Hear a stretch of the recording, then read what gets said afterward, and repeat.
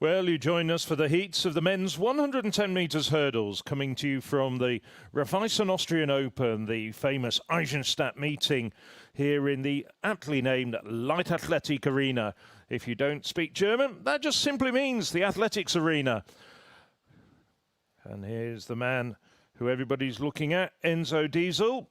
Set a national record of 13:17 here last year, the reigning European under-23 champion. That 13:17, a meeting record. Let me give you the full lineup though. Just 4 men in this heat. There'll be a second heat coming up shortly. From the inside, Diesel of Austria. Mordi, 13:36 at his best alongside him. Manuel Mordi from Germany. Peter David, just inside 14 seconds this year. The 19-year-old has improved to 13:87, and on the other side, getting good experience, Nicholas Voss hasn't broken 15 seconds yet, so expect to be somewhat outclassed in this field. Fastest two go through from the 2 heats, and the 2 fastest non-automatic qualifiers. I'll talk a little bit more about the grim conditions, because under normal circumstances you might not have been seeing this heat, but a Diesel clattering through the barriers. Hit that last one very hard. It's a huge 3 meters per second following wind, but unofficially 13:24. A good, if rather wet outing for Enzo Diesel. Well, the temperature over the course of the last hour and a half has dropped by about 12 degrees. At about 4 o'clock this afternoon, it was about 35 degrees, and now it's down to just above 20, maybe around 22 degrees. And we've had a massive thunderstorm just over an hour ago, which is, well, you can see it's still raining. But we are keeping our fingers crossed that it's not going to interrupt the rest of the programme. We are running about 35 minutes behind schedule, though, and that is going to affect matters as we go through the programme. Here we can see Diesel looking very focused, a class apart from the rest of this field. Mordi, some nice tight hurdling.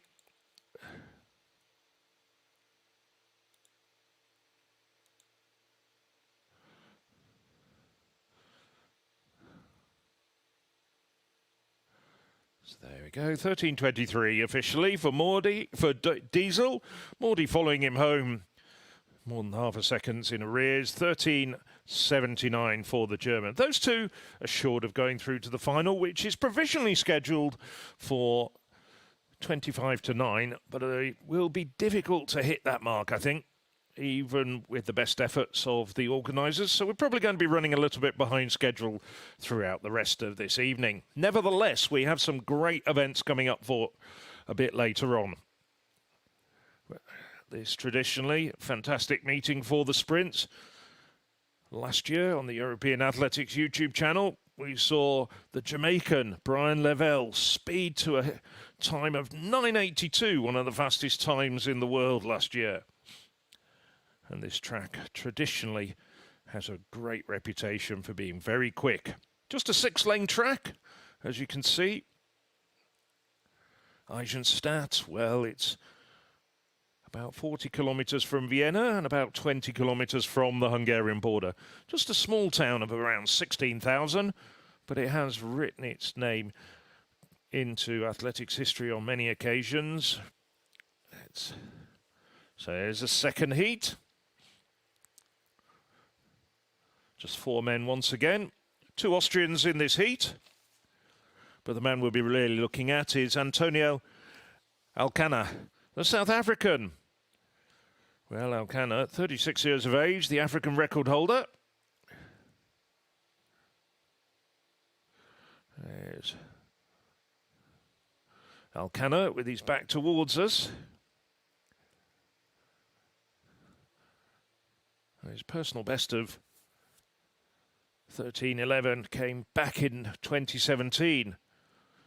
But he ran the second fastest time of his life only last Sunday in Troyes in France at 13:18. And he is really a class apart.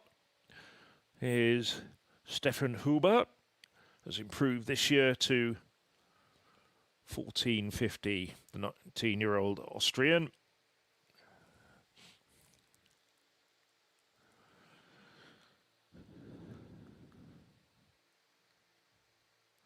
So on the outside in lane 5, Gabriel Zand, first of 2 Austrians, personal best of 14.50 for the 23-year-old.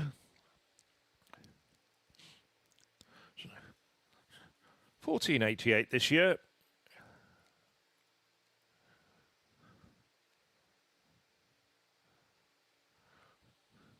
Antonio Alcanar. I talked you through those statistics. 13.11, his personal best and an African record for the South African back in 2017. It was in fine form in France last weekend, 13.18. Filip Demsar, the Slovenian, 13.47. Should have no problems realistically qualifying as one of the 2 automatic qualifiers. And on his outside, Stefan Huber. Saw a little bit of him earlier. 19-year-old Austrian.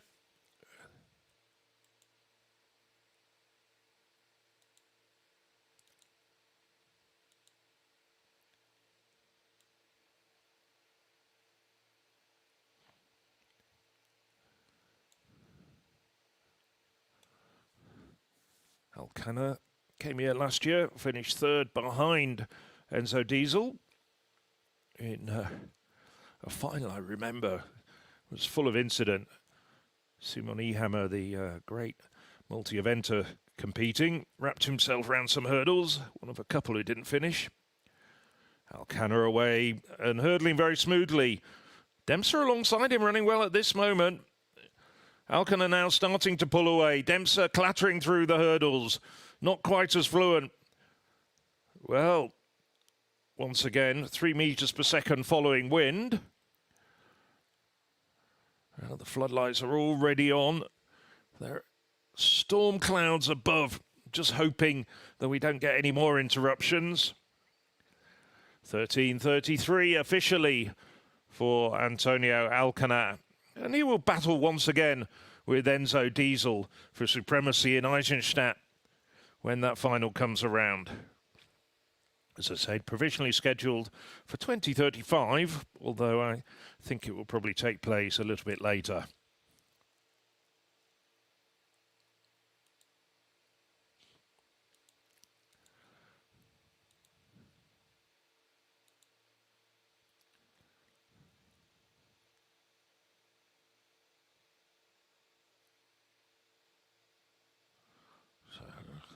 Looking very strong, quick between the hurdles, great technician, Alcanar.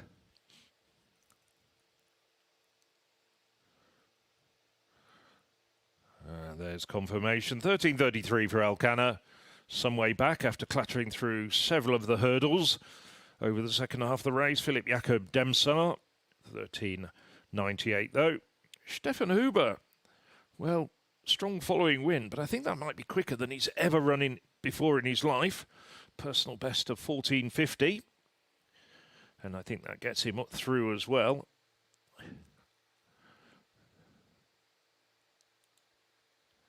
Yes, I think it's David from the first heat and Huber from the second heat who will go through and complete the final lineup.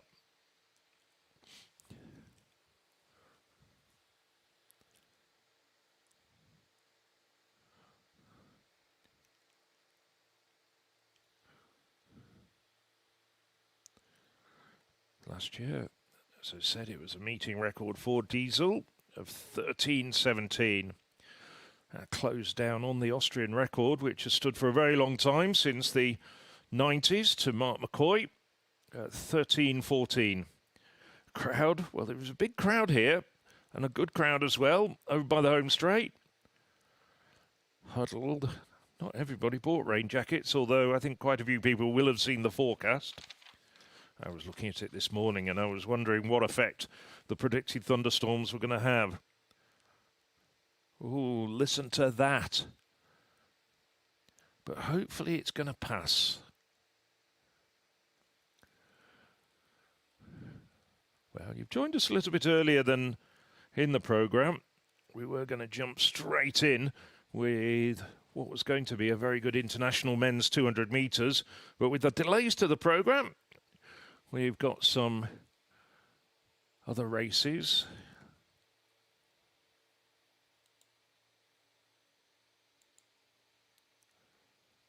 Expect to have now under 1600 metres for 600 metres for men and women.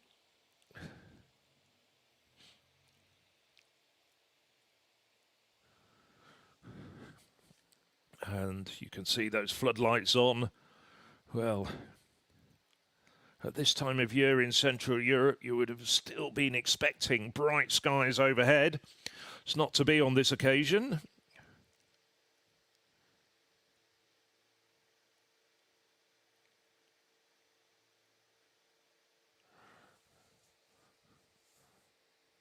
And there we have it. The women's under 16, 600 metres.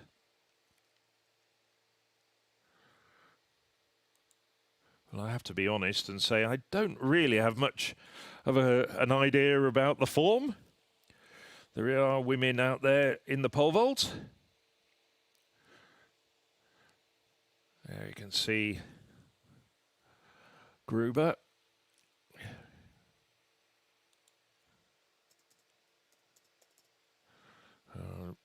Looking very unhappy. Came in at 375, as you can see from the scorecard, and 2 fouls. It's not the best of conditions for vaulting. 21 years old, Lisa Gruber, and she was the European Under-20 Championships bronze medalist back in 2021, when those championships were in Tallinn.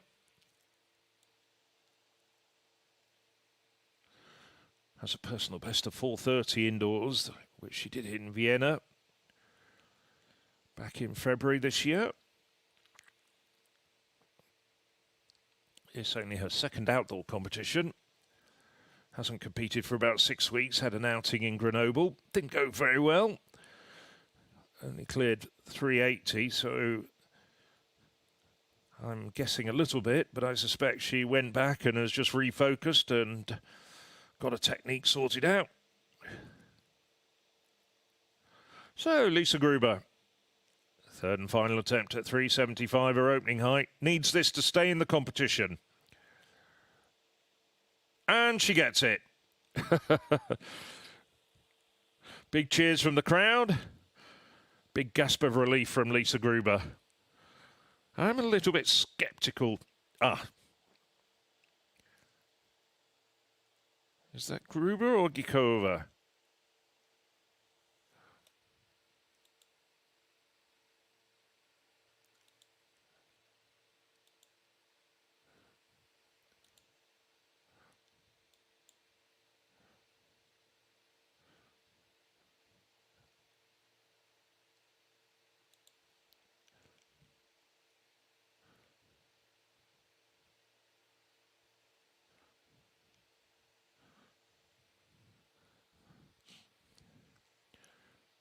That was actually Gikova.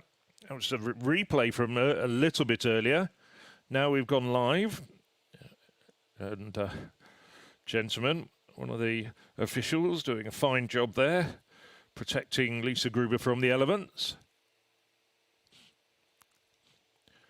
Now this all-important vault for Gruber, but she goes clear as well. So 4 women still in this competition, with the bar going up to 390. Already had Kamila Tothova of Slovakia, just 17 years of age, go over a personal best of 375.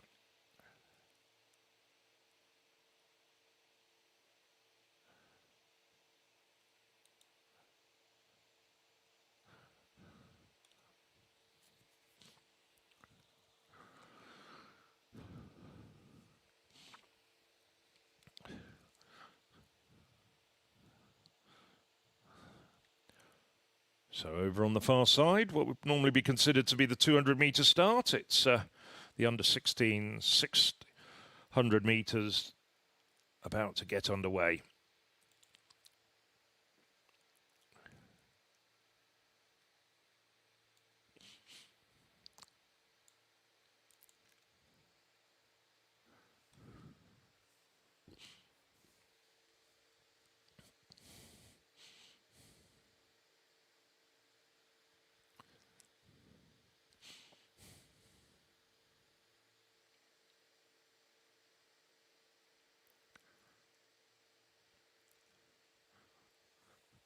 Just saw some women's pole vaulting earlier. Well, we have a good quality men's pole vault coming up later on as well. No less than 5 men who've cleared over 570 in their careers.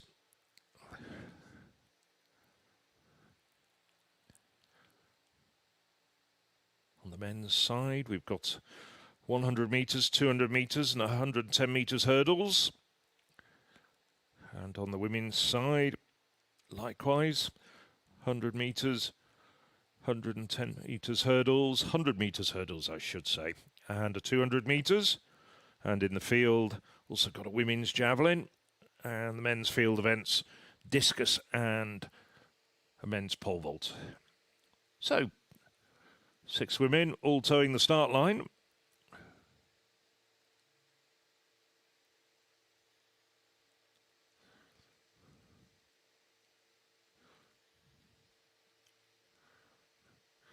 I'll take it out very steadily.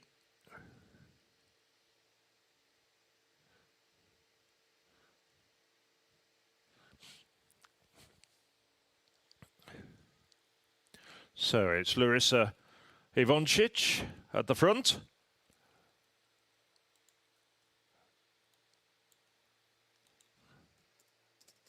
So they go through in about 34 seconds, the first 200 metres.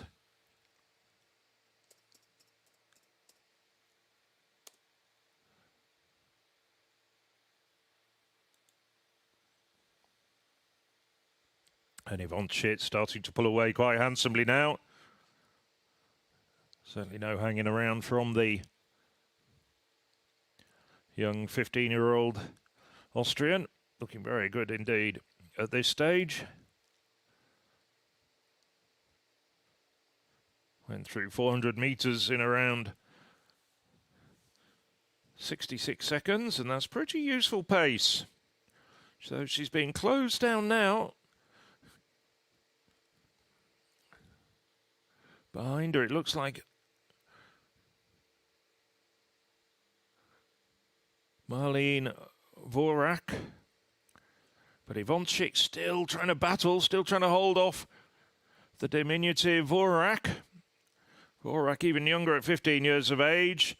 And despite the challenge, it's Ivancic who comes through. 1:48.09. Useful performance from the young Austrian. And of course, when you're thinking about age group athletics, we have the European Athletics Under-18 Championships coming up between the 16th and the 19th of July, coming to you from Rieti in Italy. And that all 4 days, every single minute, will be streamed on the European Athletics digital channels. Well, I miscalled that race. I have to apologise. It was Enna Hadjevic coming home just in front of Marlene Vorak.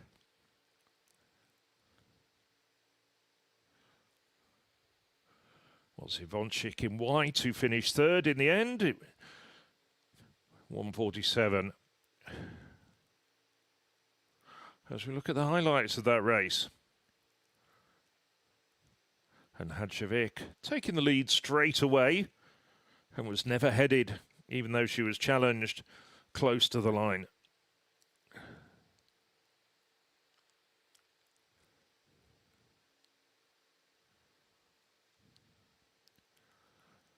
So some good emerging talent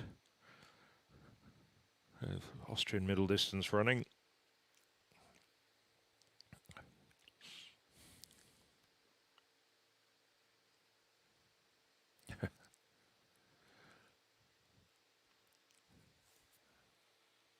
So Enna Hadjevic confirmed 1:46.12 for Hadjevic.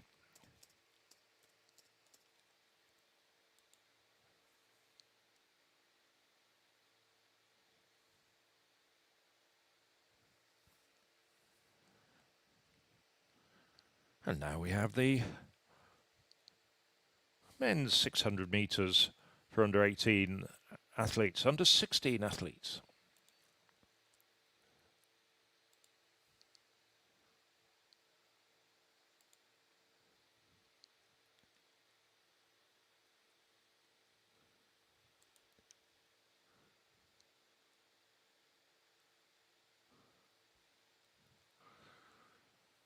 Well, I've just seen a revised schedule, and we look as though we're closing up the deficit, and we're only running now about 20 minutes behind what you might have seen a little bit earlier as the timetable. So the next event after this will be the men's 200 metres, 2 heats of that, including Nathaniel Mitchell-Blake, 2-time European silver medalist.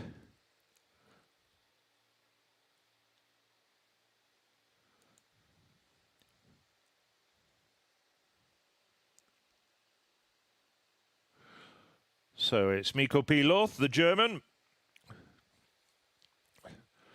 coming here for a quick run.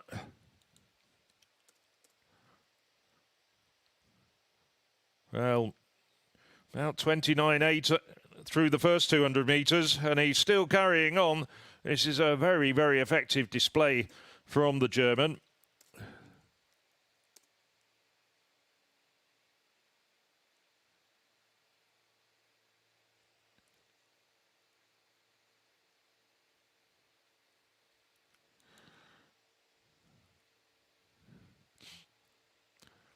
Well, after that strong start,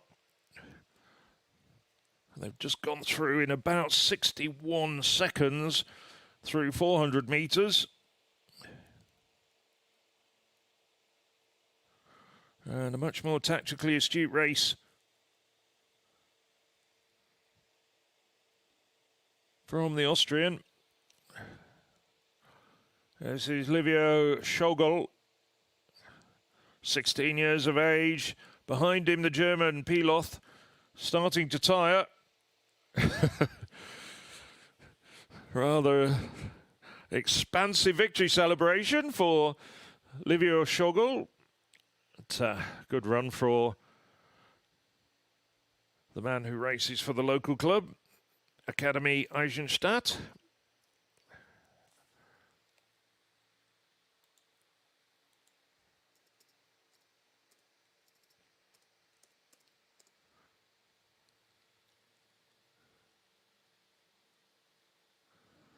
So 1:32.45 officially for Livio Schogel. Held his form right the way through to the line. Good even pace race as well. Didn't get carried away by Piloth's rather audacious early bid. The German on the inside with the black vest shooting to the front. And at this stage, Schogel tucked in nicely back in third place. And the German looks as though he's going to run away with it. But Schogel marshalled his effort much better. Good even distribution all through the 3 phases of that race, the 3 200-metre parts, if you like. When you move up to 800 metres, it's always the third 200 metres that's the critical one in many people's eyes.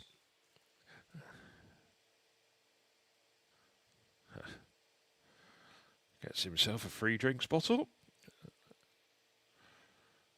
And he's got himself a victory on the European Athletics YouTube channel. There we go. Livio Schogel, 1:32.45. Mikko Piloth hanging on, coming home about a second, 2.5 seconds behind.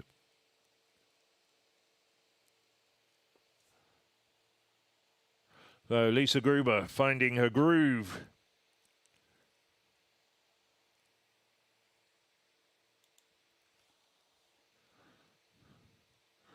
Clear over 390. Only woman over 390.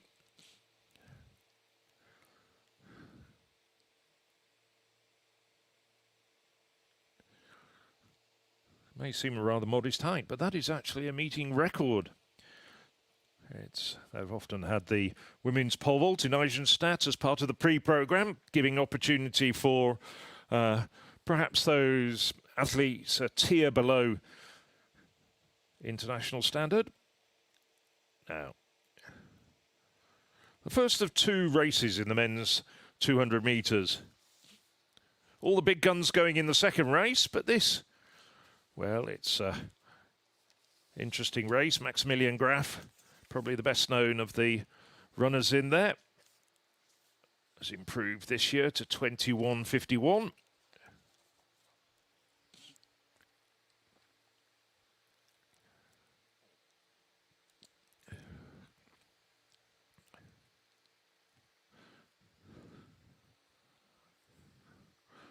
Well, it does look as though those storm clouds are clearing a little bit, doesn't it? That's certainly a few shades lighter than it was 15 minutes ago. Still a few black clouds there, but they're getting less and less, being blown away. There is quite a strong wind out there, as you saw in those 110 metres hurdles heats. And we're now only running about just over 20 minutes behind schedule now. Organisers already doing a fantastic job. We've picked up about 15 minutes in the first half hour of this programme. So we're getting close to being back on schedule.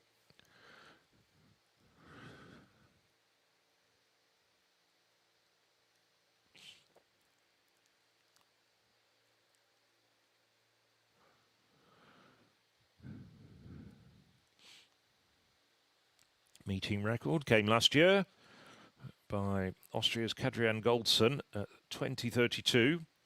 Well, Goldson not in the second heat, but there's men who could challenge that meeting record in it.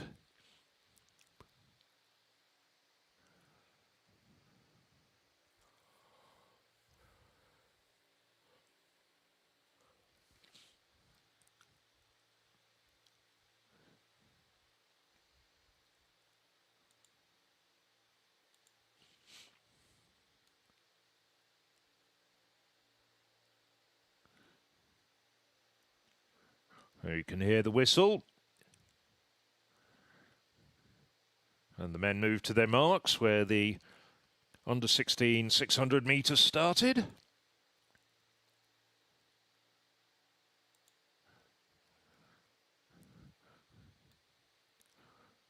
Maximilian Grief set a personal best last year in this race, 21.67. It's not going to get him many international trips, but a useful indicator of form. Likes the Eisenstadt track. Finished fourth last year when there was just one race. There's the revised schedule. We're getting back on track pretty quickly.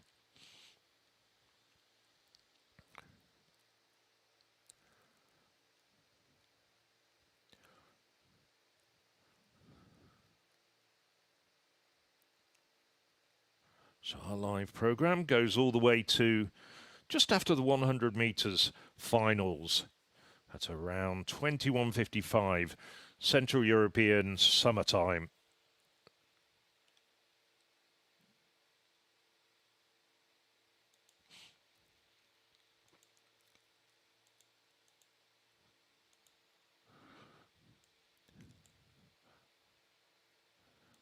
So Grief in lane 4, hails from the Graz Club. Set his personal best of 21.51 in Villach back in May from the inside. Finn Hoffmann of Germany, Kai Kušera of Slovakia, Maximilian Grief in 4. He's the man to keep an eye on. Constantin Andoni, Romanian, domiciled in Austria, and Brooke Lee of Great Britain on the outside. And it is Grief who's already speeding around the bend. Grief in the blue shirt, running well at this stage. There's Andoni battling with him, but Grief now starting to pull away in the final 4 or 5 metres. Once again, a very strong following breeze on the back of these runners. 21.68 unofficially.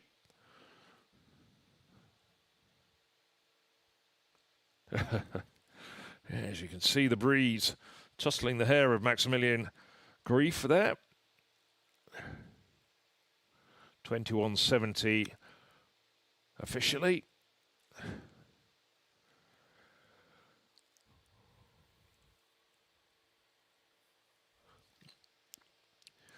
at that race again.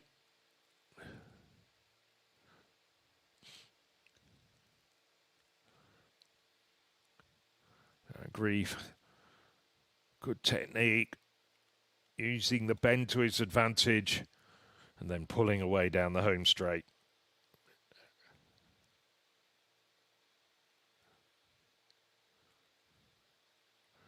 In the end, more than half a second between himself and Constantin Andoni.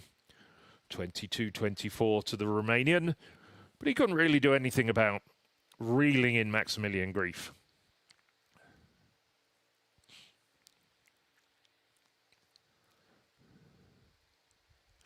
Some of the competitors from earlier, we had a lot of children's races, under 10, under 12 races, culminating in those under 16 races. So this is the second heat, by far and away the strongest of the two. Two men who've got personal bests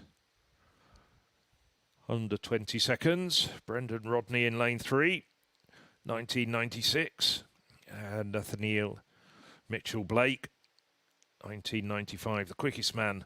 Although that personal best did come back a decade ago when he was just 22. Now 32, Mitchell-Blake.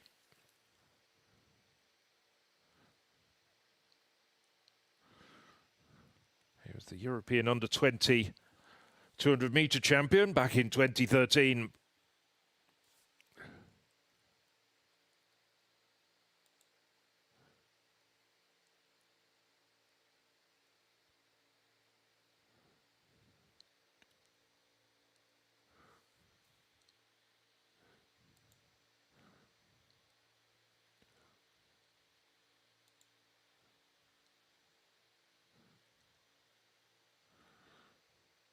Well,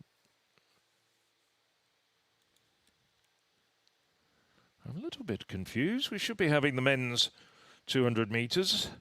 Just trying to work out whether it's been postponed until later. Not according to my monitor. Well, it looks like we've swapped it around.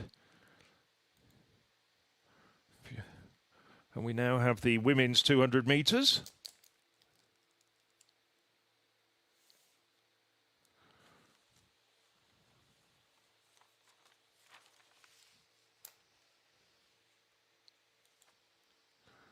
This is the first of 3 heats.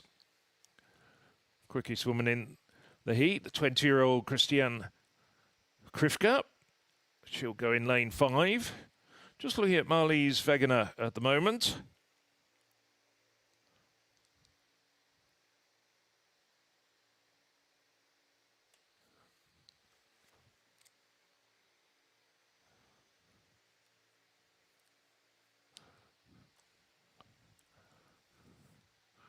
So Krivka there in the sky blue top. Daughter of the Austrian 200-metre record holder, Katrin Meyer-Krivka, and her brother Felix also races a little bit later. Krivka, a very good heptathlete as well, and a 182 high jumper.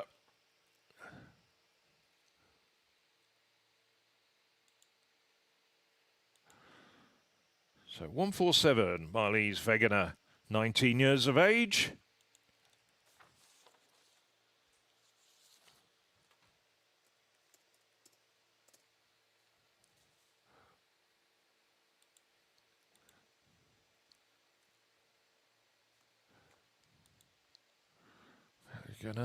Looking just a little bit perturbed. No reason to. The skies are clearing quickly.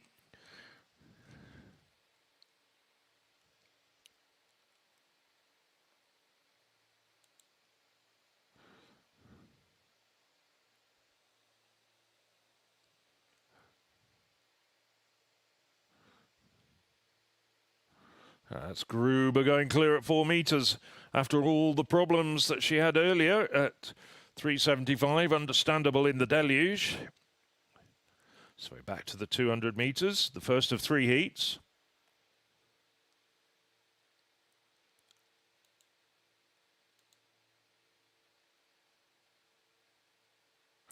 I can tell you now that the men's 200 metres has been rescheduled to come up in about 13 minutes' time. But in the meantime, we've got the first of the 3 women's heats. So from the inside, from lane 3, Wegener, Austria, Schatzer, Austria, Krivka, the favourite, who's already starting to make her presence felt in lane 5. And on the outside, battling away, Anna Horvath. Horvath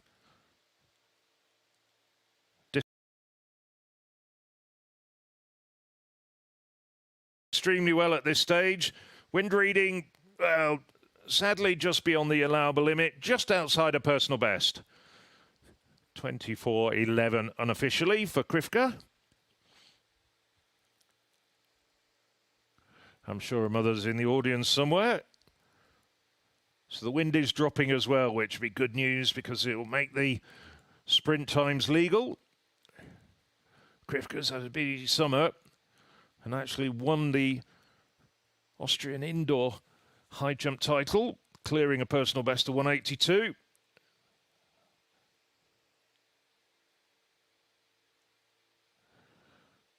Took the Austrian under-23 pentathlon title as well indoors. So a really talented all-round athlete. Hasn't decided yet to focus on the sprints, not quite following in her mother's footsteps. Her mother, of course, winner of medals at both the World and European Indoor Championships over 60 metres. So, Christiane Krivka. Wind 2.1 metres per second. She clocks 24.11. Horvath comes through quite a distant second, 25.63.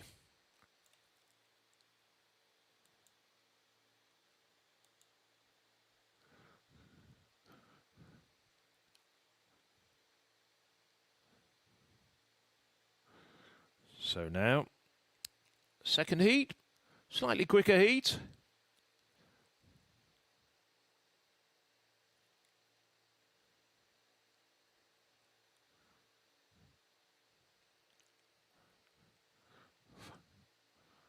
Just looking there at Muriel Volrab. 21 years of age, Volrab. Hasn't broken 24 seconds yet in her career. Maybe this will be the opportunity to do it. So in lane number 2, Hannah Baumeister.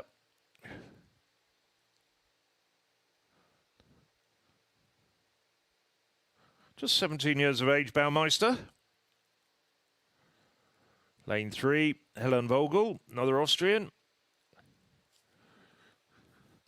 Running close to a personal best this year. Has run 24.68 this year, just outside of a personal best. Petra Bessenyodi, Hungarian, hasn't had far to come to Eisenstadt. Has a personal best of 24.05. And the Austrian-based Italian, Valentina Cavalieri, fastest woman in the field with a personal best of 23.73. Cavalieri set that time last year in Eisenstadt when she finished second in the main race.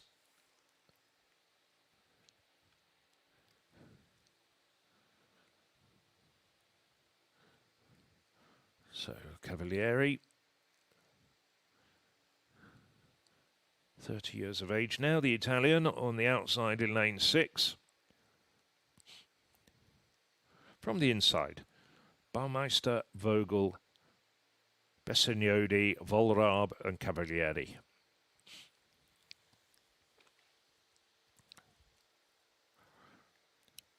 Away. And it's Volrab who's doing well at this stage. Volrab shutting down Cavalieri on the outside, and it's Volrab in lane 5, running extremely well at the moment. She's right up on the shoulder of the Italian. Now the Italian just starting ever so slightly to pull away in the final 50 metres. Well, 23.87.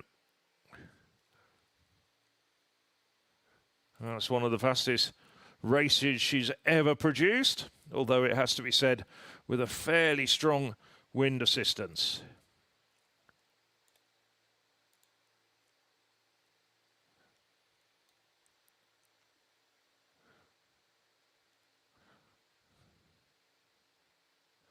Cavalieri, perhaps better known as a 400-metre hurdler.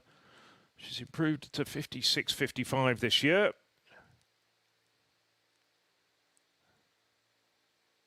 Hails from St Polton, which also has a very famous meeting. And it was there that she set her 400 metres hurdles personal best at the start of last month. So she's sharpening up. That looks good. I think that might well be, under all conditions, the second fastest run of her life. Last year, as I said, at this very meeting, ran 23.73. So, Valentina Cavalieri, with the wind picking up to 4.1 metres per second, 23.87 takes the win there. Muriel Vollraab on her inside, challenged over the first 100 metres or so before Cavalieri started to stride away from the Austrian.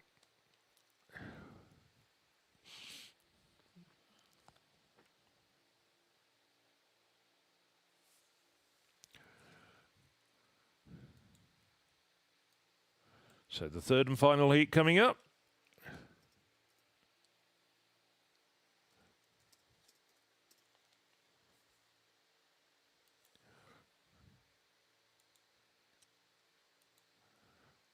Selina Glasner settling into her blocks. Well,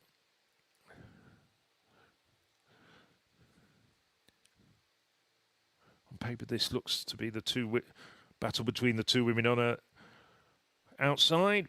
Suri Stur, just 18 years of age, made the semis of last year's European Under-20 Championships. Personal best of 24.16 from the European Under-18 Championships back in 2024 when we were in Banska Bystrica. Not very far from here, but about 3 hours drive. So, third and final attempt for Kermesova. Over 375, past 390, but has had 2 failures at this height so far.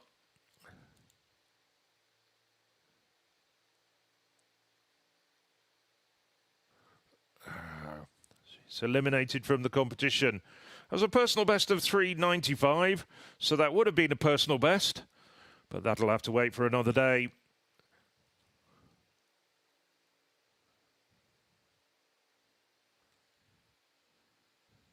But she's just 18 years of age, and so has got a good future ahead of her. I'm sure we'll see her next year at the European Under-20 Championships in Bydgoszcz.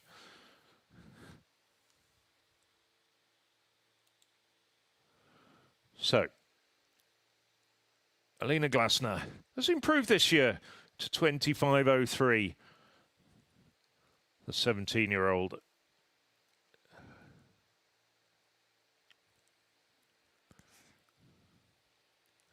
On her inside, Suri Stur.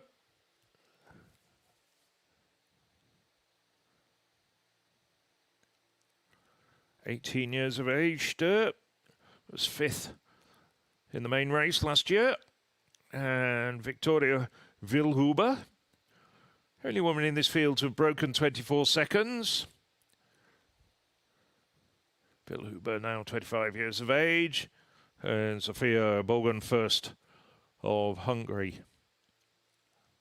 another 17-year-old. So really keeping an eye on lanes 4 and 5. Stur and Vilhuber. Stur, best of 24.16. As I said, that came 2 years ago in Banska Bystrica at the European Under-18 Championships. On her outside, though, Vilhuber, a bit quicker at 23.76. Oh.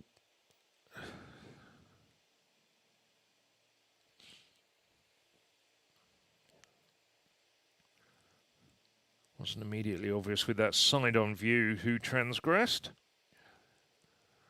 I can't see.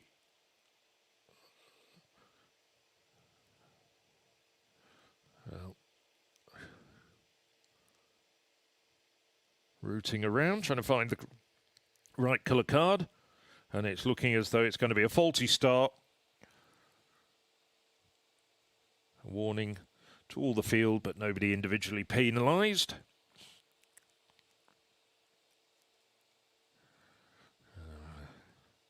The right decision in these conditions, and bearing in mind you're dealing with a lot of inexperienced athletes. So they go back to their blocks once more from the inside. In lanes 3 to 6, it's Glasner, Sturr, Wilhuber, 3 Austrians, and then on the outside, Bogan First of Hungary.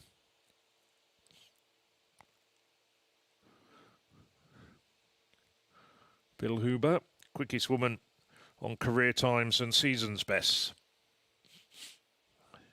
And they're away at the second time of asking, and it is Wilhuber who's very quickly into her running.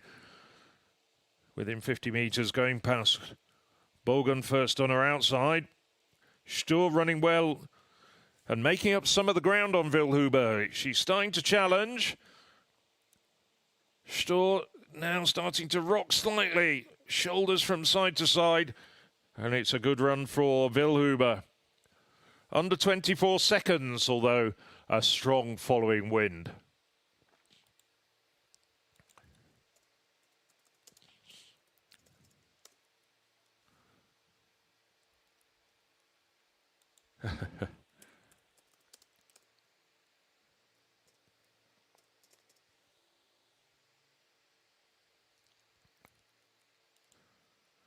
That's the Hungarian Bogan First.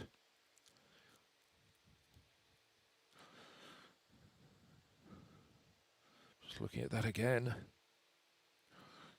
Wilhuber, also pretty useful over 400 metres. In fact, probably her preferred distance.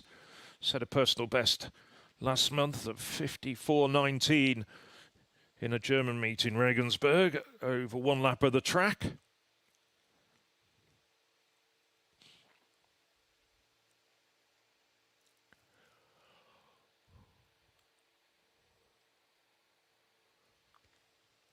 So 23.97 for Wilhuber. Third fastest run of her life under any conditions. Fourth. Just looking down my notes.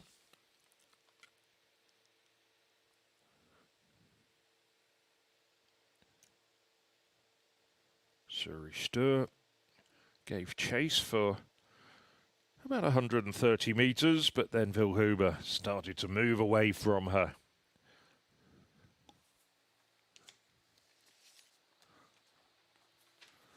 Well, we're rejigging the programme, so up next, the men's 200 metres A race.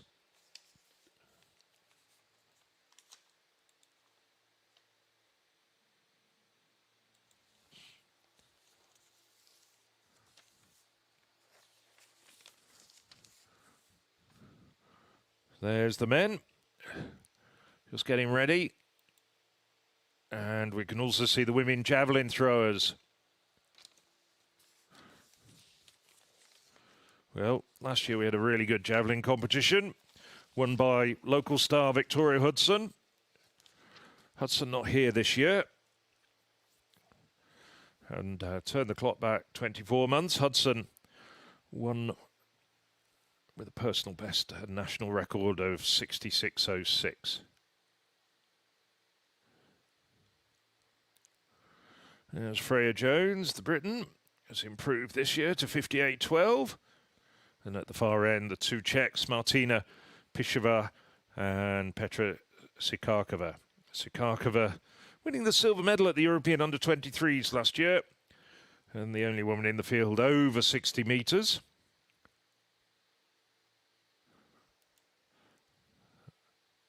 So Sabrina Boss.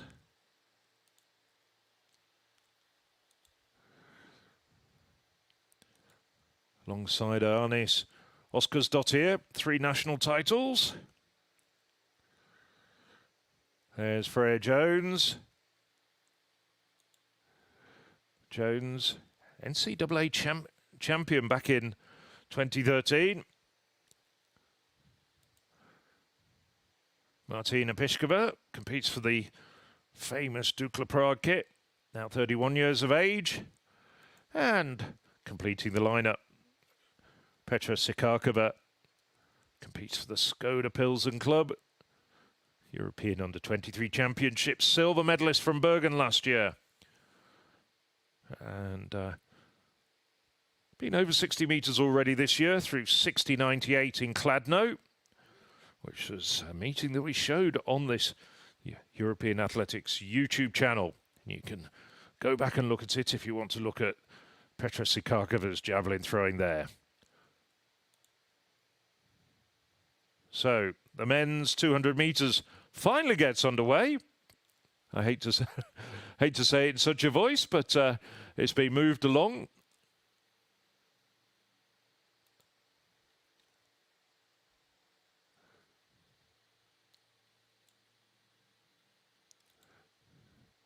So on the inside, Ronit Hoanga Erka, 18 years of age from Slovakia.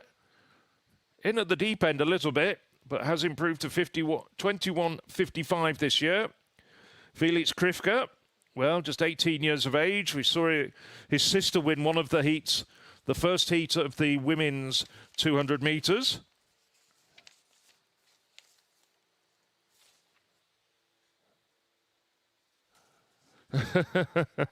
Yes, slightly unseasonal weather. Nevertheless, Brendan Rodney, 1996 at his very best. And this is the quickest man in the field, even quicker than Rodney. Nathaniel Mitchell-Blake, done 20:34 this year. Finished behind Sarnell Hughes in the British Championships recently. Filippo Tortu.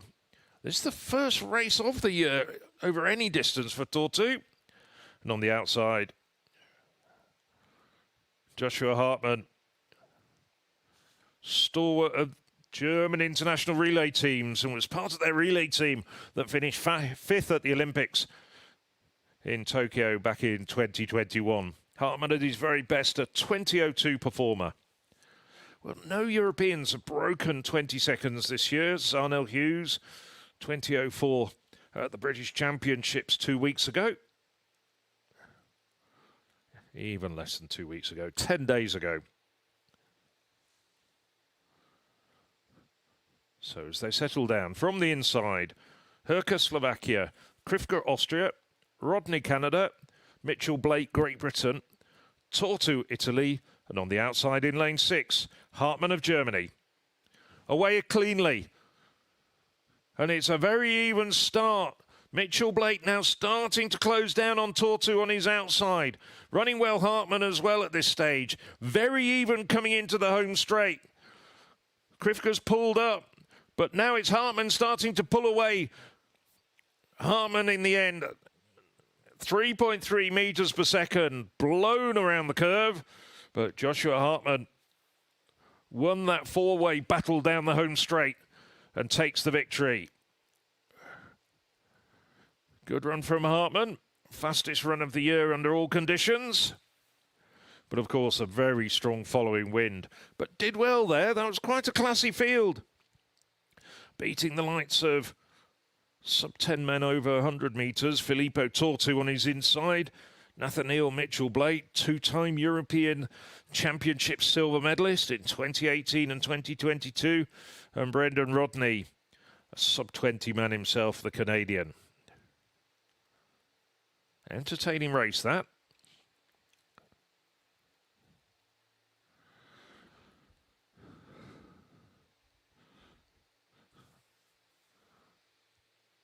So Hartmann.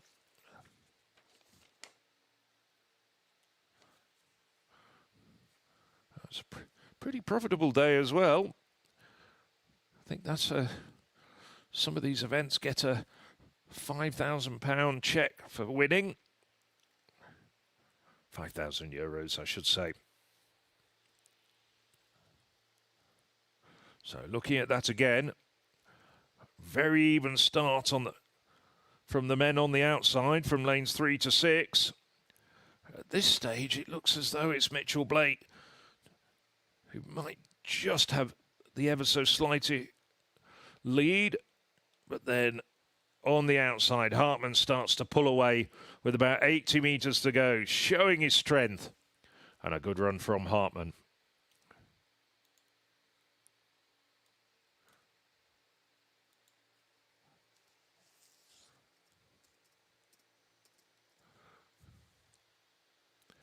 So congratulations. Still dark clouds overhead, but it is clearing a little bit. Ah, I wonder where they got that. It's got King on it. I think they might have got a job lot from a well-known burger franchise. Hartmann, part of the German relay team that won the European Under-23 4x100 metres title back in 2021. Has won the German national championships in the past over this distance. So Joshua Hartmann, in the end, a convincing winner, 20:33 over Filippo Tortu, having his first outing of the year, 20:68, and completing the podium, Brendan Rodney, 20:71.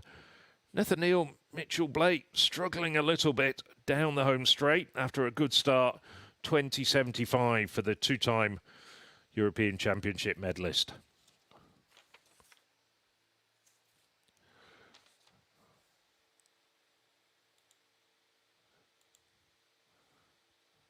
Well, women's pole vault is over. Lisa Gruber won with 4 metres before failing 3 times at 4:15. So she takes the plaudits, and a meeting record. 4 metres for Lisa Gruber. Personal best in 3rd place for Camilla Tothova. So, but it wasn't great conditions for vaulting. Men's pole vault comes up a little bit later, and that hopefully is going to be a lot more, well, how can one say it? A lot more pleasant for the male pole vaulters. The run-up should have dried out. They won't have as many problems with the grip on their poles.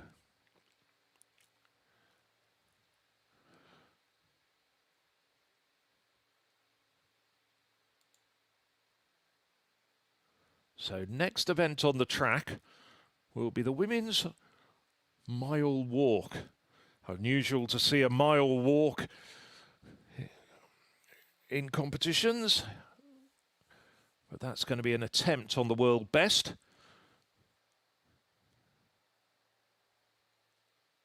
In the meantime, the women's javelin. This is Óskarsdóttir throwing. First round completed, and Óskarsdóttir improves to 52 metres, and that takes the lead at this very early stage in the competition. Petra Sikakova throwing 51.69, and Sabrina Boss, the Swiss thrower, 51.68. Now, Jana Lauka.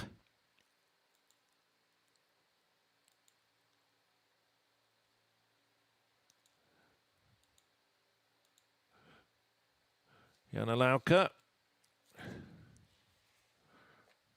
went to the European Championships in Rome 2 summers ago. Didn't get out to qualifying though, disappointed. Finished 8th in the World University Games when they were in China in 2023. So, has some international experience. She's at Nebraska University in the United States and finished 9th in the NCAAs just under a month ago, and that just drops down at around the 50-metre mark.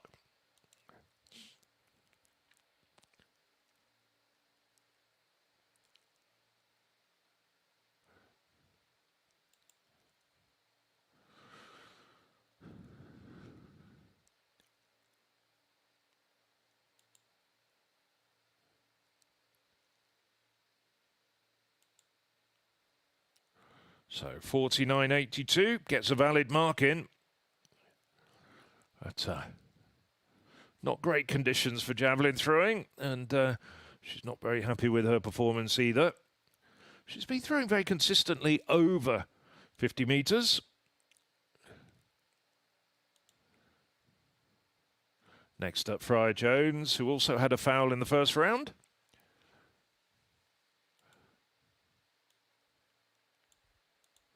Freya Jones, as I mentioned, herself an NCAA champion back in 2013.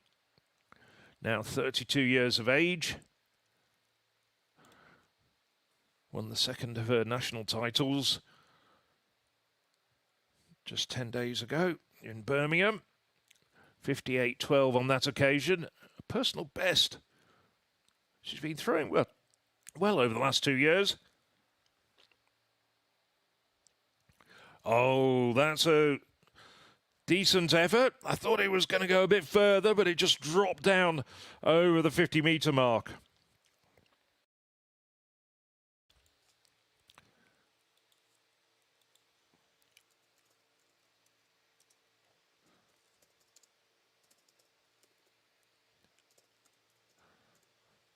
Well, in recent years, this has been the Victoria Hudson show. 66.06, a national record, and at the time a European lead 2 years ago in 2024. Last year she threw over 64 metres. Jones, former student at the University of Georgia.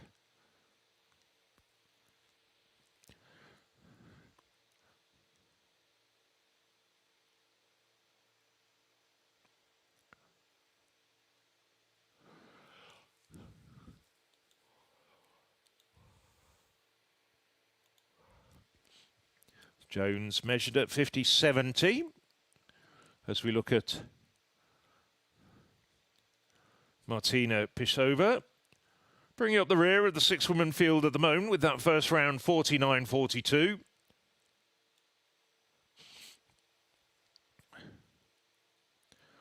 Season's best in her last outing 10 days ago in Pilsen of 56.82. That might just have taken the lead. So around the 52-metre mark for the Dukla Prague thrower. There you see that famous maroon vest of the Czech Multisports Club. Also a great football team, many times Czech champions.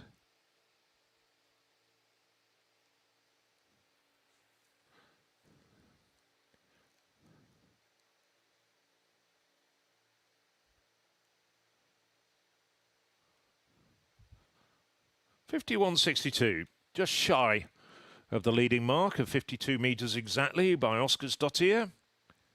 So in a very close contest with just 38 centimetres covering everybody. Sorry, I should say the first four at least.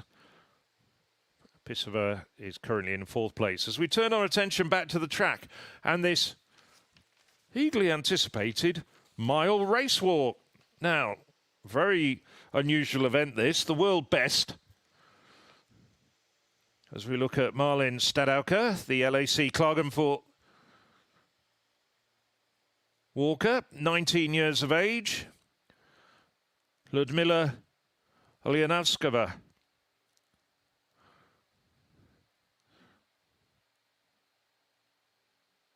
Third in the European Championships back in 2024.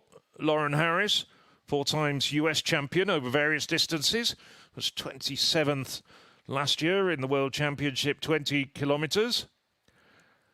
Teresia Moore, 7th over 10,000 metres on the track at the European Under-20s last year. And Tiziana Spieler, national Under-23 record holder over 20 kilometres. Hemen Klimantova, 4-time national champion, still only 21, and was 6th at the European Under-23s at 10,000 metres. Elsbeta Franklova, just 20. Czech Under-20 record holder at the 5,000 metres. And on the outside, Slovakia's Timea Indriskrova, just 17. So we're looking at laps here. If we're going to try and beat the venerable world best of Shasti Tisapilts of 6:16:45, which has been on the books since 2001, want something in the region of 134 laps.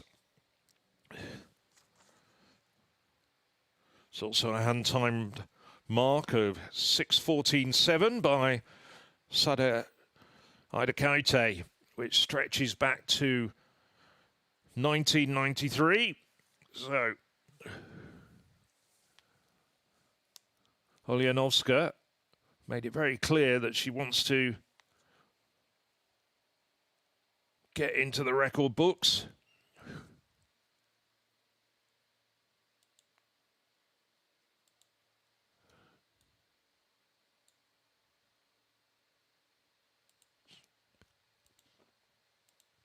So Oljanovska already strung out the field. Essentially 4 laps of the track.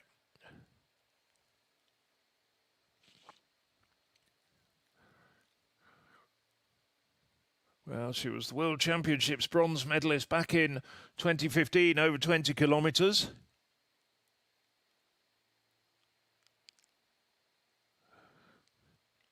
And she's inside world record pace at the moment, 1:32 unofficially. Going through that first lap, Lauren Harris sticking with her. Well, she's got the US best of 6:18 in her sights as well. Now, if Oljanovska can carry on ticking off 1:32 laps, she's going to be well inside the world best. And now she's starting to put a bit of daylight between herself and Harris. 5 meters. Oljanovska, well, she was the European under-23 20-kilometer champion back in 2013. She's got a very, very good career behind her. Still only 33 years of age. Very focused. I'm sure those sunglasses, well, it doesn't need them because of the weather, but many athletes use them just to keep their minds on the job. Tunnel vision.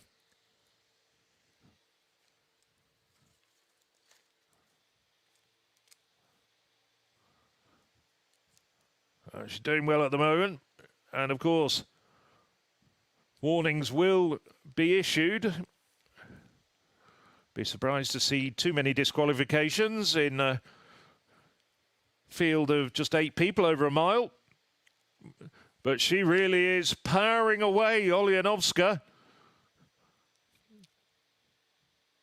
3:04 unofficially. We're not getting accurate splits. Nevertheless, this is terrific walking from Oljanovska.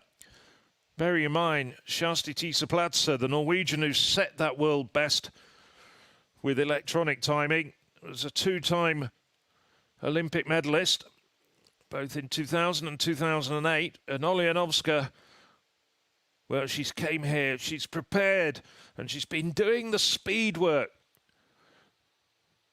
Of course, nowadays, changing distances, race walking over half marathon, marathon distances. So they've got rid of the metric distances of 20 kilometres and 50 kilometres. Oljanovska has got some great credentials over shorter distances as well, over 10,000 metres. But this is a mile.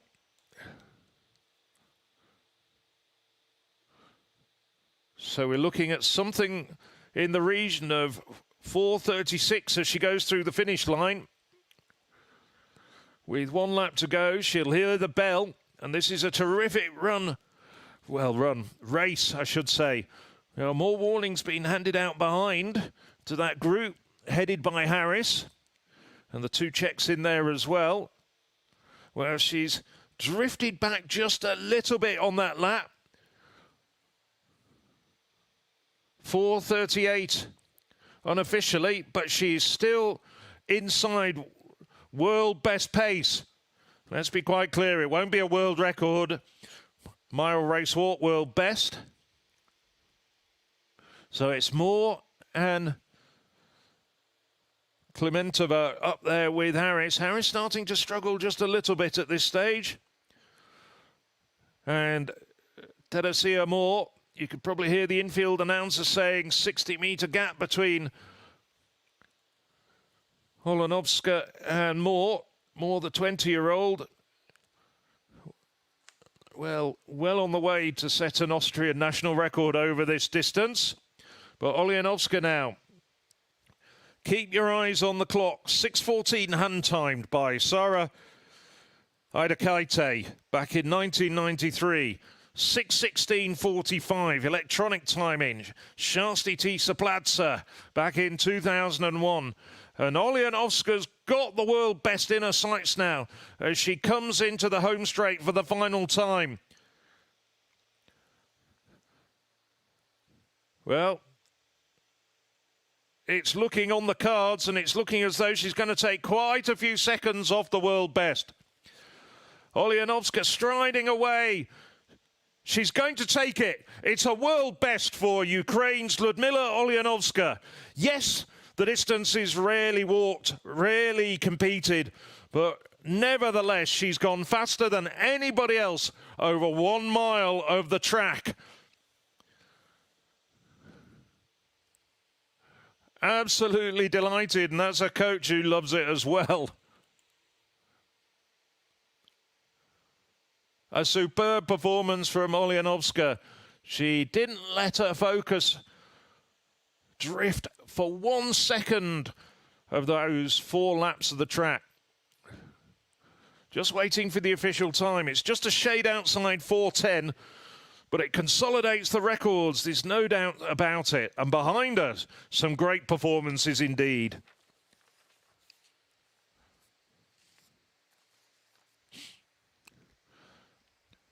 And a big hug for Teresia Moore, that very, very talented Austrian, just 20 years of age. She's going to be a competitor for medals, I think, next year at the European Under-23 Championships. Oljanovska, world best, 6:10.09. Well, it was looking a little bit doubtful after she slowed just ever so slightly on that 3rd lap, but she picked it up once she heard the bell and blasted around that final lap of the track at this light athletic arena.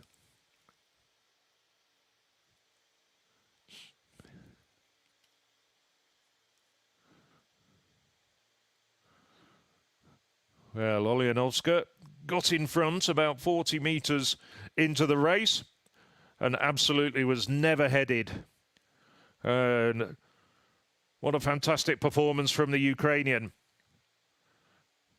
And I'm sure that'll be a big confidence boost as well, coming up to the European Championships in Rome next month. Oljanovska, of course, got the bronze medal at the European Championships over 20 kilometres with a fantastic spurt at the end. Just nipping in front of Laura Garcia Caro, the Spaniard, who had already started celebrating a very unexpected bronze medal. And Oljanovska, with a flying final 100 metres, just nudged her off the podium. So Oljanovska, congratulations. Well, as I say, it's not often raced, the mile on the track. Tom Bosworth set a world best in the men's event at the London Diamond League meeting back in 2017. And now it's Ludmila Oljanovska. They set it up for her, and she delivered. 6:10.09, world record bonus presented. Well, I'll give them a shout out. Hayden Brew.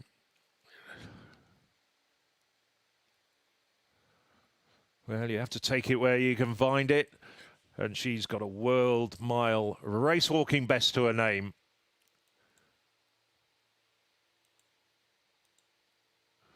Oljanovska's already had a great year, though. Set a world best indoors over 5,000 metres of 19:53.61. at a national championships, so she knew she was in form. Teresa Moore, certainly an Austrian record and a world under-23 best. Emma Klementova, Czech record as well, 6:23.90. Lauren Harris just missing out on a US best. And I'm pretty sure Tiziana Spiller has got a Hungarian national best as well. As we move from the track back into the field. And this is Petra Sikakova getting ready to throw. Sikakova in second place at the moment with that first round effort of 51.69.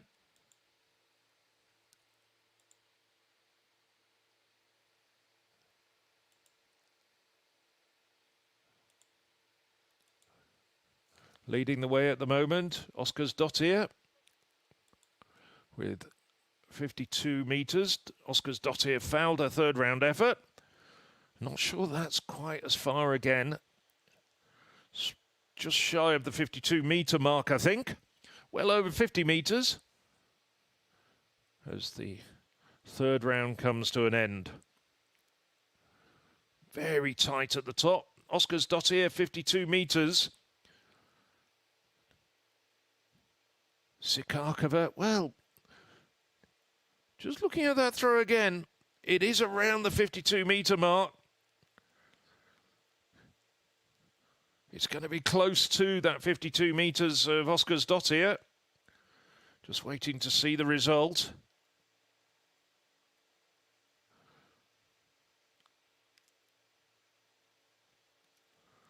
Very windy out there. Not ideal conditions for really big distances. 52.10, she does indeed move into first place. Petra Sikakova leading the way at the moment and consolidating her position as the favourite for the women's javelin. The European under-23 silver medalist last year. There's Freya Jones back in fifth place at the moment with 50.70. Coming off the back of that personal best in her last meeting of just over 58 metres. Jana Lauka having a few problems, hasn't got over 50 metres yet, and so she'll be the first to throw in the fourth round. As I was saying, very tight at the top. Sikakova, 52.10. Óskarsdóttir, 52 metres exactly. Sabrina Boss, 51.68, and Martina Pishova 51.62 after 3 rounds. So 48 centimetres covering the first 4, and Jones and Lauka not that far behind either. Everything to check could potentially change in the second half of this competition. Going to get underway very shortly as well with the women's 100 metres hurdles.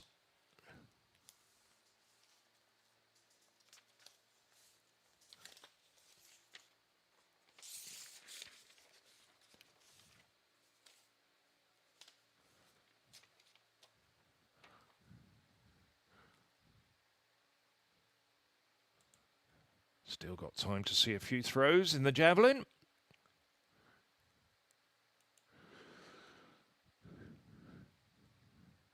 It should be Lauka throwing first. As you saw there, Lauka finally stripping off. There we go. She's not a very happy javelin thrower, Jana Lauka. You can just tell by the body language. Not happy with the technique. Perhaps not happy with the conditions. Nevertheless, you've got to get in there. It's the same for everybody.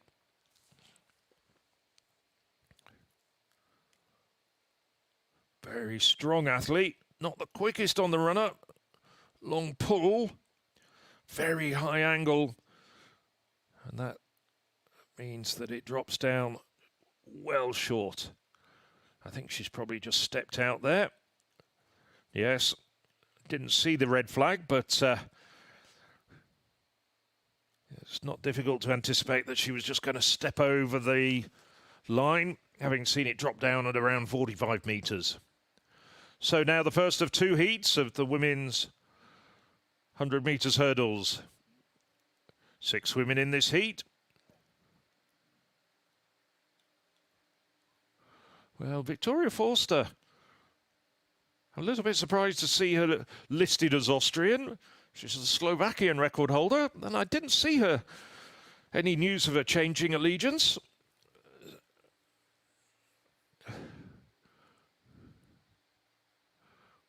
One day we'll get rid of the safety pins. Somebody will think of a very effective way of sticking bibs on there. Safety pins, well, they've been around for the best part of 150 years. We've got to sometime get rid of them. Alongside her, Sarolta Christ, very good heptathlete, 13:35, one of the better events in the heptathlon. But we're in the outside, and this is Nina Myrofa, 21 years of age, best of 13:76. Sarolta Christ, just 20 years of age. And then Megan Simmons, quite well known under a mega name of Megan Tapper. Third in the Olympic Games back in 2021. Second in the National Championships in Jamaica very recently. Victoria Forster, 12:63. National record. It was the 2023 World University Games champion Forster. There's Petra Rapasi. 30 now, was fourth at the European Under-20s back in 2015. And on the inside, Imaroka has improved to 13:51 this year. So the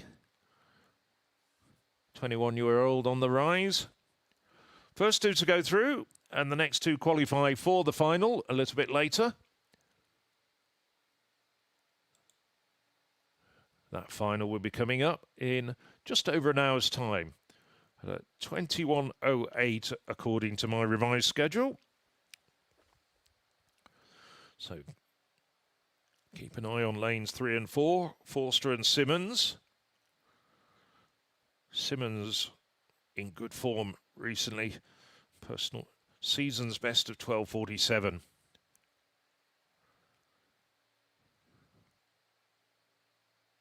And they're away cleanly, and it is Simmons.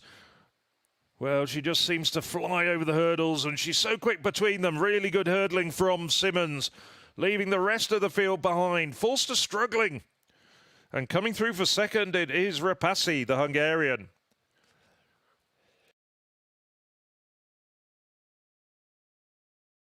No doubt at all about the winner, though.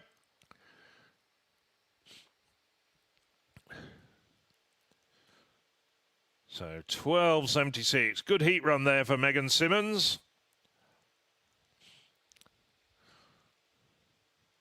Just looking for the wind reading. I'm just looking around to see what it is. Petra Rapasi, season's best if the wind's legal. The very familiar smile from Megan Simmons. Delightful presence on the track. Always a very popular competitor.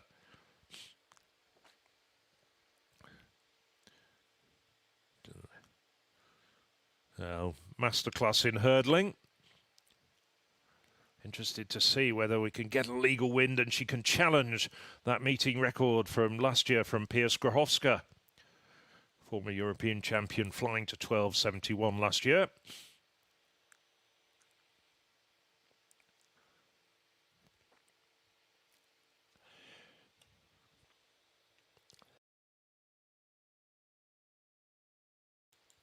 And the wind is legal for the first time this evening.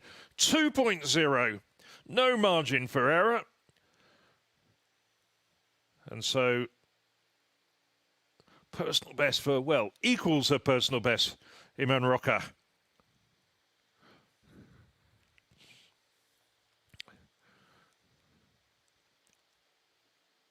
So, Oscars Dottier.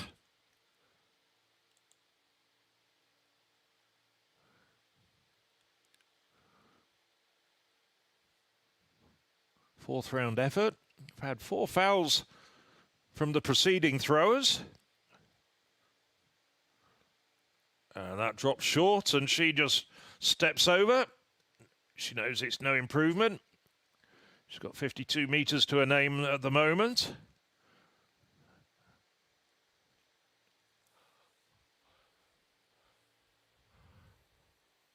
Next up will be the leader, Petra Sikakova, took the lead in the last round.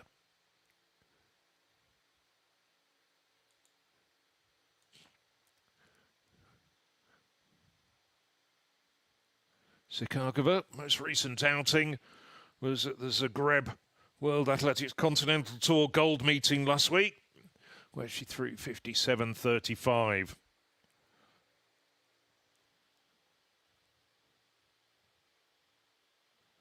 So the second heat of the women's 100 metres hurdles.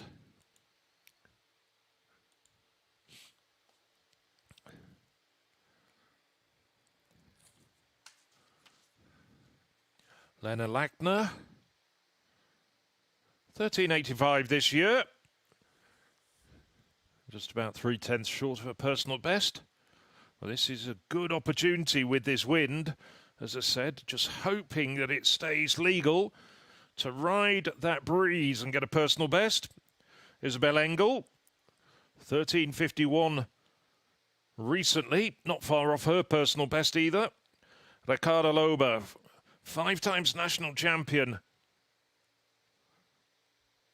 Second last year in a personal best of 12.82. Brittany Anderson, well, on the comeback trail, the World Under-18 champion in 2017. Missed last year due to pregnancy. Has a son. Mia Wild, 19 years of age. 2024 World Under-20 silver medalist. And on the outside, Angeli Pereira of Austria. Perhaps slightly outclassed in this field as a personal best of 14.25.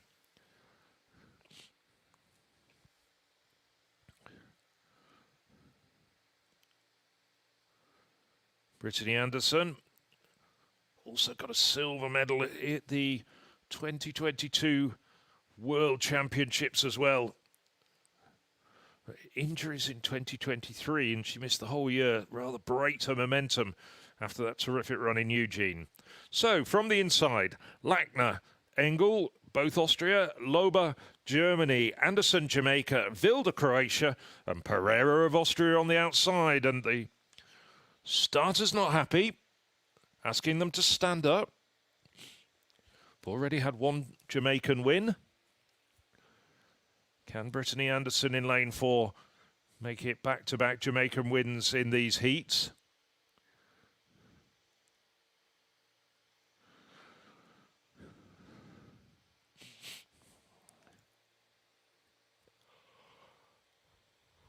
So they've settled down again. Lackner, Engel, Loba, Anderson, Wilder and Pereira. Keep an eye on Brittany Anderson in lane 4. And Anderson is away the quickest, hurdling very well indeed. Oh, Pereira's gone and seems to have put off Wilder on her inside. It's Anderson.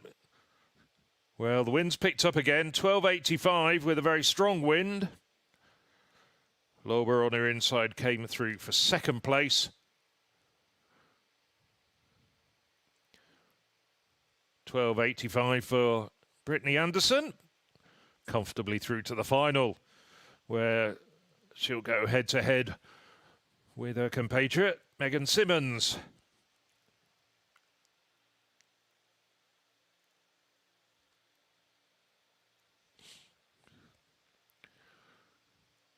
Wilder, despite having Pereira crash out alongside her, I think probably did enough just to come through and get a place in the final as one of the two non-automatic qualifiers.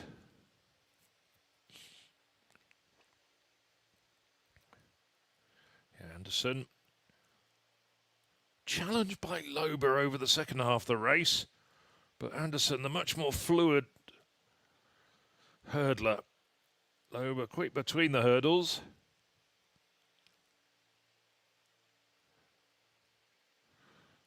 There we go. So Vilda at 13.26 gets through, as does Iman Roca from the first heat.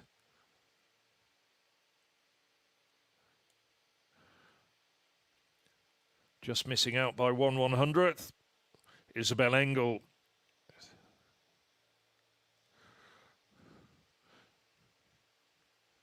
But the advantage was with the women in the second heat. Much stronger following wind. So, the women's javelin still goes on at the far end. At the start of the 5th round now. All 6 women fouling during the 4th round. Jana Lauka looking to try and get it together in the 5th. Still a very, very high angle of delivery, but she's over 50 metres. I don't think that's going to take the lead, but it's certainly her best throw so far.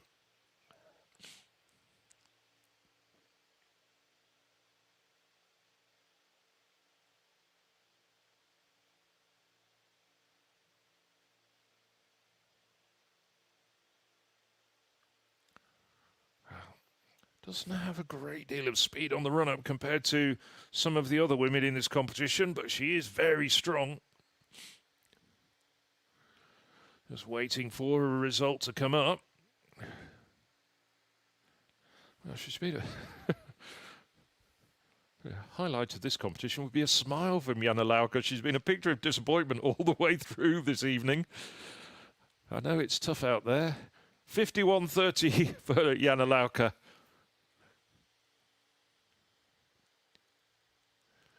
Freya Jones has just seen a bump back into 6th place by Jana Lauka overtaking her. Now got all 6 women over 50 metres. Freya Jones bringing up the rear.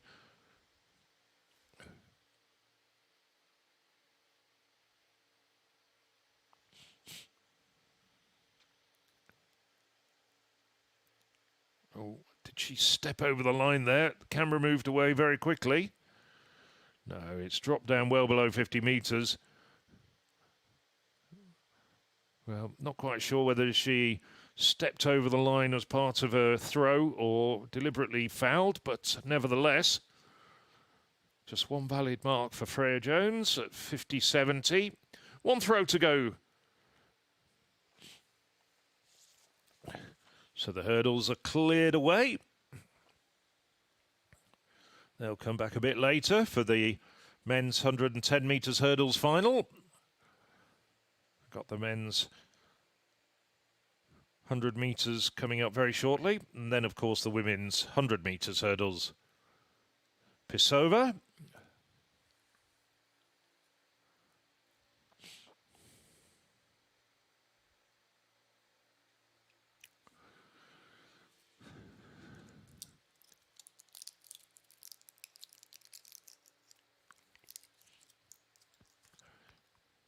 Well, taking your time.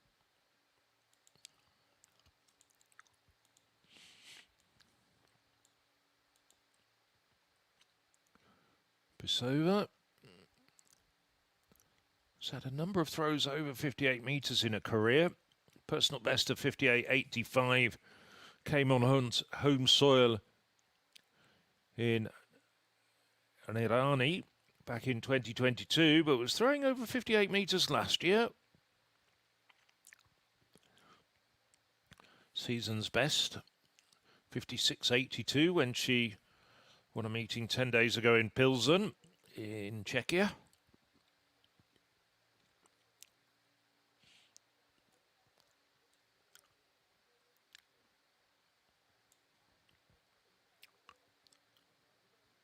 Well, not quite sure. Oh, yes.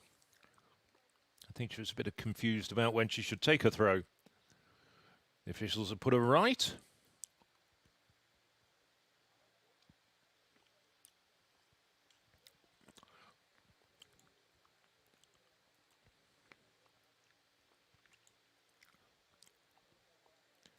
Better throw, I think, from Pisova, but looks as though she stepped over the line.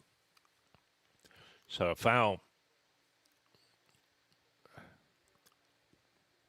51.62, her best from the second round.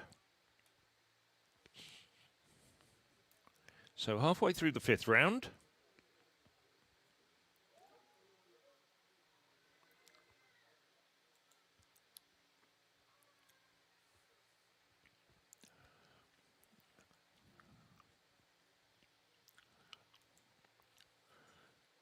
So the men's 100 metres getting presented to the crowd. Dan Kovac. The pole vaulters. Hasn't come up on my screen.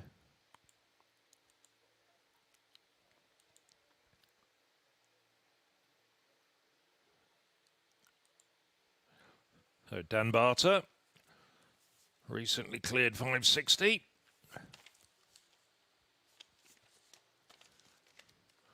Here's Ricardo Klotz.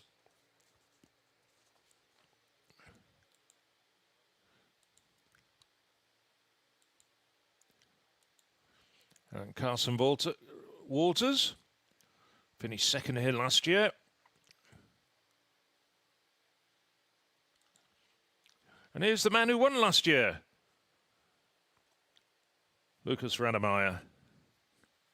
Kyle Rademeyer, I should say. Arthur Cole, personal best of 570 last year.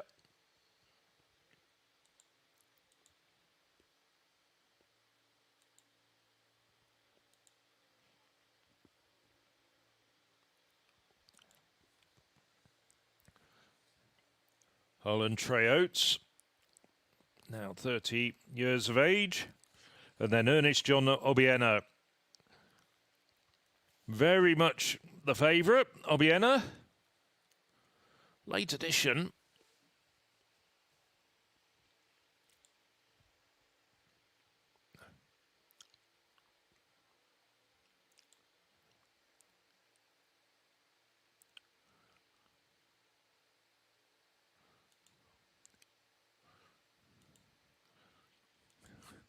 But next on the track, the men's 100 metres.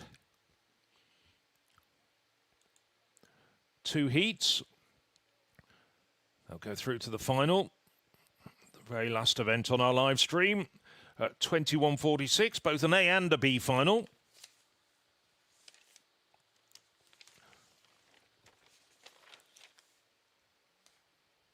So the first 2 qualify automatically, and then the next 6 non-automatic qualifiers. So 998 man, and so but here's Wade van Niekerk. 10:10 recently.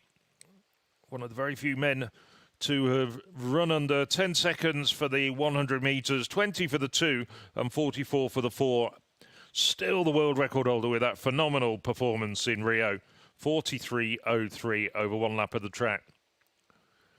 Marco Glintz, young Austrian, improved recently to 10.49. Owen Anser ran 9.98 in Regensburg, and until Sunday was the co-holder of the European lead. Had done for about 3 weeks, and then on the inside, Dan Kovac of Czechia.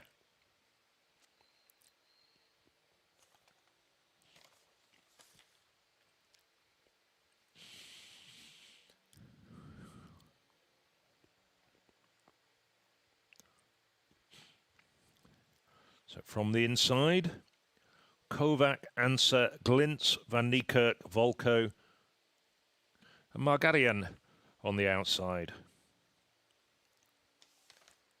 Just 2 to go through to the A and B finals, and then 6 fastest non-automatic qualifiers from the 3 heats.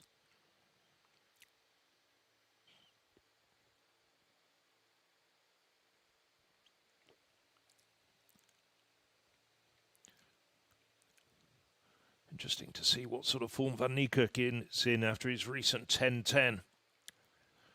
And they're away very quickly indeed. Van Niekerk got a good start. Anser left a little bit in his blocks. Now Anser having to try and claw back the deficit.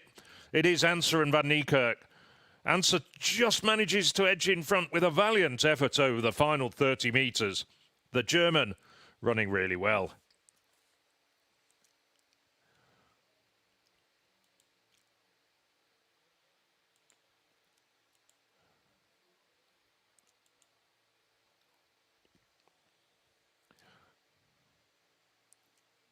Well, really quick, but I think we saw it. It's about a 3 metre plus following win, but 9.93 is good going under any circumstances.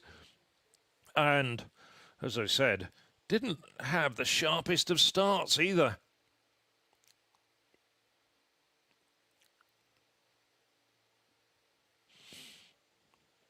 Let's have a look at it again. It was Van Niekerk who was the quickest away. But the long-legged Owen Anser, stalwart of many German relay teams, gets out. And once he starts motoring, difficult to stop him.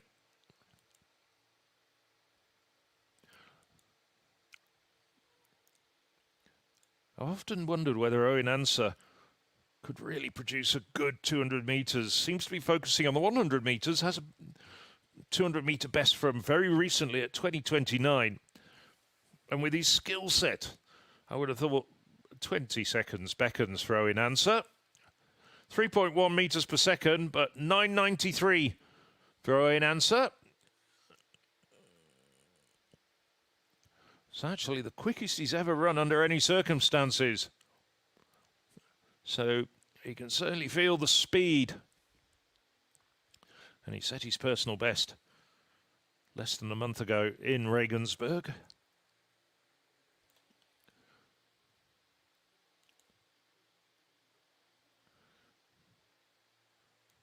So we're going to move along quickly, making up lost time from the start of the programme and the big thunderstorm that interrupted the pre-programme. We've already seen Brendan Rodney finishing second in his 200 metre heat. Rommel Glave in really good shape. Glave 9.98 personal best when winning the UK title 10 days ago.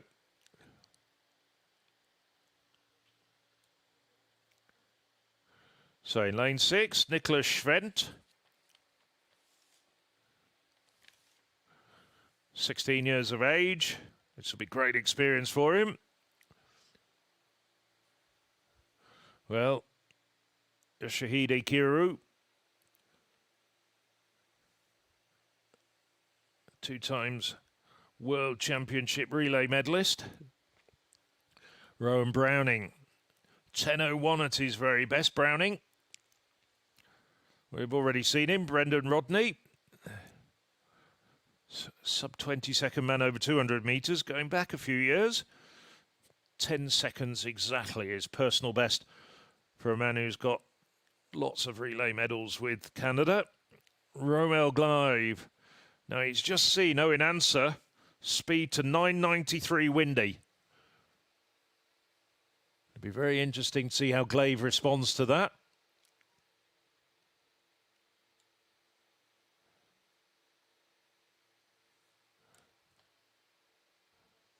European best, 9.96 by the man who's coming up in the next heat, Lamont Marcel Jacobs.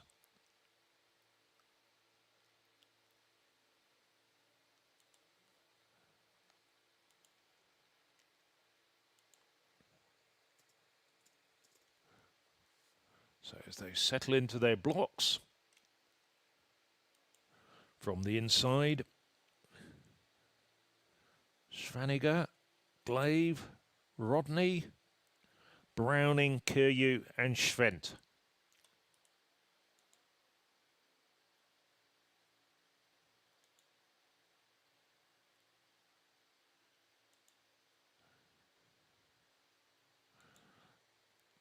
Away cleanly, Kiryu gets a good start.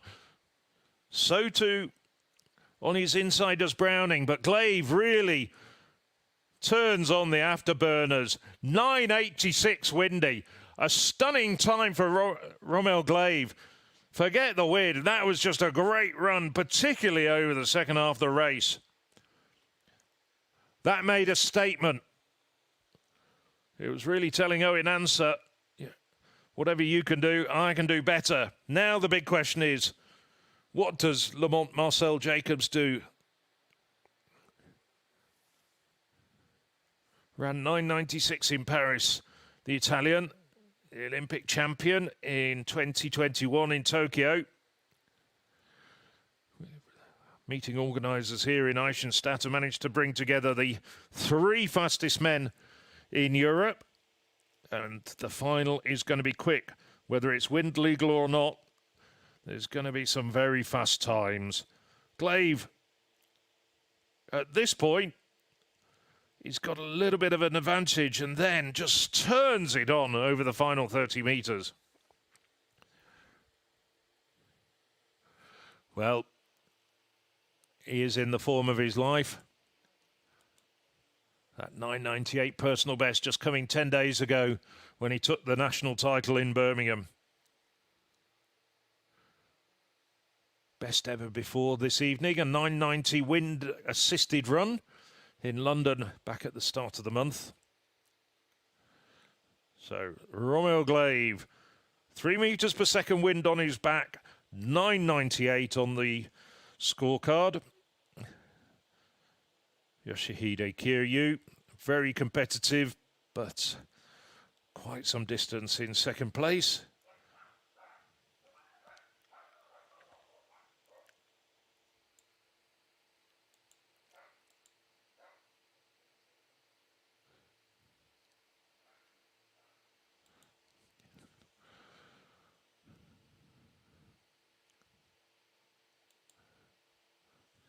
So, third and final heat. Just 5 men in this. And there's the man who's been the headline act. He's made the news in Austria and around the athletics world by coming here to Eisenstadt.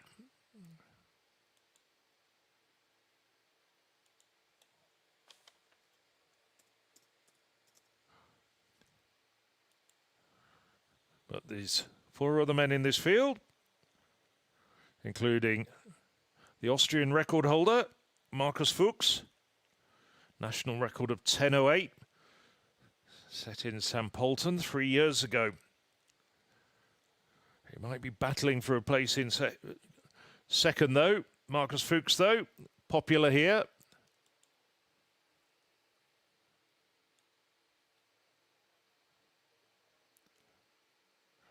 Had to settle for a place in the B final last year.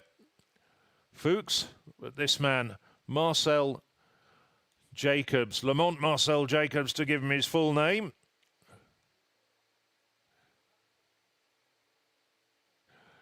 And the big build-up for the European record holder with 9.80 and the 2021 Olympic champion.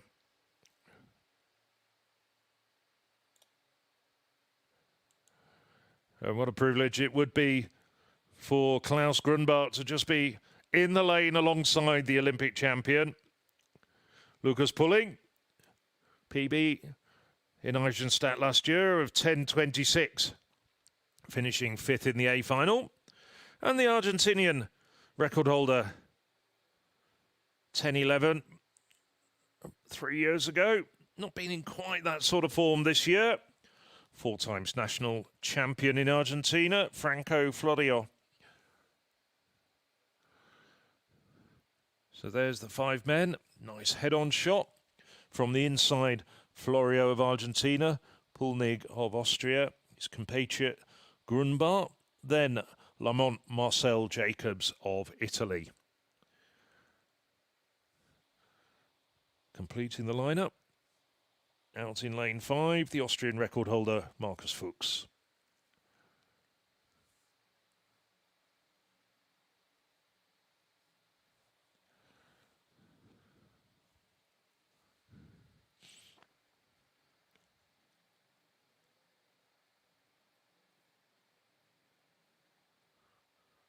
Well, Jacobs got away very quickly, showing his class. Fuchs staying with him, but now Jacobs pulls away 9.82. And the wind is just fractionally over the legal limit at 2.3 meters per second. Well, that is one of the quickest runs over 100 meters we've ever seen from a European in any conditions. Just remember, his European record is 9.80. Just 200 shy of that, with a wind reading that's just a little bit over the legal limit. 9.84 in the end for Lamont Marcel Jacobs.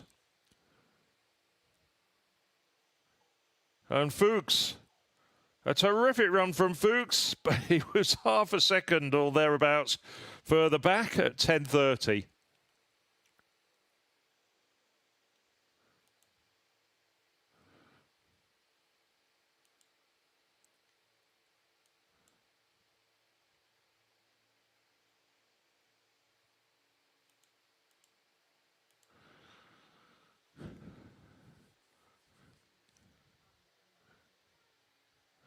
So as we see it here, at this stage, Marcel Jacobs only edging in front, but then with 30 meters to go, he just carries on the same momentum while all the others are starting to tie up and pulls away from them. Set the scene for a terrific battle between Owen Anser, Rommel Glaive and Lamont Marcel Jacobs. That final coming up at 21:46. So an hour 20 Central European summertime. And it is really summer despite those black clouds, but they are clearing, and that is a really good omen. Well, women's javelin's just about come to an end, as you can see with them leaving. We'll bring you up to date with that very shortly.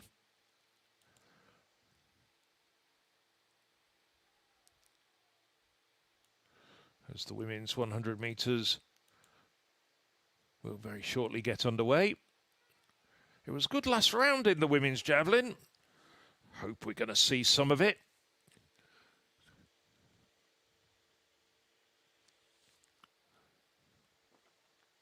But first, roundup of the heats. All three were windy. 4 men inside 10 seconds, though. Nevertheless, great running. Jacobs, Glav and Anser, heat winners. Van Niekerk finishing behind Anser in that real battle in the first of those 3 heats. There's the full list of qualifiers for those 2 finals coming up at the very end of our live stream in about an hour, 20 minutes. Jan Volko, the former European indoor champion from 2019, missing out on this occasion.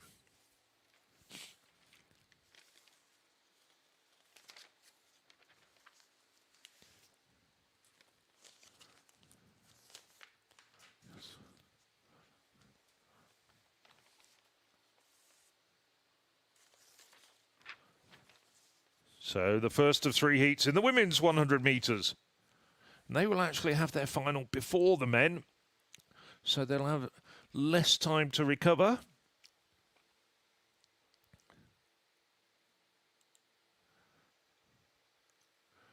That final goes ahead in 21:34, so whereas the men have got about an hour 20 to recover, the women only get about an hour.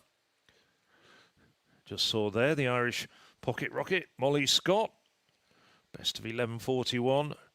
Johnny Tomasic Brechelet, Slovenian, running close to a personal best this year. And the newly minted Austrian record holder, Isabel Posch, a bolt from the blue when she ran 11:10 in St. Polten last month.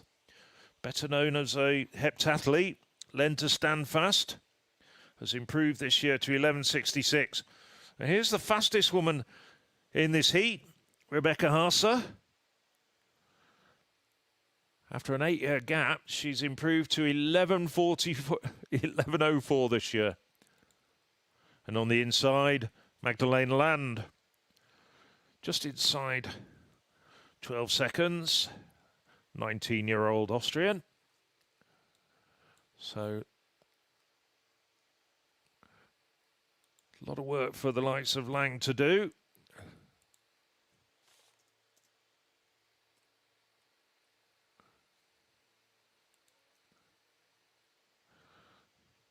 Now Posch. That was a real surprise. She improved her personal best from 11.39 to 11.10 in St. Polten last month. Now she really needs to convince people that it wasn't a one-off.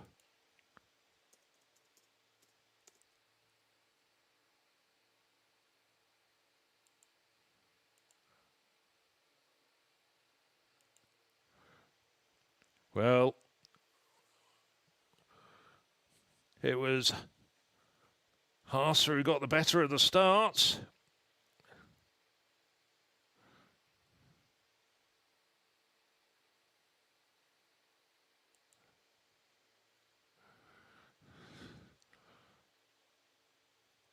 Posch outclassed there by Haase. Haase ran a personal best in St. Polten as well, but over the years has got a lot more credible track record, at least as far as 100-meter running is concerned. 11.11 officially for Haase, now 33 years of age. Haase, part of the German squad that won the 4x100 meters at the 2022 European Championships. Isabelle Posch, a little way behind Haase with 11.37. But they'll duel again in the final in about an hour's time. As we see here, Haase closest to the camera, just much quicker out of the blocks. Cameraman's looking at Posch, but on the near side, it's Haase who's starting to pull away from Posch and the rest of the field. On the outside, Molly Scott, all in red. Good run from the Irish woman. That should see her through to the final. She might have to settle for contesting the B final, but I think that Molly Scott will get another outing. So 2.2 meters per second. Haase, Rebecca Haase, 11.11. Isabelle Posch, 11.37. Molly Scott, 11.62. Decent running from the Irish woman.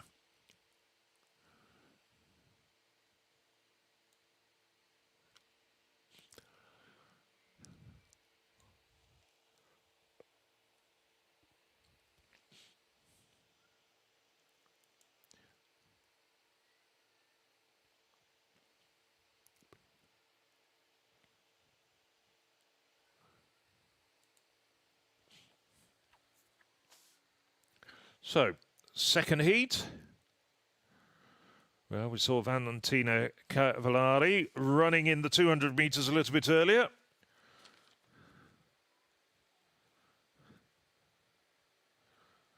Two women to keep an eye on here are woman in shot at the moment, Chiara Neville, who's improved this year to 11.31. And in lane two, Magdalena Lindner. But Neville,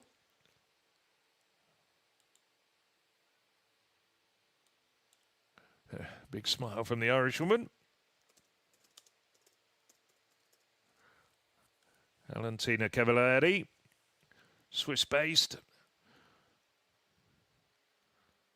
As mentioned, more of a 400 meter runner, but we don't have anything going over one lap of the track, so she's just getting some additional speed work. Luca Zupa of Hungary hasn't broken 12 seconds. Might struggle to stay with the leading runners in this race, and I think the same applies to Mia Stanfest, the 18-year-old. Magdalena Lindner. Well, Lindner, one of the quickest Austrians ever. And Karolina Jeszczyka, another woman who's not broken 12 seconds. So really looking at Lindner and Neville, they're a class apart on paper.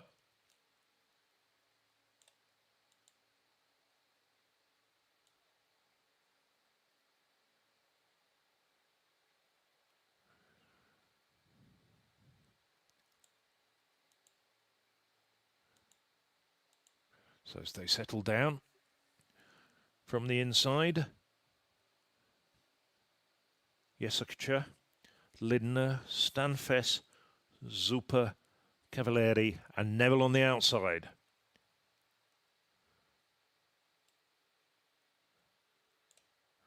And Neville, a good start from her. Lindner just caught napping a little bit.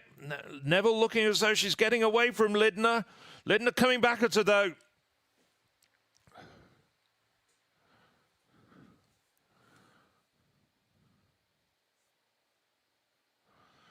Well, a bit difficult to tell from the camera position. It looked as though Neville was leading that race until about 80 metres, but Lindner with that 4.0 metres per second wind, clocking 11.12.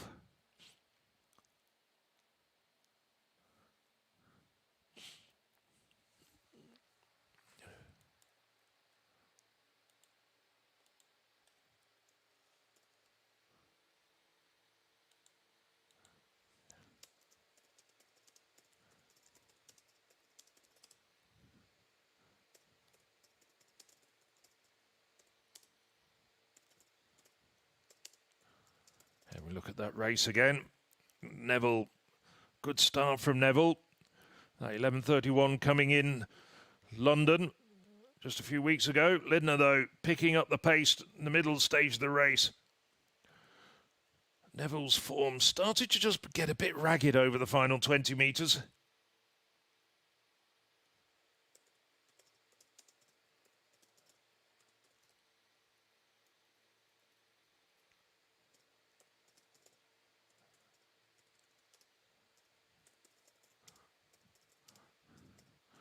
So no doubt at all about the two women, and that went to form. Lindner and Neville getting through quite comfortably with that hefty wind behind them. Valentina Cavalieri, well, she should get through with 11.68. Molly Scott had 11.62 in the first heat, and Johnny Tomasic Prechelet, the Slovenian, 11.69.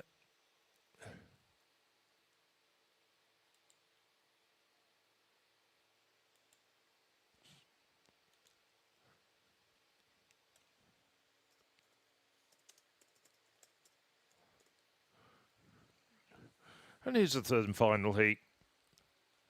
Big name here, Christiana Williams. 10.96 at best from Williams.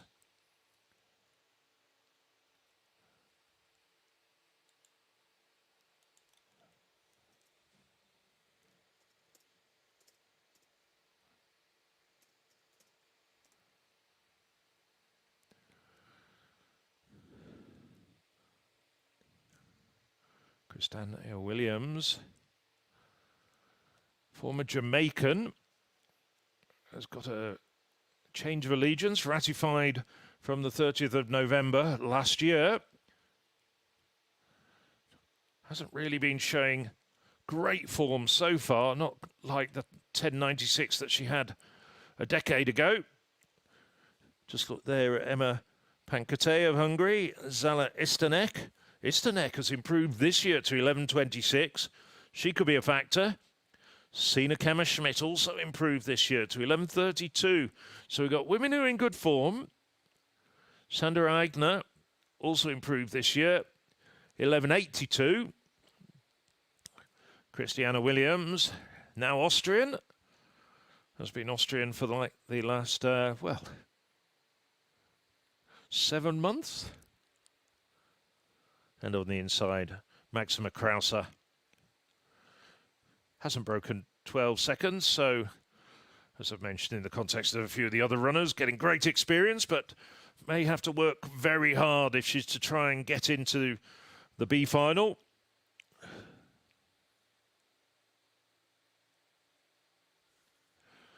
Istanic, though, could be somebody to keep an eye on. Williams back in 2018, Commonwealth Games silver medalist. Has a best this year of 11.42. So a little bit off her flying pace from 7, 8, 9 years ago.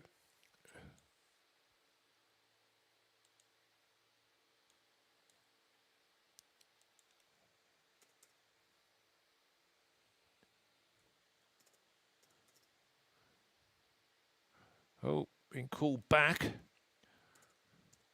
Not quite sure who was at fault there.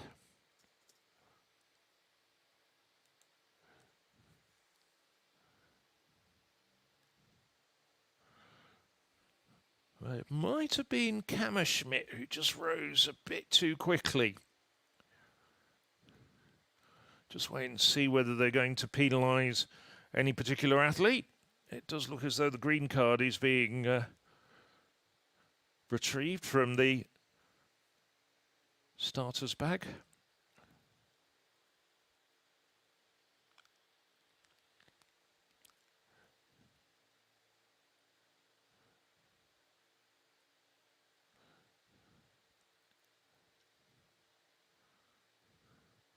No, I think somebody is going to be disqualified. And indeed, it is Sina Kammerschmidt.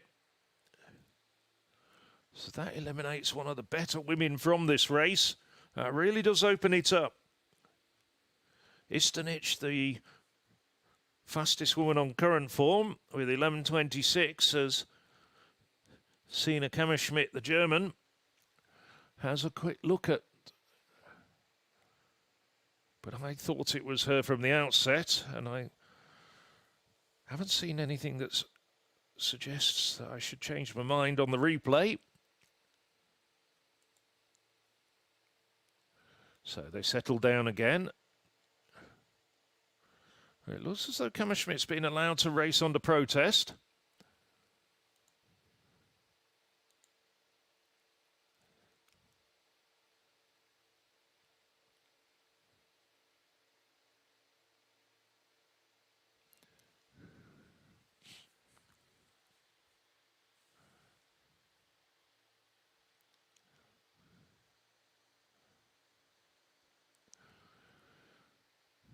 So from the inside, Krause, Williams, Eigner, 3 Austrians, Sina Kammerschmidt, the German.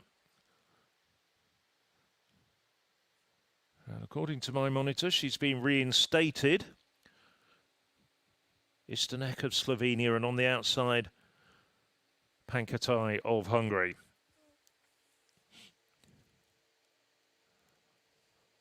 And it is Eisenstadt, the Slovenian, who's the quickest away.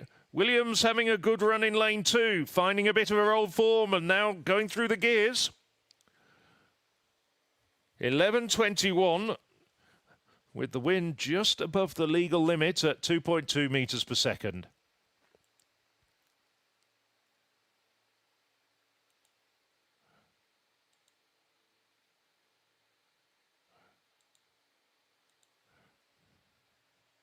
So revised to 11.20 for Christiania Williams, the newly minted Austrian.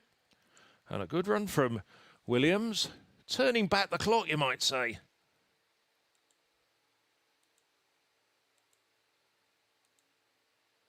Oh, you can hear, well, big smile, she's very pleased.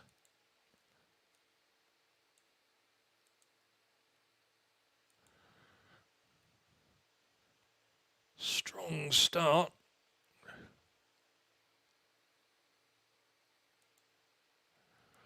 Christiana Williams, part of the Olympic 4x100 metre relay team that got silver in Rio and also got a bronze at the following year's World Championships in London.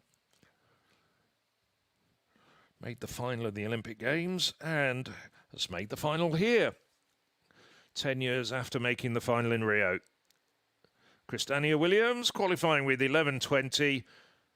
Zala Istanic going through with 11.36. Sandra Eigner, we'll wait to see whether she goes through. 11.87 might just be just about quick enough to see her through to the B final.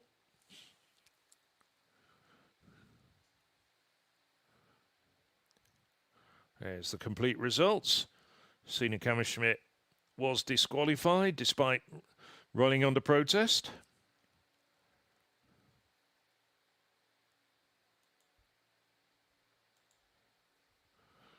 So the quickest in those heats, Rebecca Haase, 11:11.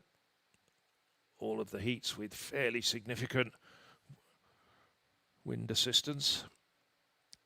Magdalena Lindner, 11:12.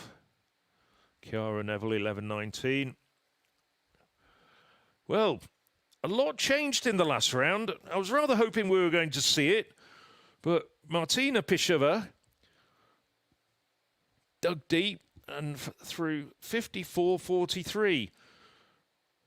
Petra Sikarkova had the very last throw of the competition, 53.18, the best throw of her series, but it wasn't enough to match her compatriot Martina Pišová. I keep my fingers crossed that the director will play it in during the final hour of this programme.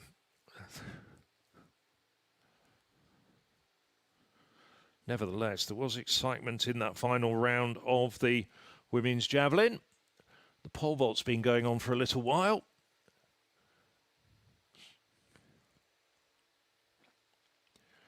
Well, news is Juan Luis Bravo, who we saw presented, has retired. I think he might have injured himself on the warm-up. So this is Dan Barter attempting 5:05. Still the very early stages of this competition. This could go on for a long time. We may be looking at this well past 10 o'clock local time.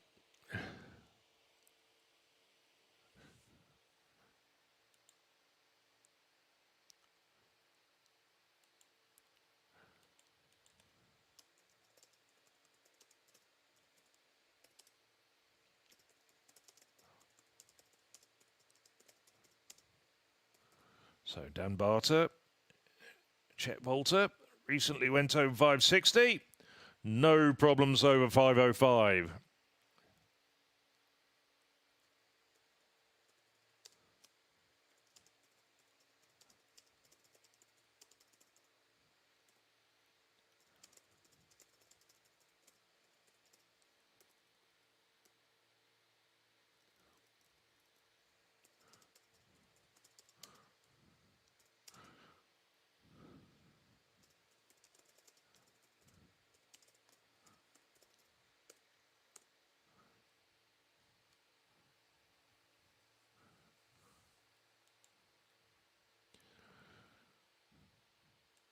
So Barter nicely over, and now it's the turn of Ricardo Klotz.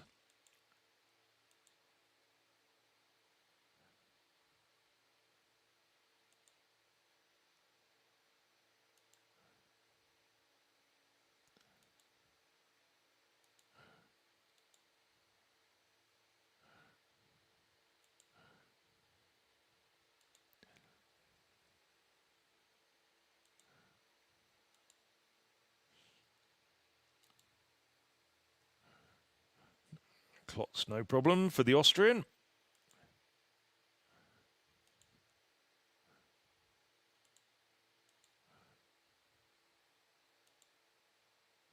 Ricardo Klotz, 8 times national champion, indoors and out.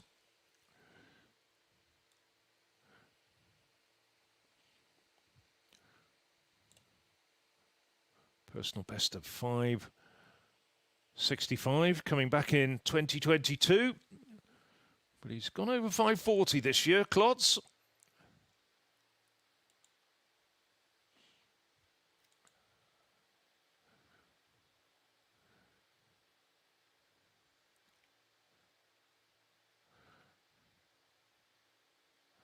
This is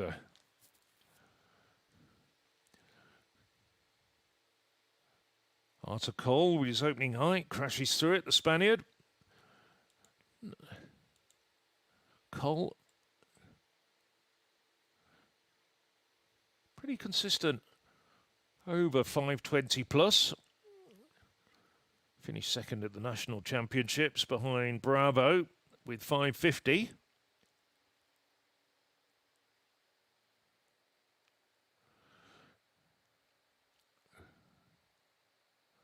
No, it was just technically a bit ragged on top of the bar. Just needs to speed up, really. A bit more commitment.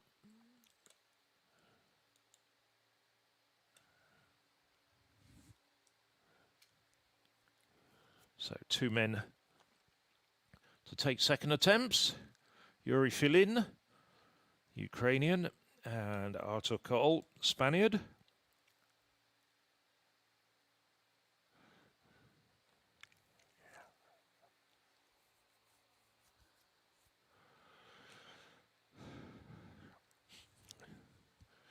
Just using some gypsum, just get purchase on the pole.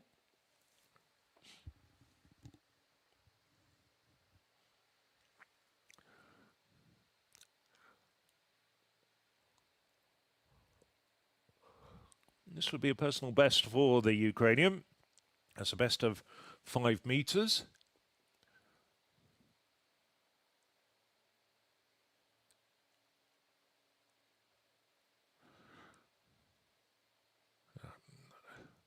Still very breezy out there.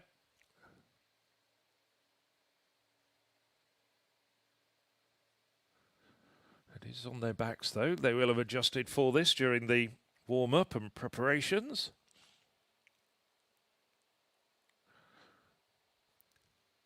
Well, I'd guess that those people with the South African flag on their knees sitting there are members of Kyle Rademeyer's family and fan club.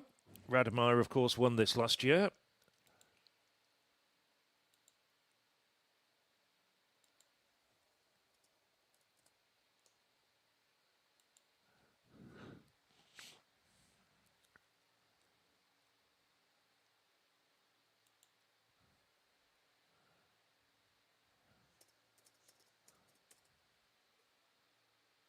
So he's taking his time, the Ukrainian.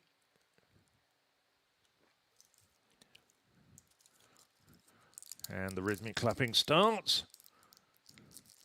Not every athlete likes it. No, just runs through, just lost concentration and focus.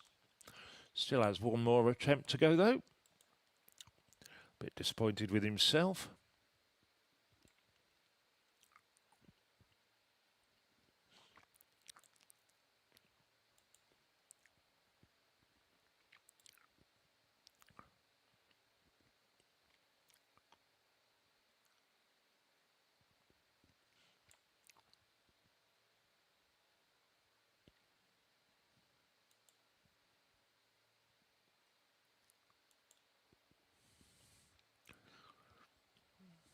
So it's the turn of Artur Kol.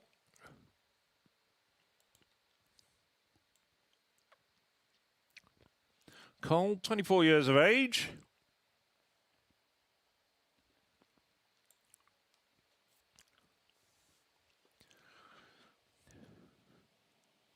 Went to the World University Games last year.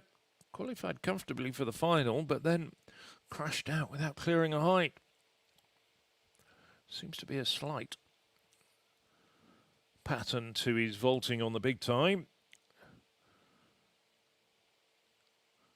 Crashed out at the European Under-23 qualifiers in 2023.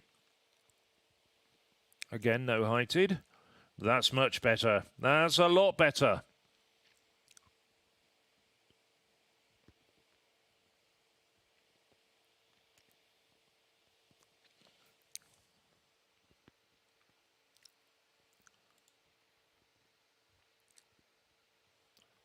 And the whistle you can hear is for the final of the men's 110 metres hurdles.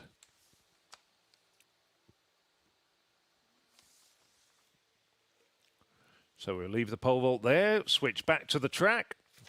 Well, it was the very first event on the programme tonight when the live stream started about 2.5 hours ago.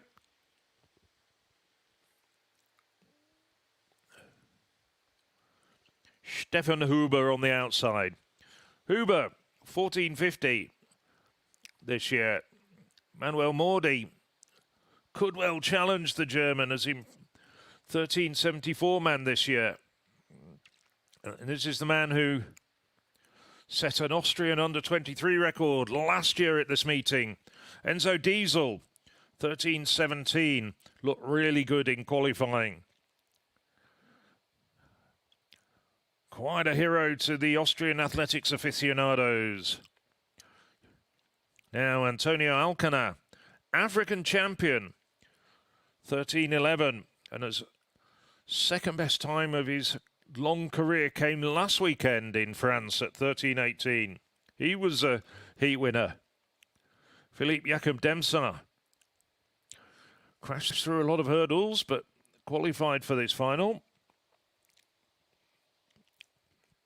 And on the outside, Peter David of Slovakia.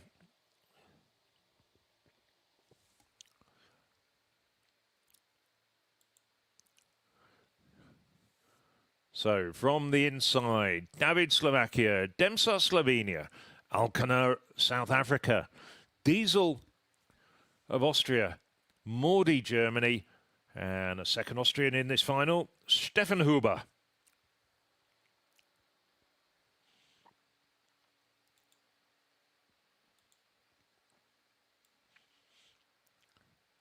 "12 months ago, it was Diesel winning in 1317. Alcana finished back in third on that occasion, 1337.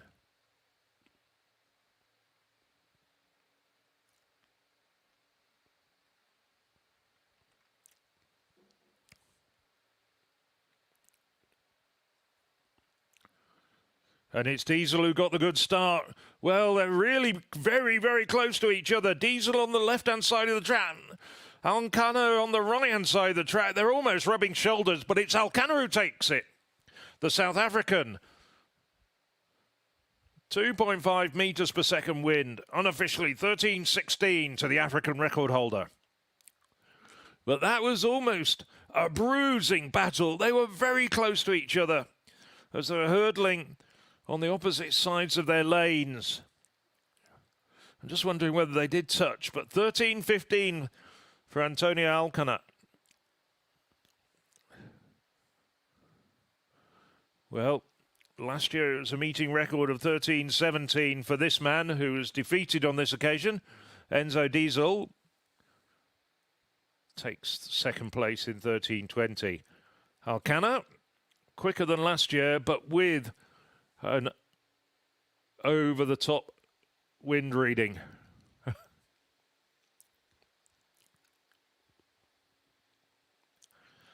So no home win on this occasion. Well, there's not much you can do about the elements, but it would have been wonderful to have had a wind-legal race. You see there just how close they are. I think they might have even touched arms on a couple of occasions.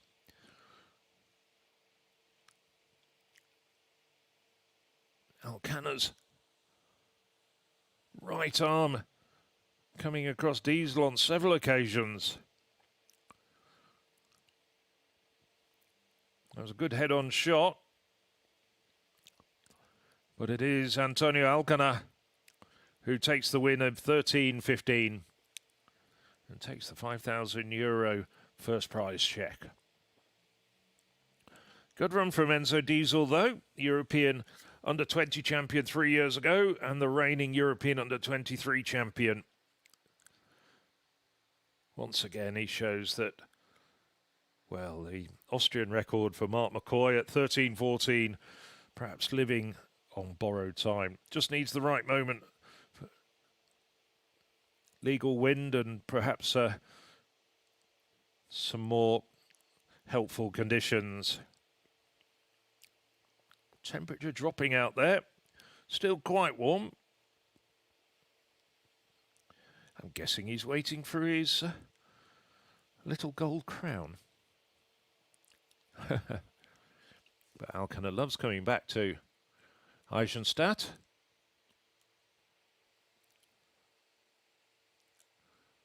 Also raced here back in 2024 as well. And he's finally got a win to his name here.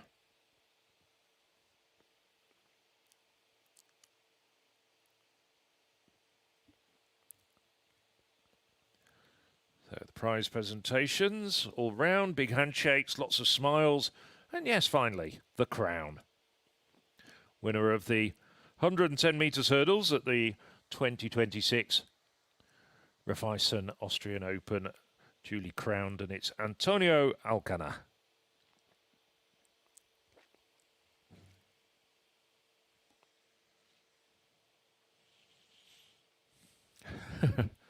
I think they've got a few more. You can hang on to it as we look at the discus now. Well, discus, just a small field. It's really a showcase for Lukas Weisheidinger. So this is Laszlo Kovacs, 51-metre man.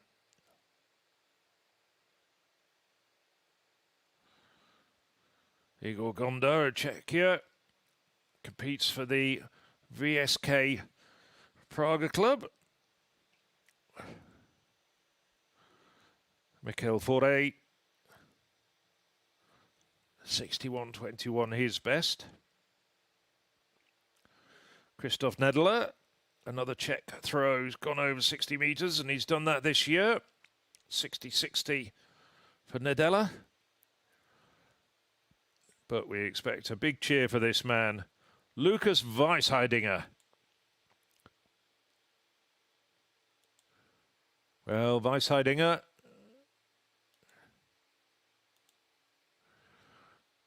'21 Olympic bronze medalist, also took a medal of the same hue at the 2019 World Championships, and the European silver medalist 2 years ago in Rome. Well, it's going to be a super competitive men's discus in Birmingham next month. Weisheidinger should be in the mix, though, with the likes of Mikolas Alekna, Steven Richter, who's throwing so well at the moment, the German, Christian Che as well, the Slovenian, and several others as well. Daniel Stoll. In terms of depth and quality of competition, the men's discus is one of the best events in Europe.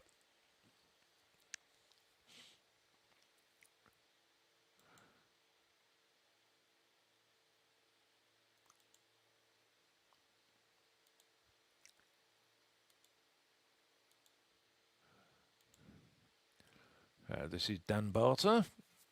First attempt at 5:25. We saw him clearing 5:50, 5:05 earlier. And Barter is nicely over.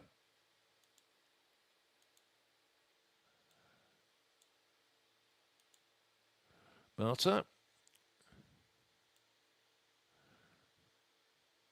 Only second in the Czech National Championships indoors.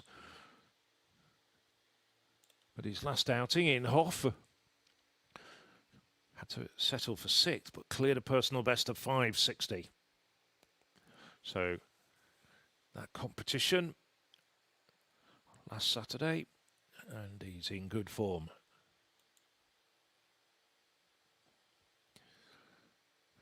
As part of the specialist pole vault meeting in Hof last Saturday, Ricardo Klotz. Not a problem spotting him with the lavender hair.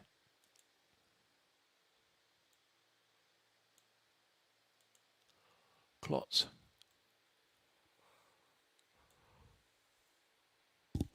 Only 5:12 and had to settle for the 8th at the Balkan Championships. Yes, Austria is a member of the Balkan Federation. So looking to return to form here on home soil. I had the height, but he brought it down going over it.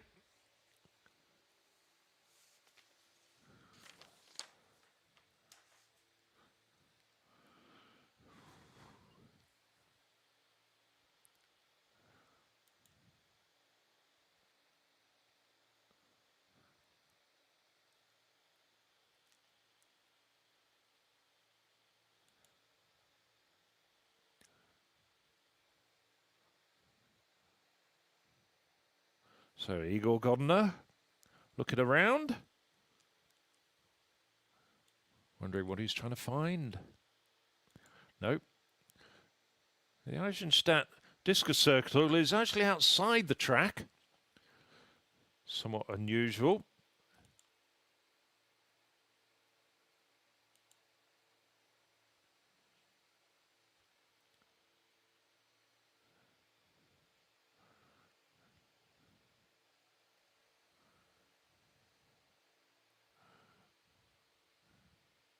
Godner doesn't look too happy with his opening throw.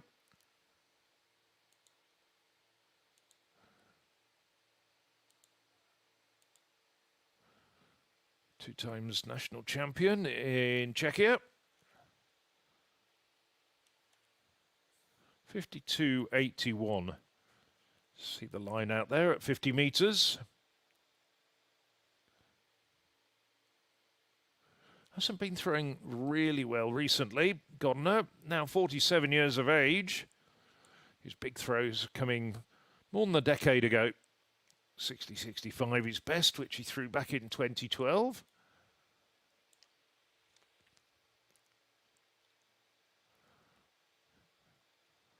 Of course, discus throwing, very much part of the Czech tradition. I think the likes of Imrich Buga,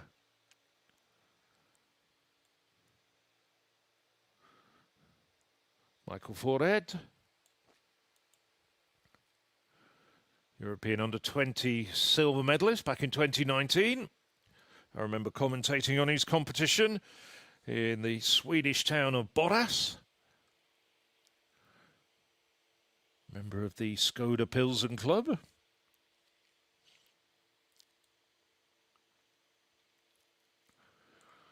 Has thrown over 60 metres this year. Threw that on home soil, on his home track indeed in Pilsen. Back in May. It's been pretty consistent around 58, 59 metres. Last three competitions all over 58 metres.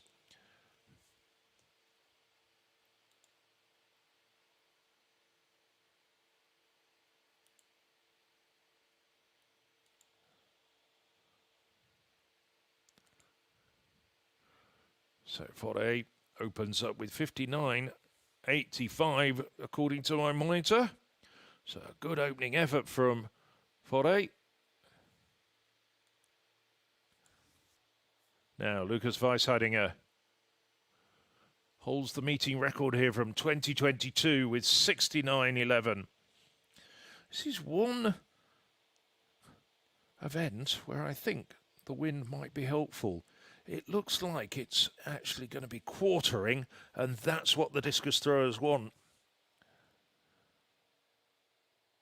Oh, not the best of starts for Weisheidinger, and he walked straight out, just lost a bit of grip on the discus, and it flew out of his right hand.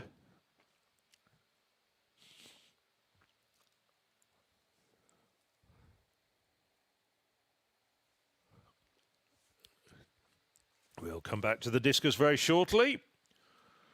So now we have the women's 100 metres hurdles, the first of two races.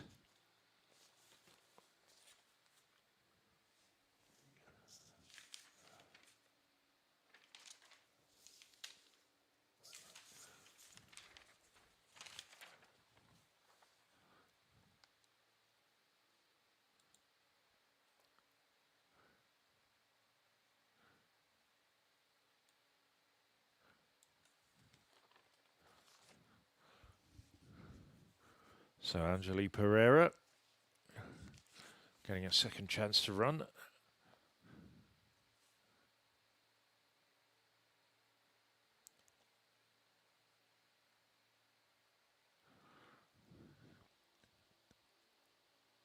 Alongside her, Lena Lackner.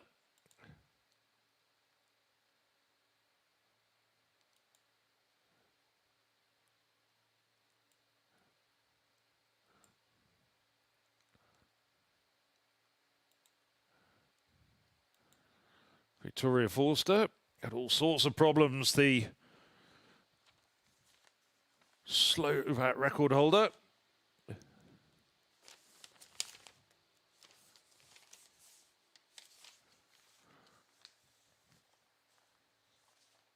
Sarolta Christ, a very talented heptathlete. Nina Mayerhofer getting through. Didn't need to run under 14 seconds. Sufficient just to 14:05, enough to make it through.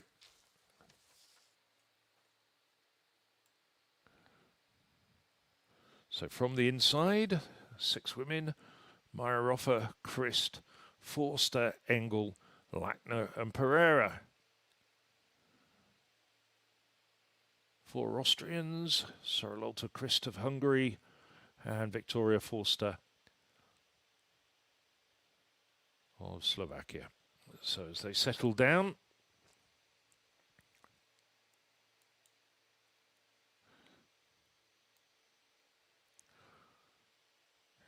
not taking into account wind, Isabel Engel was the quickest in the heats with 13:52. Good run. And it is Engel who started really well, as it's the 2 women in the inside lanes, in lanes 4 and 5. Now Engel, Forster. It looks as though Engel has got the victory. Good run from Engel. Well, she was running well in the heats, just missed out on a place in the A final by 1/100th of a second. Forster not quite there yet, not quite in the sub-13 shape that she's been in recent years. At this stage, Engel just starting to pull away. Christ also coming through strongly at this stage, but starts to weaken over the final couple of hurdles. And it's Engel coming through for the win, just holding off Victoria Forster, who's now corrected. It was appearing in the heats as though she was from Austria. Now very much clear that it's Slovakia. And Isabel Engel, 13:49. But unfortunately, the wind at 2.2 meters per second, just a little bit quick for it to be recorded as a personal best.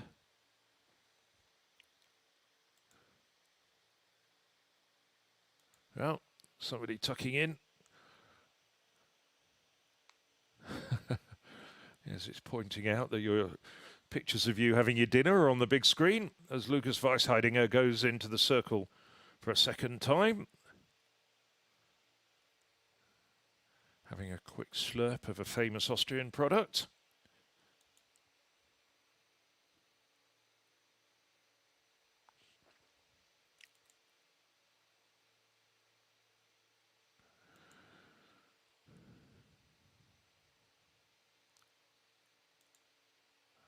So this 5-man competition led by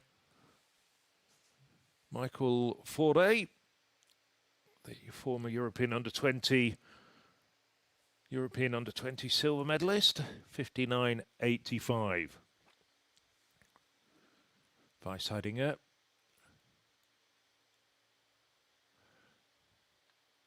Foul in the first round. That's a lot better. That's good. That's a big effort. That's well over the halfway point between those 2 lines of 55 and 65 meters. That's certainly taken the lead. It's well over 60 meters.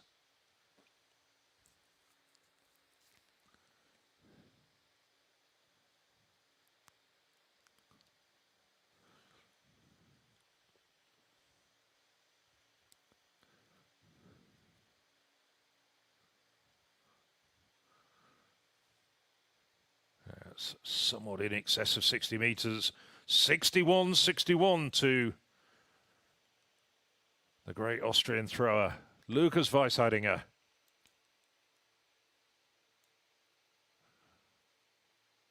Well, he threw 67 minutes in Schwart back in May, Weisheidinger, so bit of time to make up. Ricardo Klotz bringing the bar down.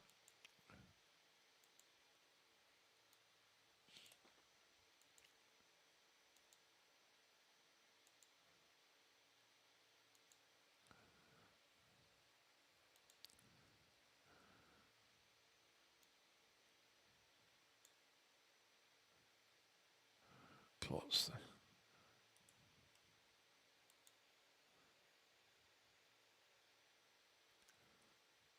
Perhaps his second attempt at this height. 5.25.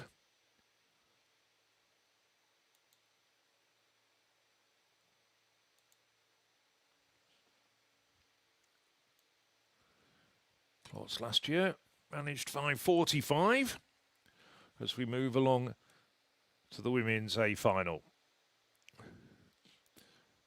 And indeed they are, drawn side by side. Megan Simmons and Brittany Anderson, the two winners, two heat winners, and the two most impressive women in the heat.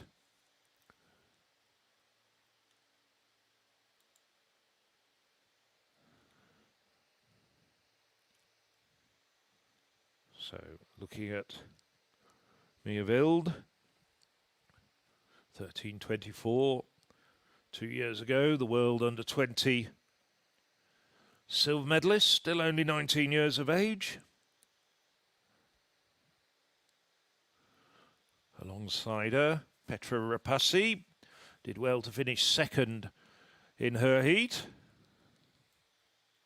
So Mia Wild presented to the crowd. She was 6th in Zagreb last week, the high-quality hurdles competition in Croatia's best one-day meeting.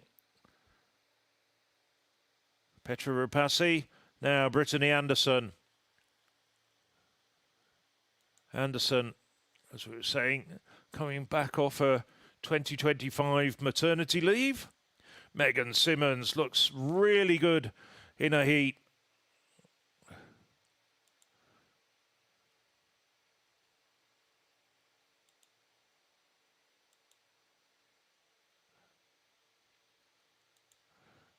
Rebecca Lober went under 13 seconds here last year, finishing second. Didn't look in that sort of form, though, in her heat. And Iman Rocker equaling her personal best at 13.51 to secure her place in the A final.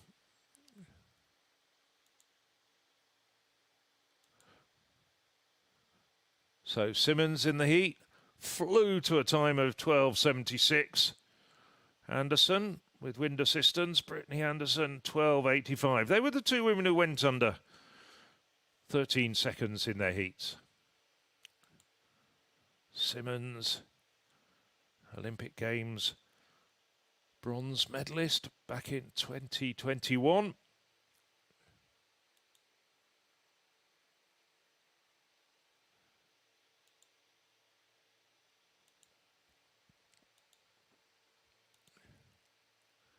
So they settle down.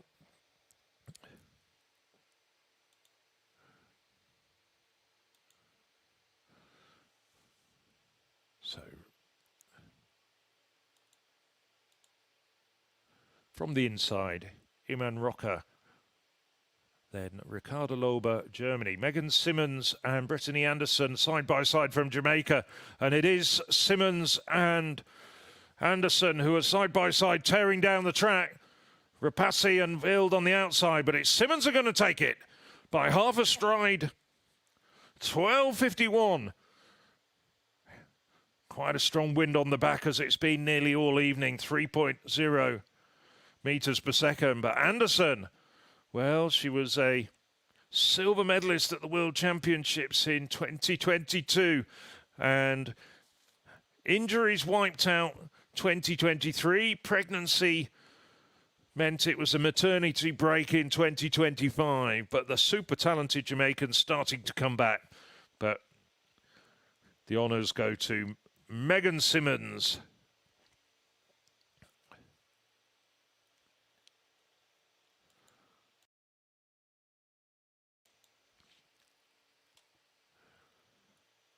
Second, 12.54. Simmons, 12.51. Look at that race again. And the two Jamaicans, without doubt, away quickest. The likes of Rebecca Lober couldn't stay with them. And about 5 hurdles into the race, Simmons starts to fly.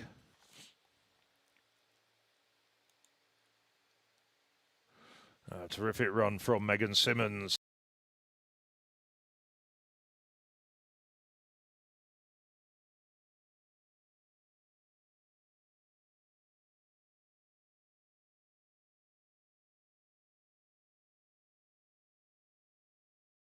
Meters per second. Megan Simmons takes it by 300ths, 12.51.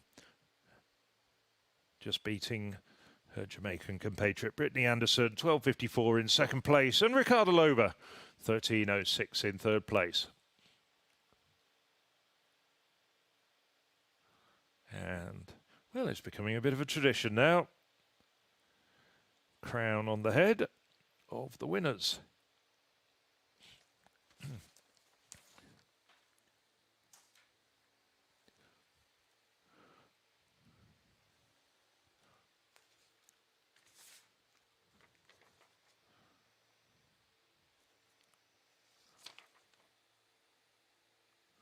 So, we've just got the men's and women's 100 metres on the international programme on the track.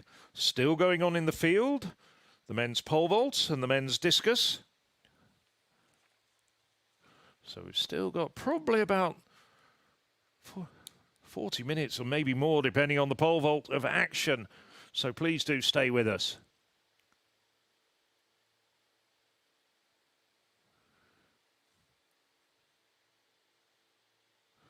Just as a reminder, we have the Fly Athens pole vault meeting coming up on Sunday, as Ricardo Klotz in the men's pole vault here in Eisenstadt takes his third and final attempt at 5:25.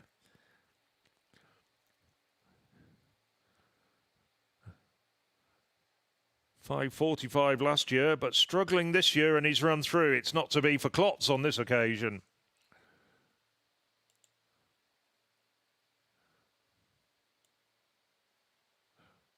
So 4 men have cleared 5:25. That's Barter, Cole, Sedek and Hurd.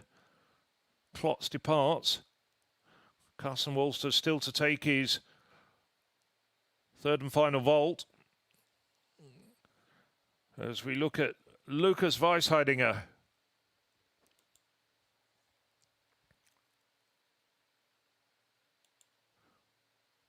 Well, he took the lead in the last round with 61-61.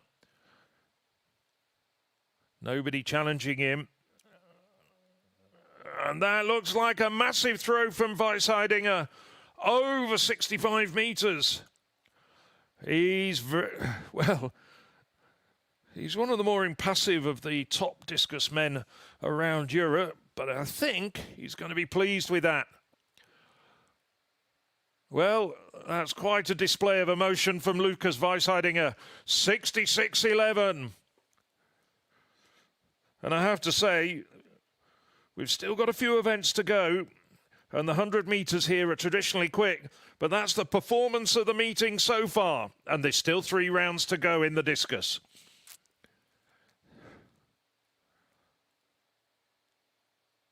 Well, last year, my unofficial performance of the meeting went to the Jamaican Brian Lavelle with that sparkling 100 metres in 9.84. But so far, this has really captured my imagination. And he gets it right. Just remember his personal best in very much more accommodating conditions. 66-11. Sorry, I should say his season's best. Just getting a bit overexcited. Season's best was 67 metres at the start of May in Schwarz.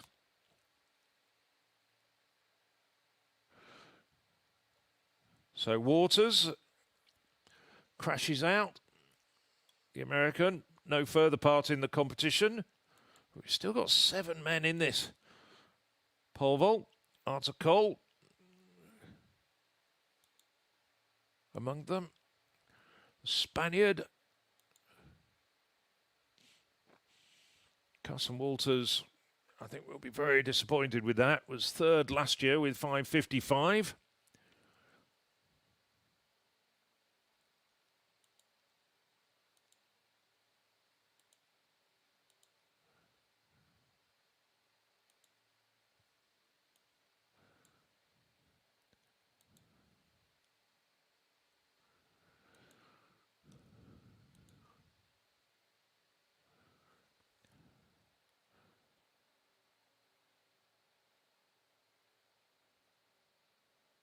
Not sure why he's been allowed another attempt, Walters.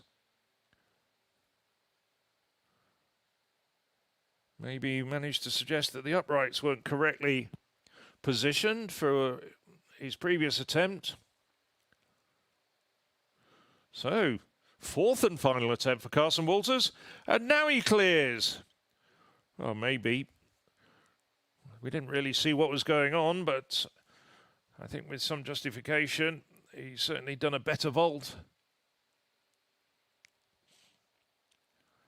It's given us a third time clearance, despite him having 4 attempts. Personal best came 2 years ago, 5.72 in Albuquerque indoors.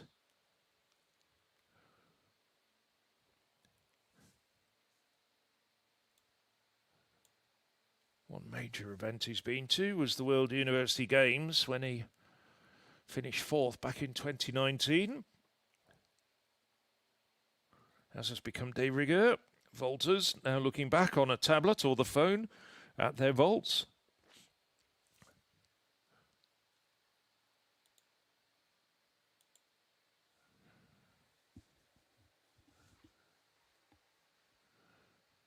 So the bar now goes up to 5.35. 5 men clear at 5.25.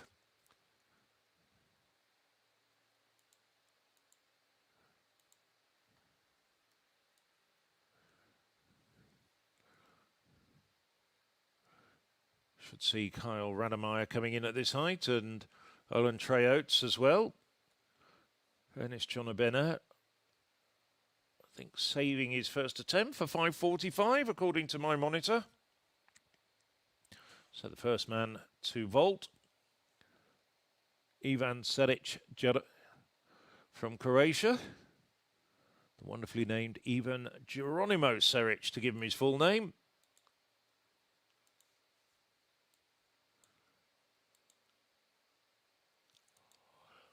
Seric, 4 times Croatian champion.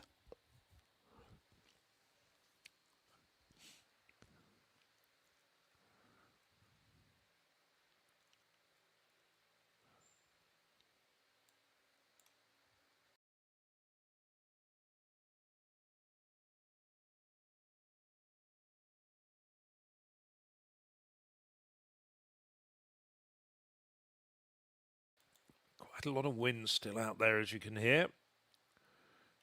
Hasn't looked as though it's been interfering too much with the vaulters, and certainly is helping the discus throwers. I think we've only had one race that's actually been wind legal, which was one of the heats of the women's 100 metres hurdles. So Seric, first attempt at 5.35, and he's nicely over.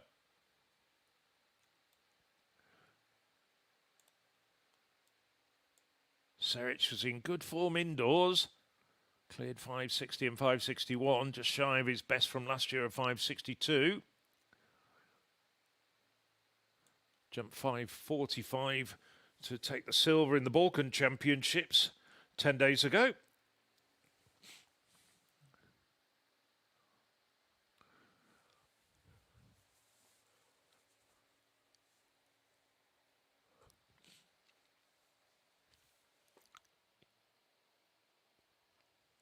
Nice clearance, effective, tidy.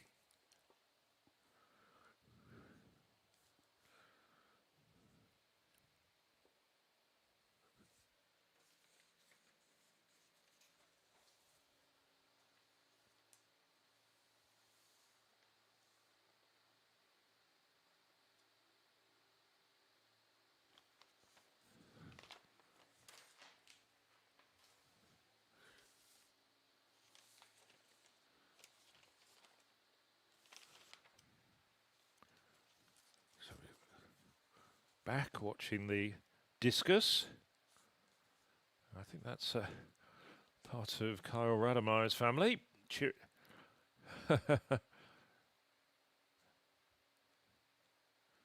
Hard work keeping youngsters occupied, even with something as enthralling as the pole vault. Lucas Weisheidinger.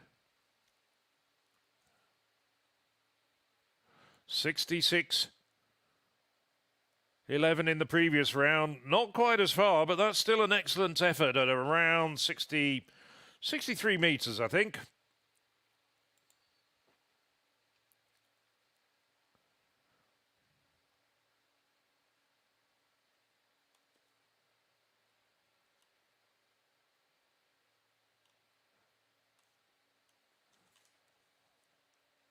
So just waiting for the distance to come up. 63.10. Second best effort of his series so far.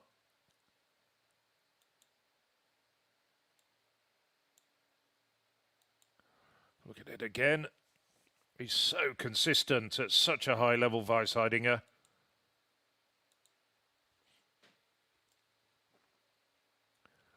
So just dips down. Still better than anybody else has done in this competition.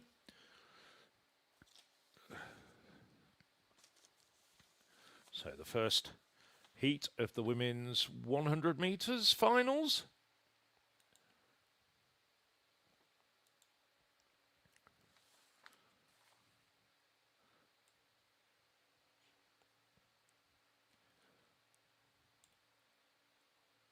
Quickest woman in this second final, Molly Scott, the Irish woman.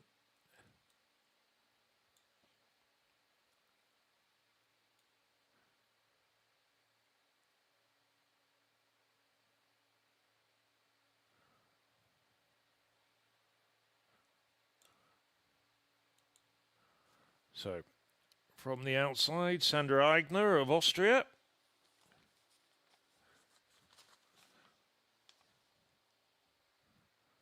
Still 18 years of age, has improved this year to 11.82 Eigner.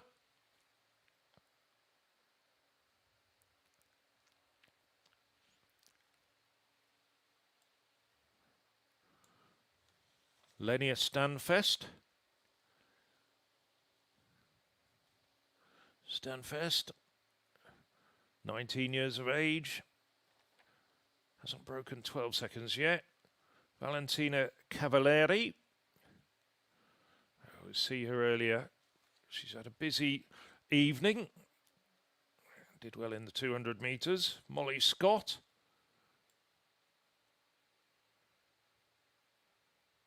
This her first 100 metres outing of the year. Tomacic Breschle. Oh, you can hear that wind starting to pick up. The Slovenian. 11.67. And Magdalena Lend on the outside. Perhaps one of the outsiders to do well in this B final.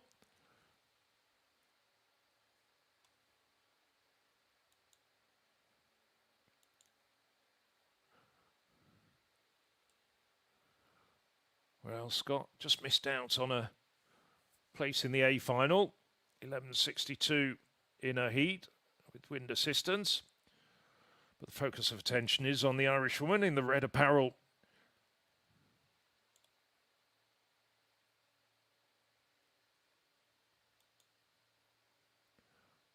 And it is getting to be very breezy out there. So, Lang, Tomacic Breschle, Scott, Cavalieri, Stanfast and Eigner. 6 women in the B final of the women's 100 metres. And Scott's away the quickest.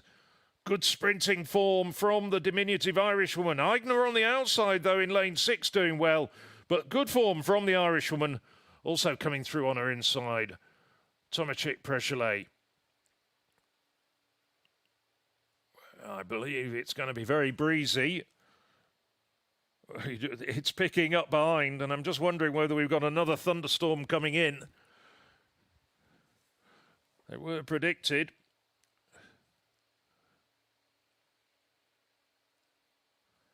Trying to see a wind reading.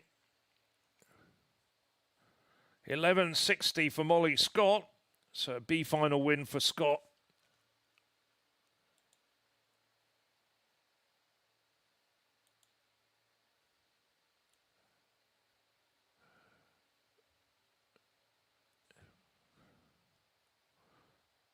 Well, I'm afraid the wind is playing havoc with our trackside microphones, but there was no stopping Molly Scott.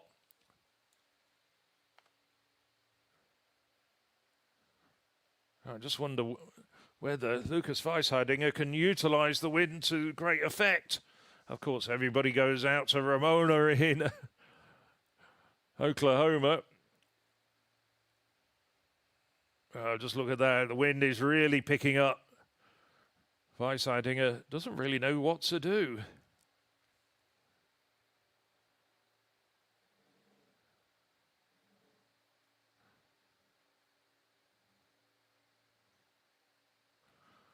At least with those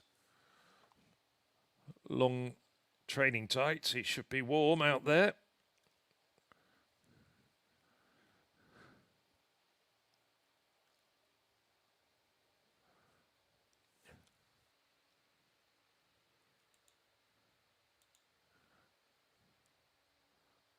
Oh, I think he'll probably just walk out on that one. That dropped down well short. Yes, indeed he did. So, a foul for Weisheidinger in the 5th round.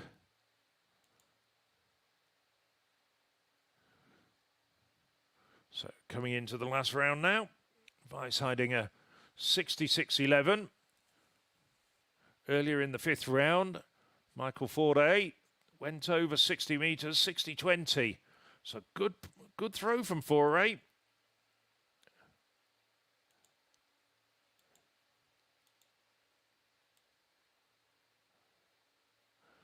Just looking down, that would have been the 3rd best throw of his life for Forday.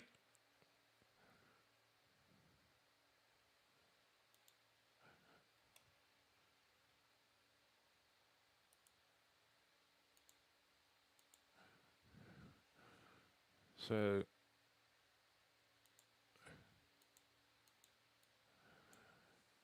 Christoph Nedler completes his series. 6 successive fouls for Nedler. Competition to forget for the Czech thrower. He has thrown over 60 metres this year, 60-60, but just couldn't get it right here. Now, Laszlo Kovac.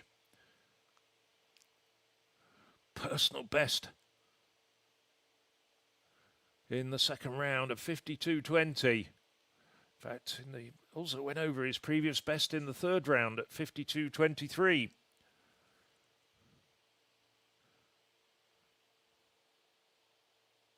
So he's one of the more modest throwers, but you have to applaud anybody who can get a personal best in a competition such as a World Athletics Continental Tour Silver meeting.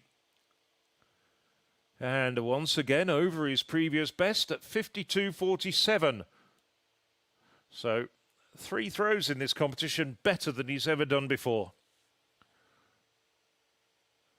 Now Igor Gonna hanging on to 3rd place, 53.70 in the 2nd round. Now 47 years of age. Can he improve further? I don't think so.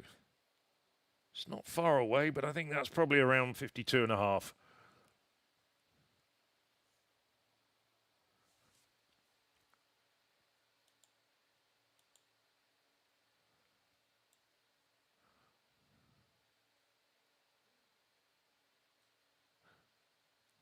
Season's best, though, for Godner.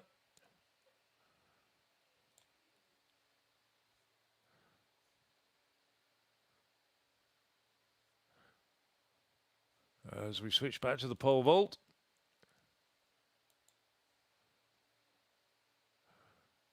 Well, Owen Hurd of Great Britain just going over 5:35. There's a few men who've passed at this height. As we look at Michael Forday, no, that's not going to be an improvement. It's about 56 metres for the Czech thrower. And indeed, I'm seeing that it's a foul, a red flag, and so he must have just walked out of the circle. Did land properly, but at 56 metres, well, he's got 3 throws better than that. So the stage is left for Lukas Weisheidinger. He leads the way with 66.11. He's almost 6 metres better than anybody else in this competition. Once again, it's become a showpiece for this great Austrian. He's got Olympic and World Championship medals to his name. And that looks, well, it's about 57 metres, but I don't think he's going to be bothered about having it measured. He's had 3 throws over 60 metres. And Lukas Weisheidinger takes the plaudits with his 3rd round winning throw of 66.11. It's picking up, it's breezy out there.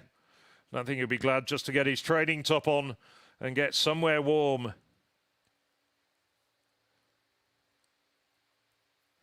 So Weisheidinger.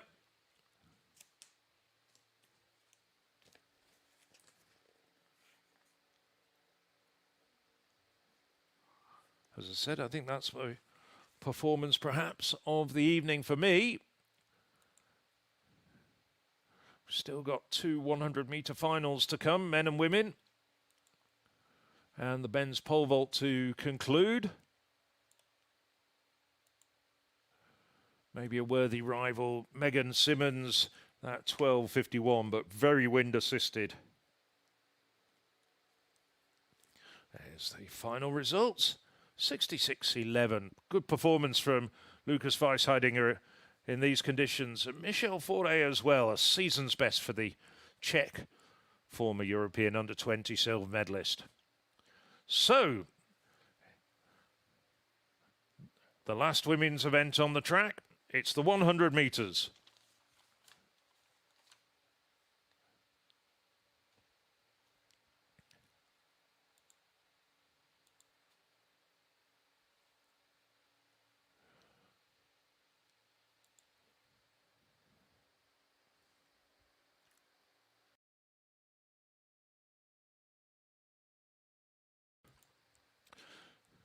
So we saw on the outside there, Zala Istanek, Chiara Neville, Rebecca Hauser. Good heat winner, very impressive. And ran 11.04 last month in St. Polten. So obviously likes trips to Austria. Magdalena Linde has improved this year to 11.12, the Austrian. Austrian number 2 on the all-time list. Christania Williams, former Jamaican, now competing for the Central European country. Personal best of 10.96 going back a decade. And on the outside, didn't have a great heat. Isabel Posch qualified with a windy 11.37. The new Austrian record holder at 11.10. So, 3 Austrians in the inside lane. Posch, Williams, Lindner, Rebecca Haas of Germany, perhaps the favourite, Chiara Neville of Ireland, and then Zala Istanek in lane 6. Haas. So many medals as part of the German relay teams, including gold at the European Championships in 2022 on home soil in Munich. Olympic bronze in Paris as well with the German 4x100 metre team. As they settle into the blocks, the women's 100 metres. And they're away very quickly. Lindner has a good start. So too does Neville. Haas has got a lot of room to make up. Haas coming through strongly now, but it's Lindner. It's an Austrian 1-2. Lindner, 11.07. Now let's see whether the wind is legal, because if so, that's going to be an Austrian record. But nevertheless, she's never run quicker under any circumstances. Magdalena Lindner upsets the form book. 11:06. Still waiting for the wind reading, though. I think it's probably going to be windy, but I want confirmation. Nevertheless, a great run against some very good opponents for Magdalena Lindner. Christiania Williams coming back into form. 11:08 for the Austrians. I'll tell you what, if Isabel Posch can recapture some of the form that she showed when running 11:10, the Austrians are going to have a pretty good relay team come Birmingham. Lindner, what a great run from Lindner. She was away quickly. Williams chasing her. And right on her shoulder at the halfway point, but Lindner just edges away from her in the last 10 metres.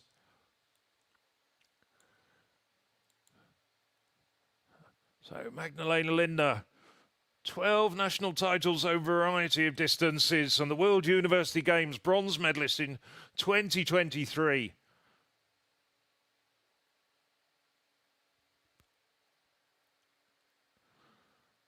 .7 metres per second. I'd have to check, though. It's distinctly possible no Austrian sprinters ever run as quick, regardless of the wind on Magdalena Lindner's back. And Christiana Williams has advertised that she's in really good shape as well. Rebecca Haas, not quite able to reproduce her form from the heats and having to settle for third. So a great home win. Austria 1 and 2. She'll be very pleased with that.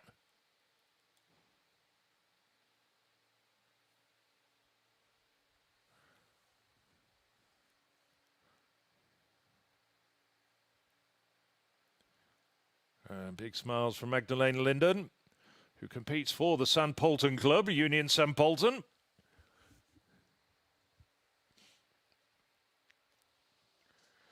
Well, Lindner a little bit away from the likes of Amy Hunt, who leads Europe with 10.97, which she did at the Stockholm Diamond League meeting. But nevertheless, that'll give her great confidence. Maybe just move up a tier, make the final of the European 100 metres perhaps. Now, Dan Barter. Well, these pole vaulters are going to have to battle with the wind. It's becoming very tricky out there.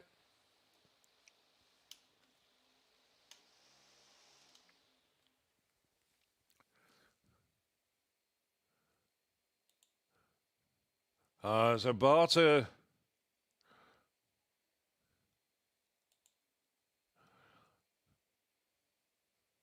goes clear at 5:35.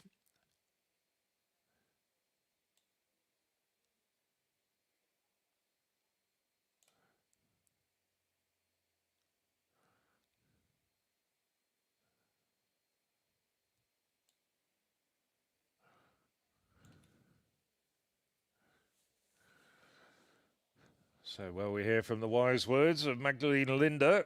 We get to the men's B final.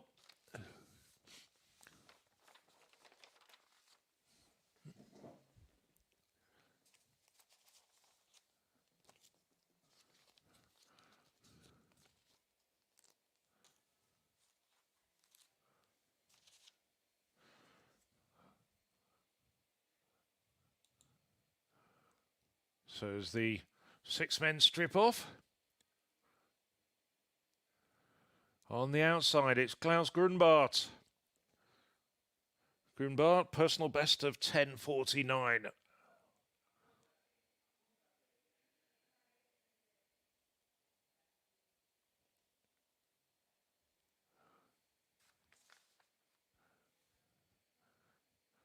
Around 10.46 in his heat. Lucas Pulnig.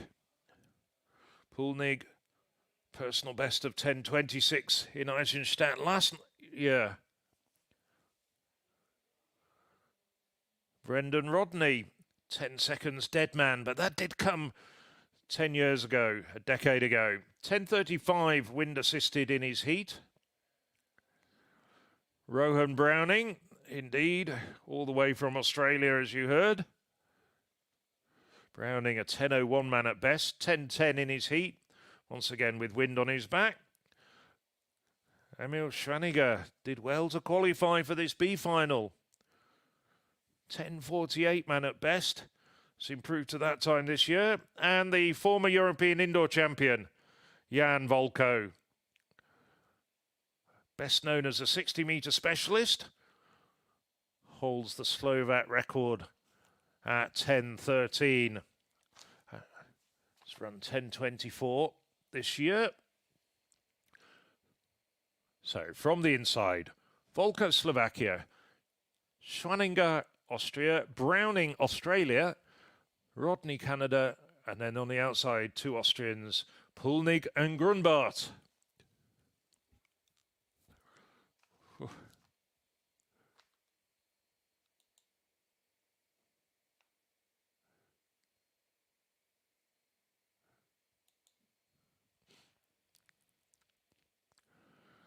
Rodney, the last to settle, the Canadian.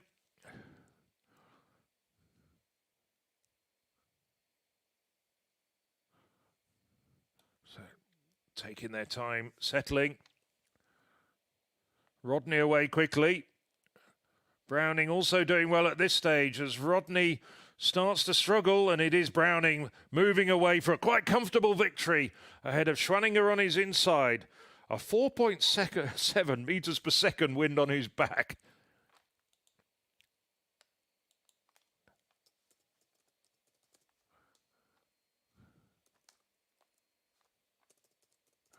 Just waiting for confirmation of the time. I did see it was very quick indeed.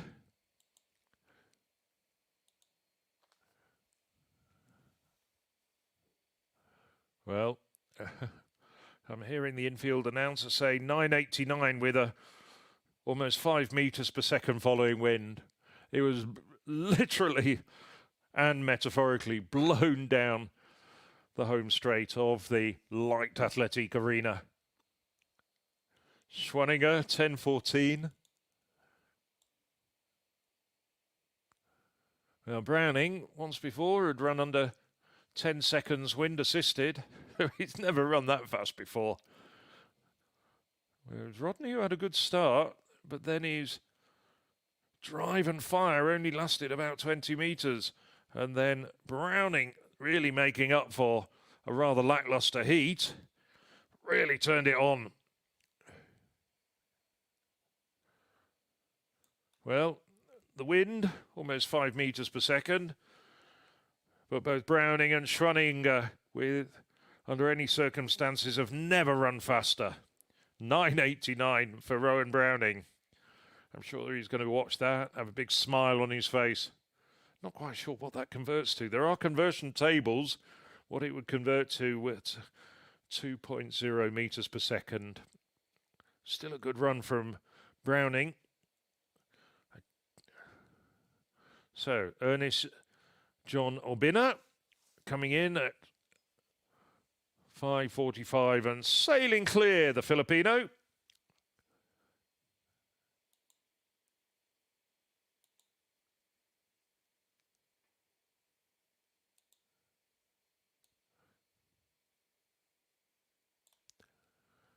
So now we quickly move on to the A final.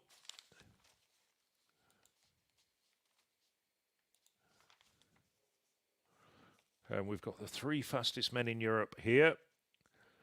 I'm expecting fireworks, nothing less.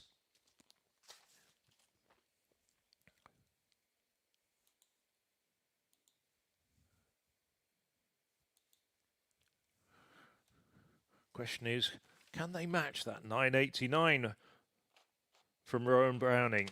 Well, it's faster than the personal best of all of these men, bar Marcel Jacobs.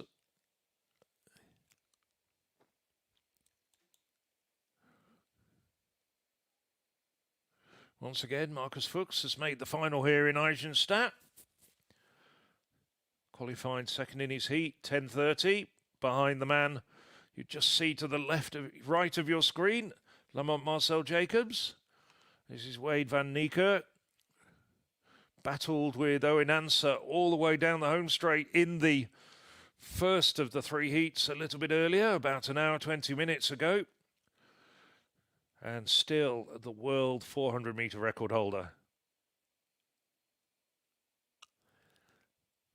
Choosing to race shorter distances these days, but Van Niekerk still a real talent. Now, Lamont Marcel Jacobs, 984, with the wind a little bit gentler than it has been in that B final, 2.2 meters per second.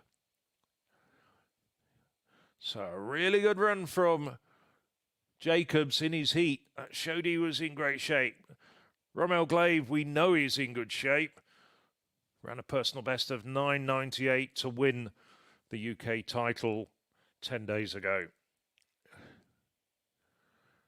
And then another man who can boast of a personal best of 9.98. Owen Answer did that in Regensburg at the start of last month.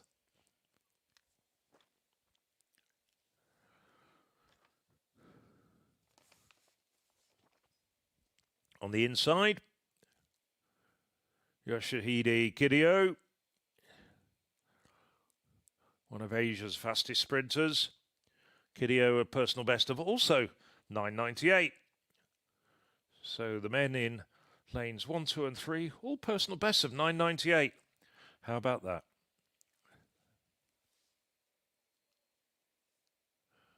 So the very last event on the track of the international programme, although I think we might be seeing one more event, which would be a domestic 800 metres while the pole vault's still going on, as they settle down.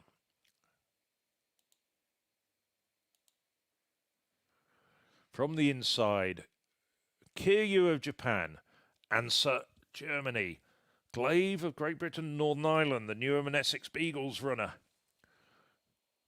Jacobs, the Olympic champion from 5 years ago, Van Niekerk, the Olympic 400 metres champion from 2016 and world record holder over one lap of the track, and on the outside, the Austrian record holder, Markus Fuchs. The men's 100 metres. I think the wind is causing a few concentration issues.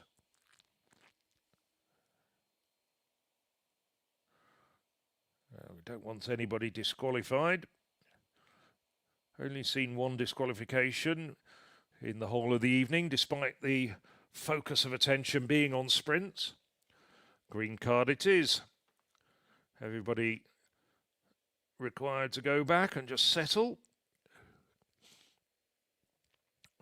Well, a lot of the stories about this meeting have been built around Lamont Marcel Jacobs, and he certainly looked the part in the heat with that 9.84 clocking just over the legal wind limit. Last year we saw a terrific performance, the meet record from Brian Lavelle, 9.82 wind legal.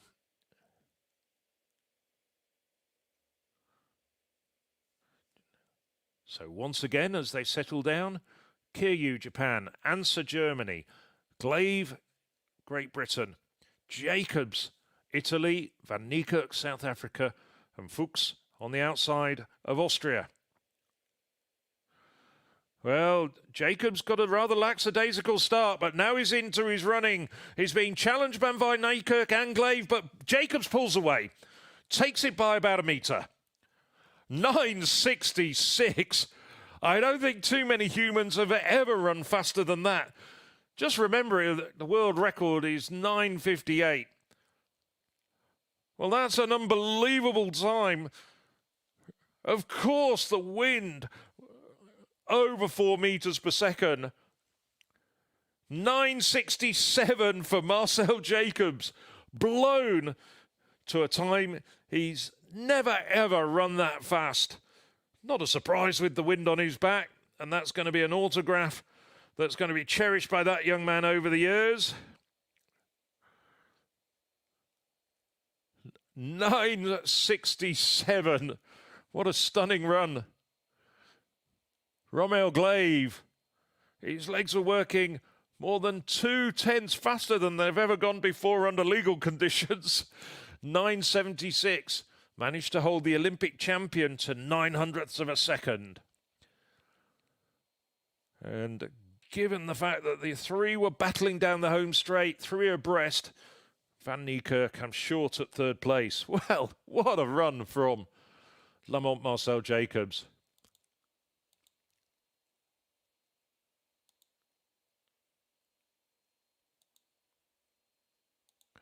Well, they're saying it was the second fastest race time under any conditions. Of course, Usain Bolt's world record, that was done under wind legal conditions in the Olympic Stadium in Berlin, 9:58. Let's have a look at that race again.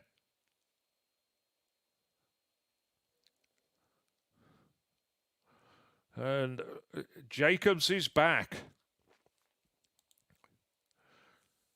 Well, he's got European golds in the 100 metres on the last two editions in Munich in 2022 and in front of his home crowd in Rome.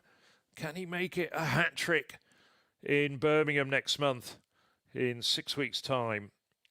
Lamont Marcel Jacobs, 9.67. Rommel Glave, 9.76. And Wade van Niekerk, 9.83. Yoshihide Kiryu, also under 10 seconds in those very blustery conditions. So real entertainment, notwithstanding the wind reading.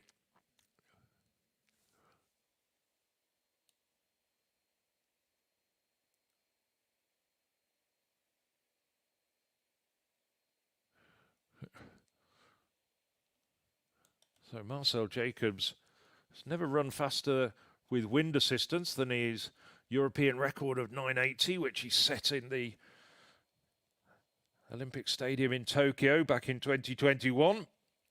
His legs are working 13 hundredths faster than they've ever gone before.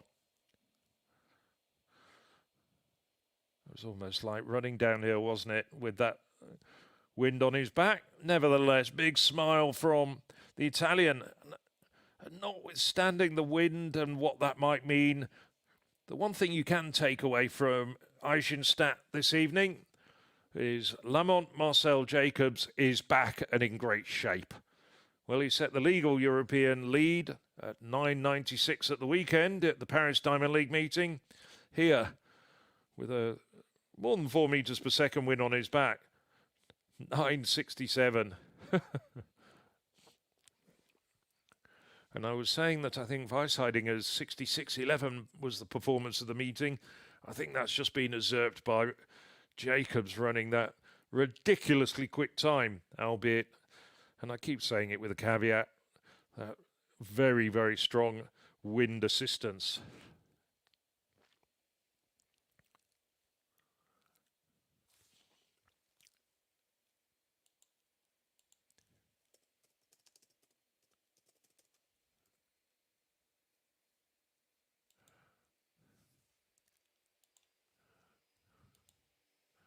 So the pole vault's still going on, and it's probably going to go on for a bit longer.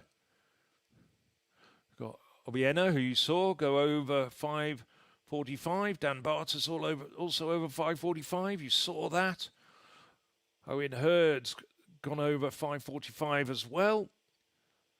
Just seen Serek bring the bar down for the second time of asking. So he and Arthur Cole will have third attempts at this height. And Rademeyer and Oates have passed. So there'll at least be 5 men and maybe more attempting 5:55 shortly.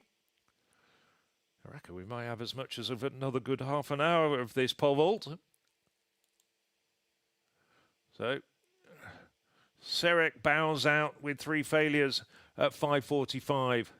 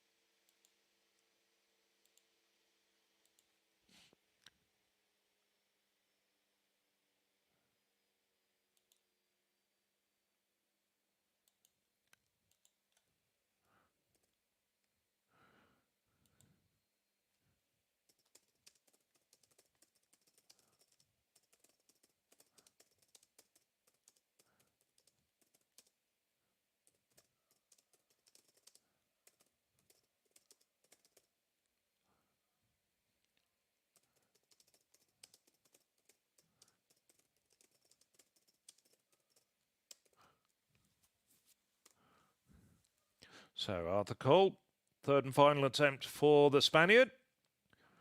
Last chance saloon.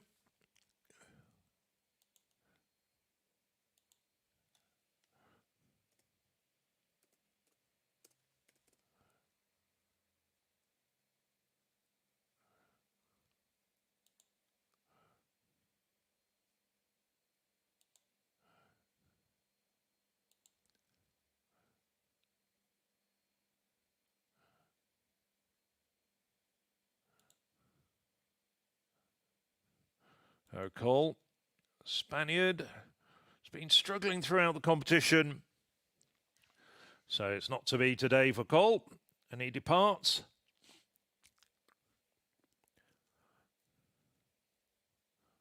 There's still a large number of competitors in this competition.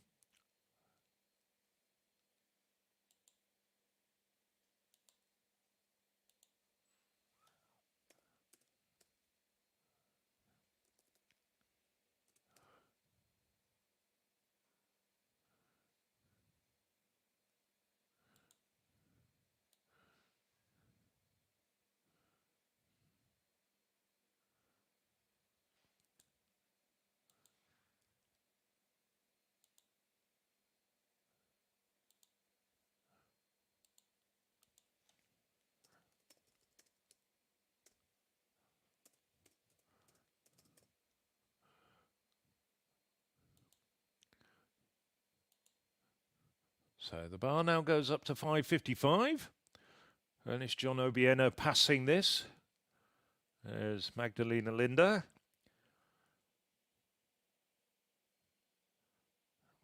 Making everyone very happy. One of two Austrian victories in the international events tonight, along with Lucas Weisheidinger in the discus.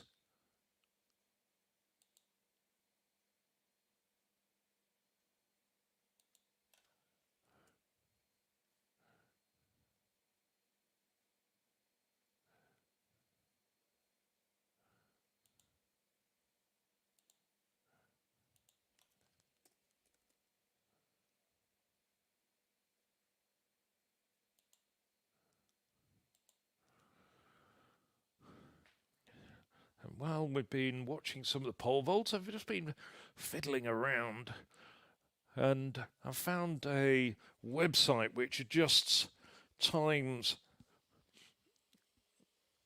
for wind readings, and that was equivalent to a 984 with a legal 2.0 meters per second wind.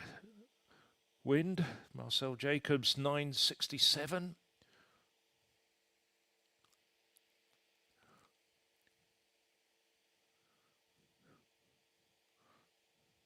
So great run from Jacobs. We can but wish that it was a legal wind. We'd have seen something pretty spectacular anyway. It was lots of fun watching him dash down the track in 9.67 seconds.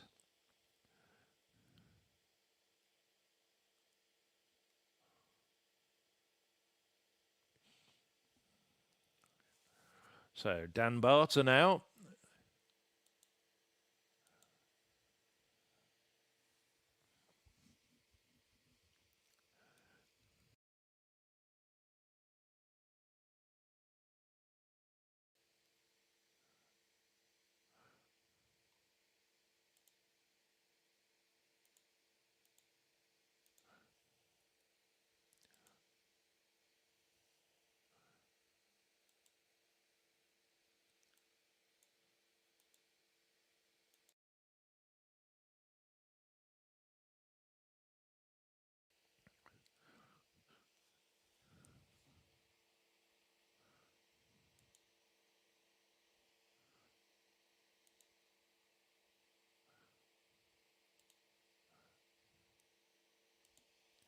So Barter, his first failure of the competition, coming at 5.55.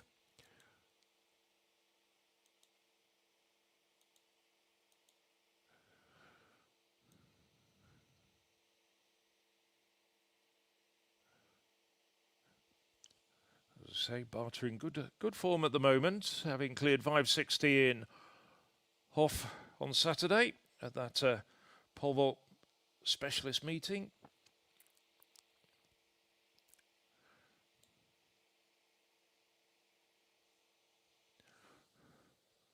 So we do have the opportunity to show you the very last event on the track, which is going to be a domestic, although it does have some international flavour, for 800 metres.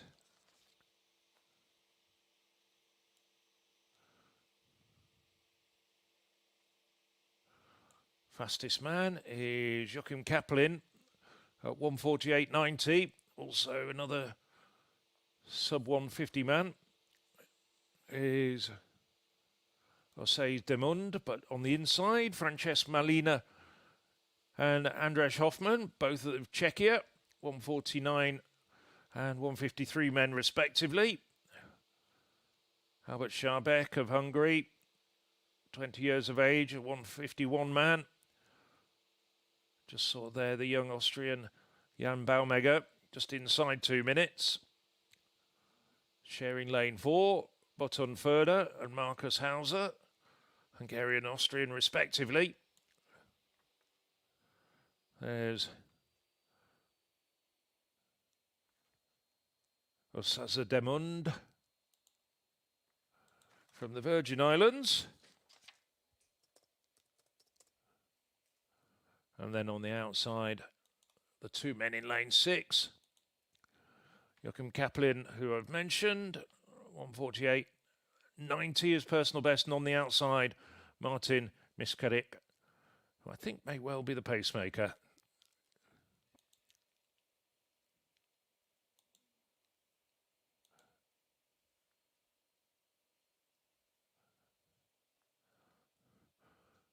Well, it's Malina who's got away quickly.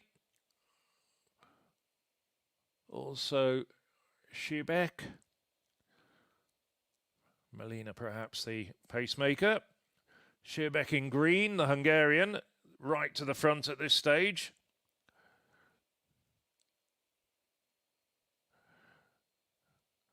Back in fourth. The Virgin Islands man. Demund looking comfortable and confident at the moment. Just wonder whether this is the night for personal bests in these conditions. But it is. Schierbeck at the front. Now Kaplan moving up.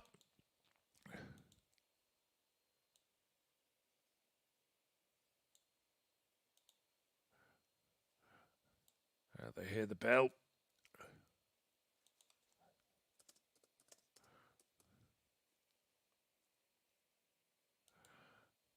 So it's Schierbeck, Malina, and now Demund moving up. Demund, 24 years of age, was at Seattle University in the United States. Ran his personal best of 1:49.17 in Portland back in 10 days ago. And as Scharbeck is starting to struggle, it's Demund. Kaplan not showing just yet, but now starting to move up just a little bit. But Demund has got controlling proceedings from the front. Good race from the Caribbean man. Kaplan coming home fast though. Kaplan trying to get up. And it's stressing and straining, and Kaplan gets him. Kaplan manages to overtake Demund in the final few meters of that 800-meter race. So Joachim Kaplan from the Sparta Prague Club. Big smile from the Czech runner.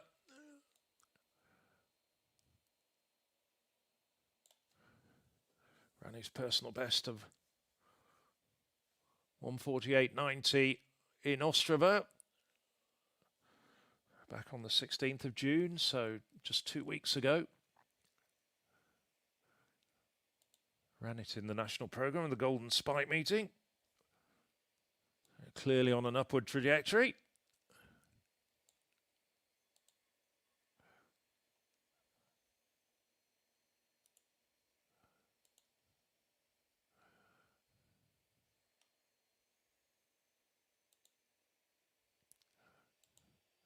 So the 800-meter men.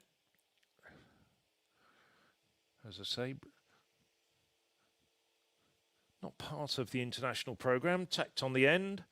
Skribek ran a very audacious first 500 metres and then started to struggle, the Hungarian.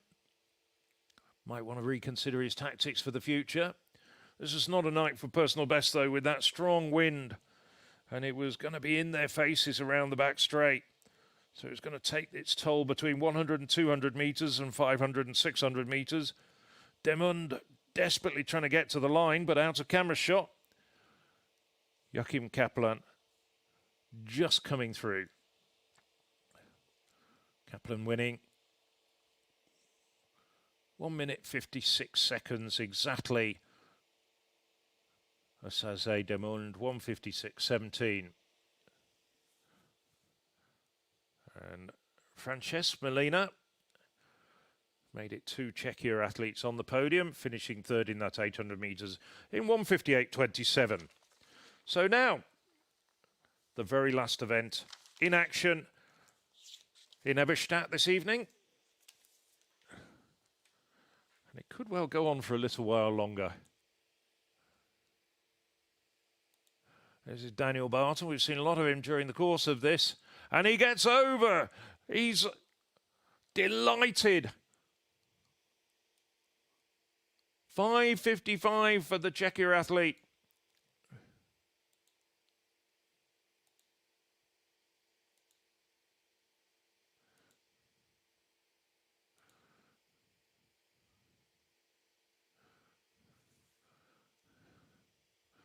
Owen Hurd of Great Britain got over a little bit earlier. There was fouls for Olin Treotes and last year's winner Kyle Rademeyer.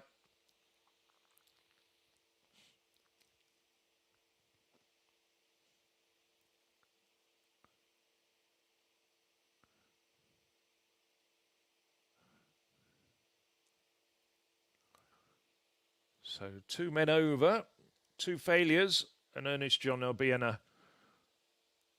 passing this height. Joachim Kaplan, 1:56 exactly, confirmation of his victory. Assaze Demund of the Virgin Islands, 1:56.17, and Francesc Molina, 1:56.27. That's the 1, 2, 3 from that 800-meter race. Kyle Rademeyer. Oh, the South African bringing the bar down.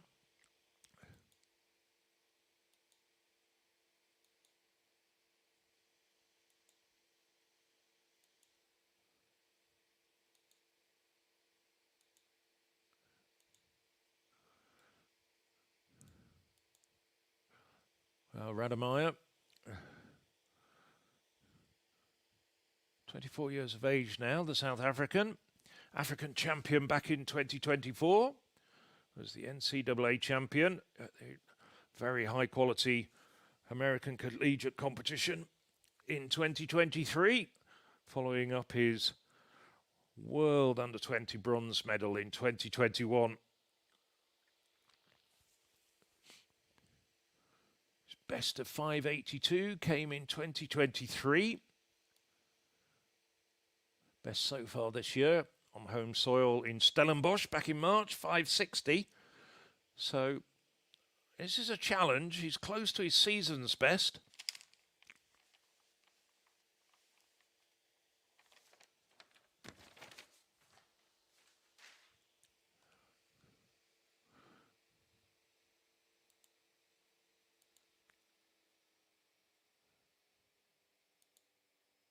So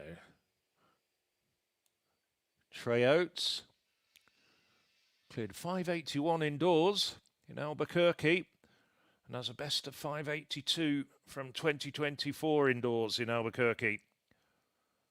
Oh, well, that was a good vault. He wasn't very far away from it. Couldn't quite leverage himself back from the bar quick enough.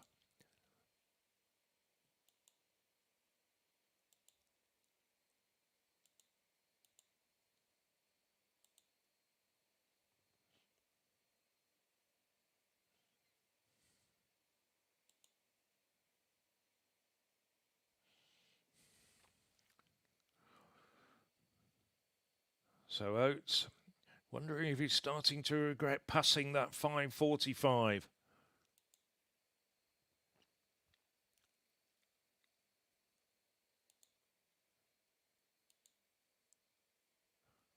So Oates, that's a third and final attempt.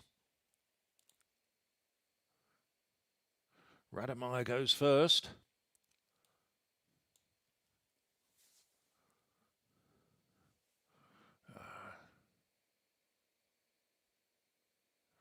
As we look at that second attempt from Oates, just can't quite navigate his way away from the bar. Seemed to have the height, seemed to have good centre of gravity above the bar, but just takes it off with his chest. Needs to just be a bit more gymnastic, a bit more active above the bar. So, Kyle Rademeyer.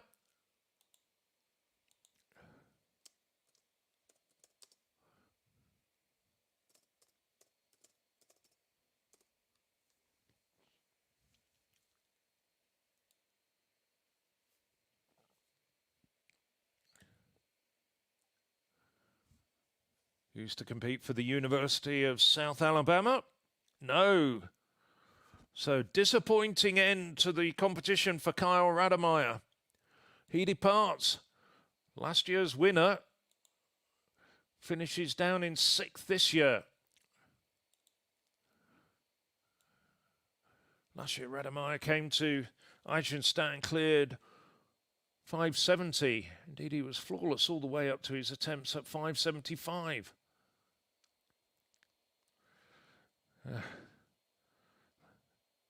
Oh well, body language suggests he doesn't quite know what was going wrong there. Probably best to go back and look back at those videos in the calm and quiet of his hotel room.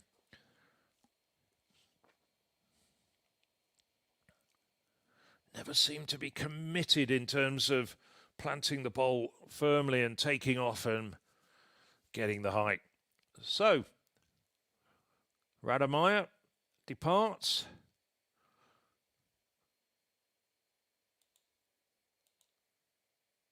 Erlen Oates. More or less the same problem as his second attempt. Didn't quite have the same sort of height as his second attempt, but he's out of the competition. And we're now down to 3.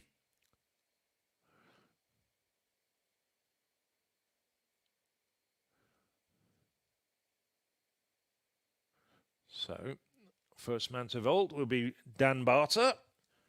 And this would be an attempt at a personal best height once the bar's gone up to 565.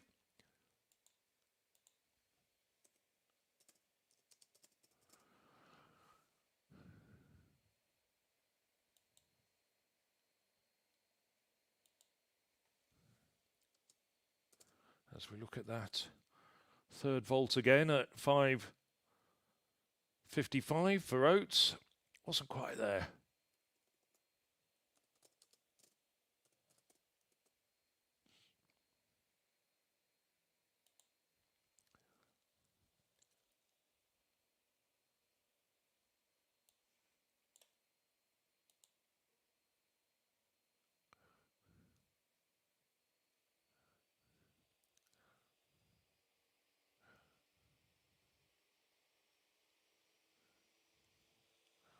So it's going to be Dan Barter once again.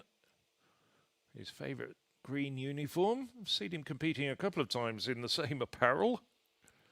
Obviously believes it's his lucky green kit.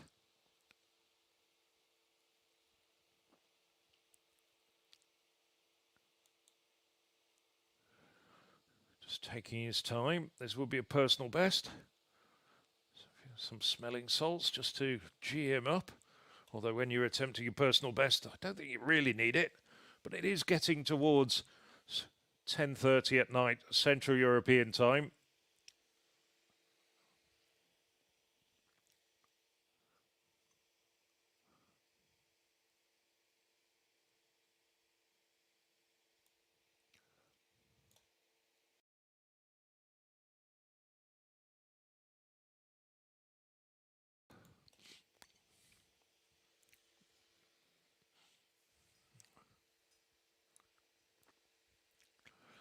Oh, nearly clobbered one of the volunteers there. Well. See some of the other athletes just winding down. Well, officials doing a very good job. It's been a challenge for them. Thunderstorm imposed break in proceedings meant that we were running behind for the first half of the international programme. And while we're waiting for the bar to be settled at 5:65, just to remind you that we have more pole vaulting on Sunday on the European Athletics YouTube channel. The Fly Athens meeting. And of course, on all the other digital channels, all the other social media portals, bags of exclusive content, behind the scenes information. Dan Barter, first attempt at 5:65. Personal best for the Czechia athlete. And it's not a bad attempt. And he knows it. I think he might think it's there, and that would be great if he can get this height. 2 personal bests in consecutive meetings. Nice statement.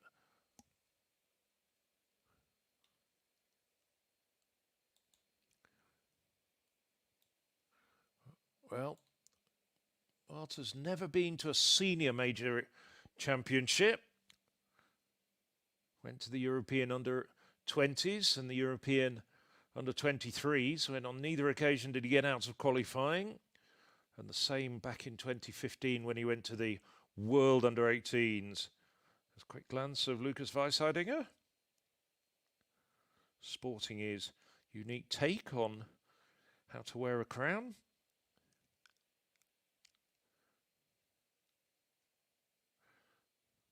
Weisheidinger, I don't know quite how many years he's won in Eisenstadt. It's been a lot. They put on the discus more or less for him. It was 66-11. One of the best performances of the evening. Perhaps just ever so slightly usurped by Lamont Marcel Jacobs. Very windy, 9:67 in the 100 metres, but nevertheless a great performance from Weisheidinger. Very much an icon of Austrian athletics, with his medals at the Olympic Games and the World Championships. Can he get on the podium in Birmingham in 6 weeks' time? Now, Owen Hurd, who's having a great competition. Over 5:55 at the first time of asking. Oh, well, I think he'll be able to reset there. He managed to pull up in time.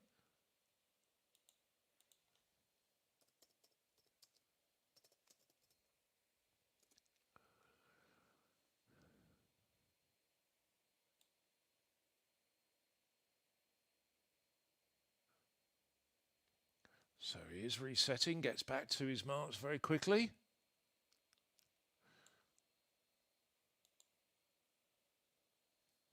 Hurd.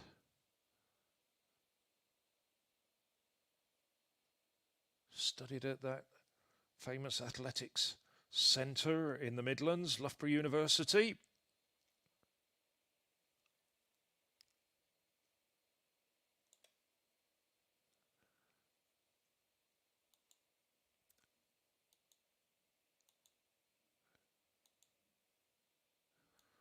He's taking his time, Hurd.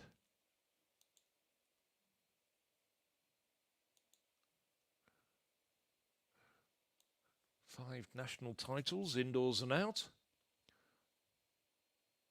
Nailed his personal best indoors of 5:71 at Loughborough back in March. He's pretty consistent at 5:60 and above in recent years. Best outdoor performance 5:70, which he got 4 weeks ago in that pole vault competition, big pole vault competition, several events across a weekend in Raiffeisen in Germany. So Owen Hurd, first attempt at 565. He's only been over this height or higher on 3 other occasions. No, it just wasn't there. He just didn't look as though he had the confidence. Not quite sure why, because he was good at 555. Maybe he can reset and focus at 565. Now 24 years of age, Hurd.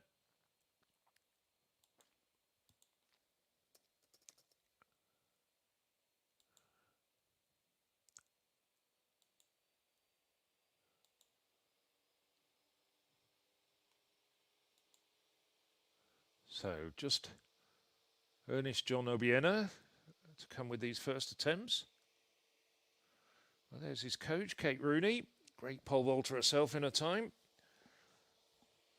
Married to the former European 400-metre champion Martin Rooney. So Kate Rooney's come out to support Hurd. In the meantime, Ernest John Obiena about to take his first vault at this height.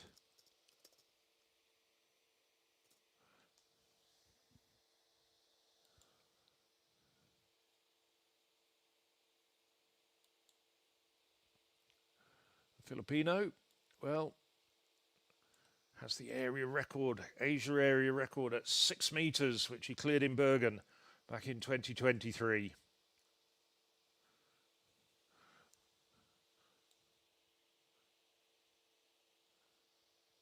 Three-time Asian Championships, and also took the Asian Games title in 2023.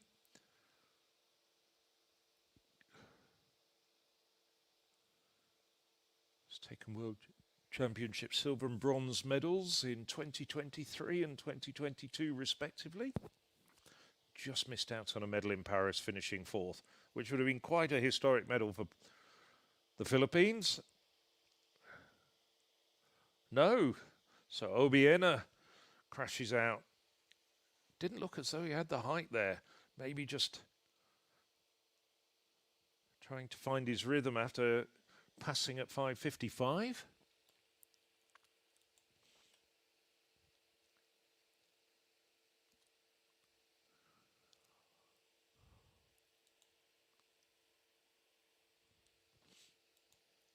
So we go back to the beginning. And it's all 3 men to take second attempts, starting with Dan Barter from Czechia.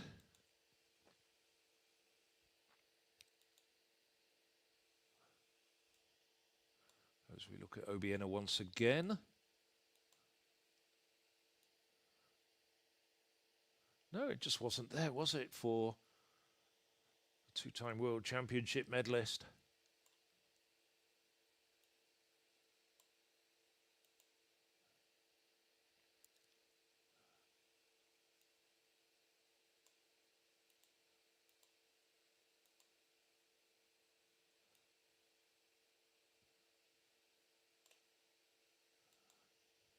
So the bar being replaced. And Barter, well, this will be a personal best for Barter. Czech number 2 at the moment behind David Holly. Holly's cleared 576 this year.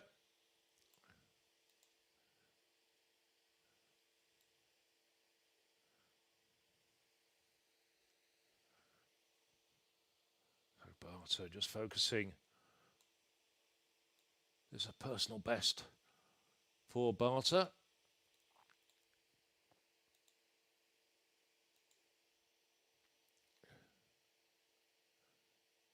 No, second failure for Barter.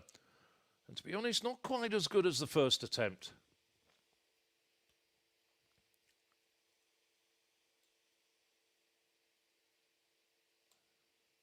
But one final attempt at this height.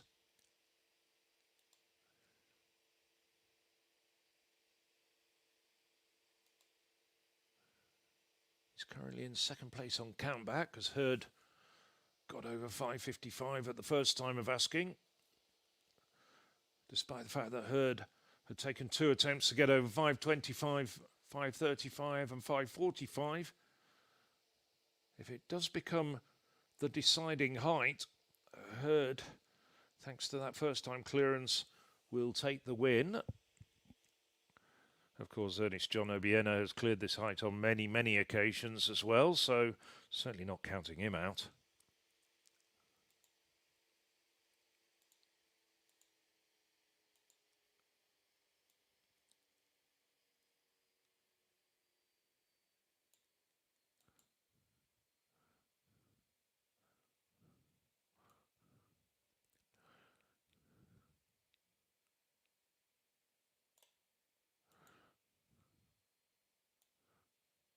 Just getting ready for Owen Hurd to take his second attempt as we just look at another replay of Dan Barter bringing the bar down at the second time of asking. High point was well in front of the bar. Consequently, took it off with his legs. Czech record, well, it stood since 2016, almost a decade to the day, to Jan Kudliška at 5.83. Dan Barter currently lies 12th on the Czech all-time list with his 5.60. Well, he's vaulting. I wouldn't be surprised if he moves up a few rungs during the course of this summer. And he's still got one final attempt at 5.65 as we look at Owen Hurd take his second attempt at this height. Now, Hurd at the moment in pole position. A rather overused pun, I'm afraid, but nevertheless, it's getting late at night. Oh, Hurd was nearly there. That was a distinctly better effort than his first attempt. And he really gave it a go, Hurd.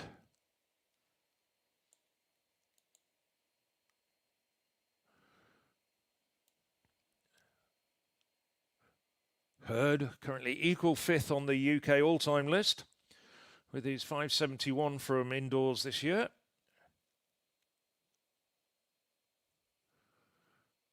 British record 5.85 to Henry Koppel, which has stood since 2020.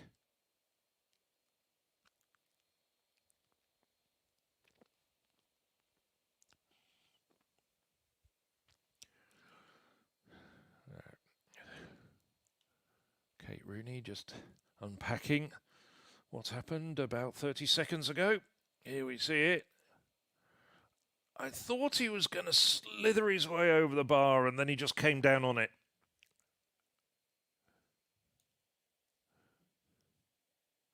So Ernest John Obiena really didn't look like a 6-meter vaulter with his first attempt.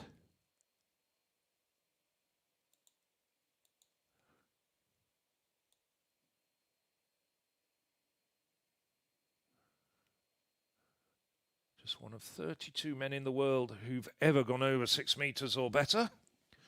Of course, Mondo Duplantis dominating the event. Has taken the world record up to 6:31 this year in Uppsala back in March. It wasn't that far away from it really in Paris at the weekend when he set an outdoor world lead of 6:13. Obiena.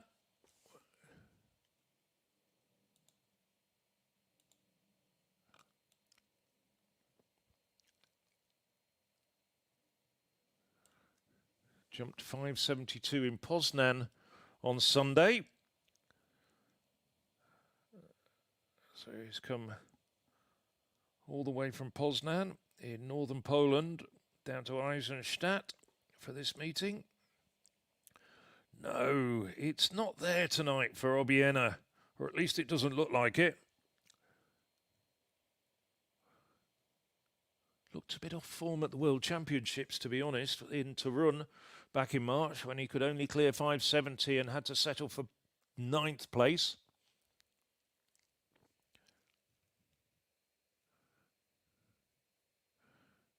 '23 and '24, he was in imperious form and was challenging the best of the world.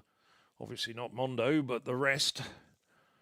The likes of Sam Kendricks and the rest of the Americans, Chris Nilsson. And Emmanuel Carolis before his ascension over the course of the last 18 months. But indoors and outdoor bests of 580 last year for Obiena. Went over 578 indoors in Berlin this year, and that's been his best so far this year as we start the second half of the year. So the officials battling with the wind as well.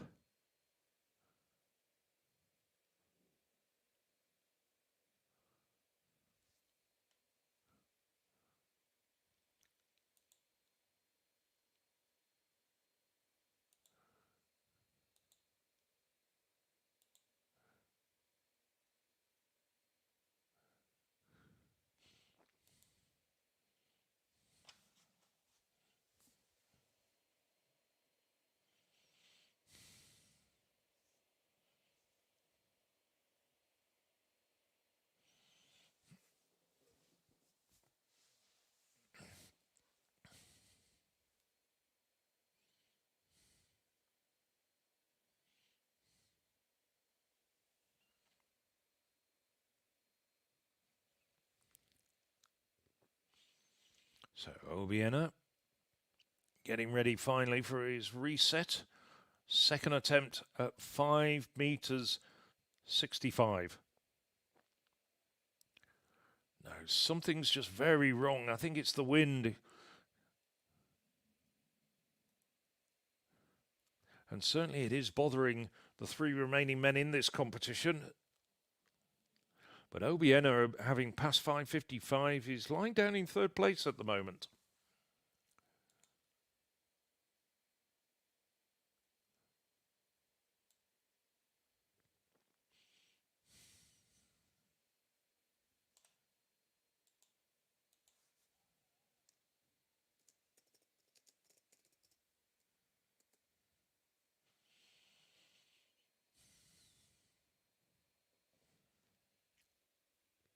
So, Ernest John Obiena, second attempt. No, and he's brought it down. That was a good attempt. Probably the best attempt we've seen so far at this height. But it means 3 men, the 3 remaining men in this competition, have their 3rd and final attempts at this height of 5:65. First to go, Dan Barter, followed by Owen Hurd, and then this man, Ernest John Obiena.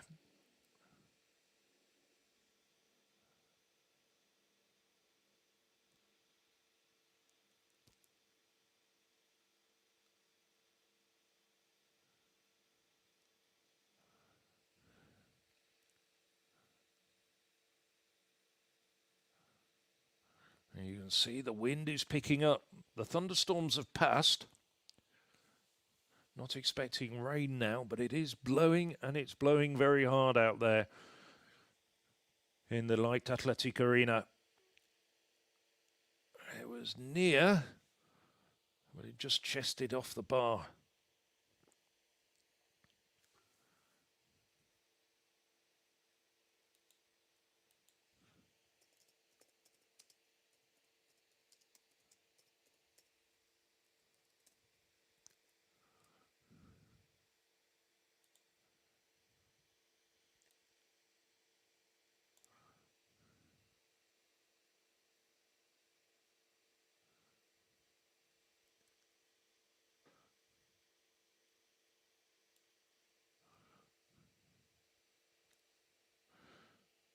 So 3rd and final attempts, and it is Don Barter.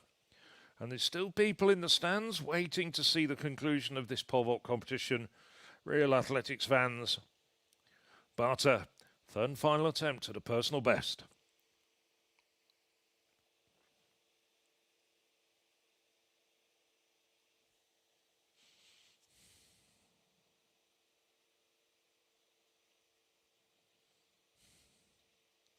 Getting the clapping. There's still plenty of people still in the stand of the light athletic arena. Running quickly, planting purposefully, but it's not there. Didn't have the height. So Barter brings his evening to an end. Thanks the crowd for their support. 5.55, a good performance from Barter. Just failed at a personal best height, but it might be there during the summer. Yeah, not much you can do in these conditions, I'm afraid. Currently lying in second then behind Owen Hurd, and it's Hurd who's up next.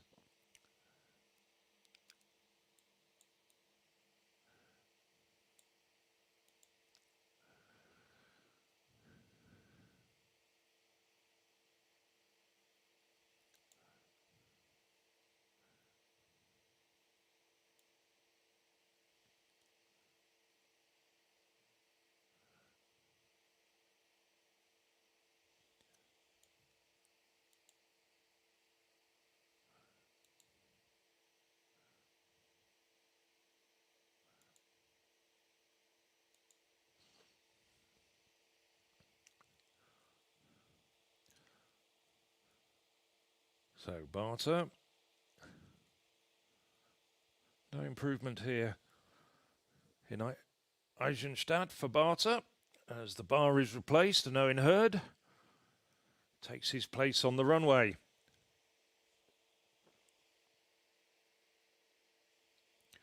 Hurd, member of Harrow AC, the British champions, National Athletics League winners for the last 2 years. Not bad.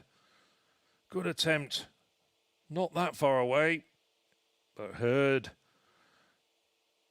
Now let's see whether he can stay in first place or at the very last Ernest John Obiena's going to usurp him. I won't translate that. Plenty of people in Britain could probably lip read his reaction.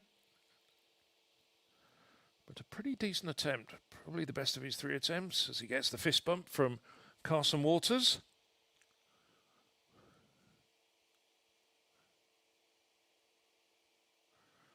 There's Kate Rooney, unravels his 3rd and final attempt. So, as we just look at it again.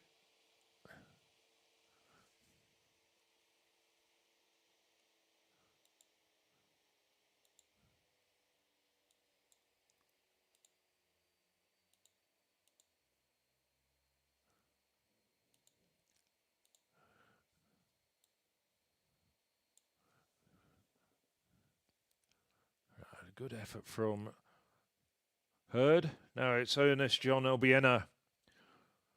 3rd place at the moment. And once again, he's stalled. He's not happy. Well, Obiena.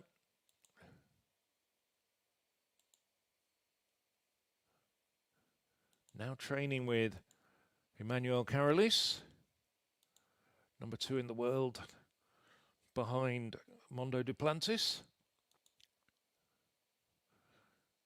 He's moved his training camp from Formia in Italy to Athens, where he's now working with Carolis under Marcin Szczepanski of Poland, the pole vault coach, and the renowned jumping coach, George Pomaski, who also looks after Miltiadis Tentoglu. Speaking with local media in the Philippines, who follow his every move, he said he's very pleased with the way things are going. It's been a good move. And, of course, he did win in Poznan at the weekend. So. Oh, no. Beat Hurd there as well. Now he needs to see whether he can pull the rug from under Hurd with his 3rd and final attempt. Obiena. Oh! And it stays up at 5.65. Good clearance. Hits the bar. It gyrates up and down, but it stays on the stanchions. And this pole vault competition carries on. Big question is, what height is he going to put the bar up to? What's he thinking? Well, it's 10 to 11 at night in Central Europe. What happens next?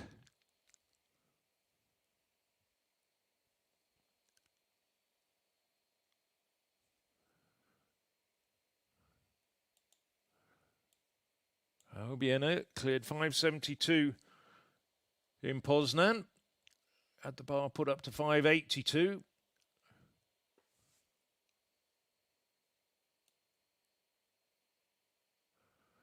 Indoor, he jumped 579. So, certainly reaping the benefits. It's not quite grooved in just yet, as we've seen, but certainly reaping the benefits of switching his training camp after a rather disappointing 2025.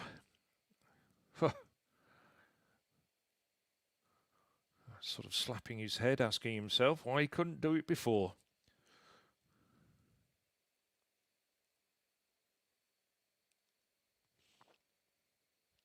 But he did it now, and he did it well.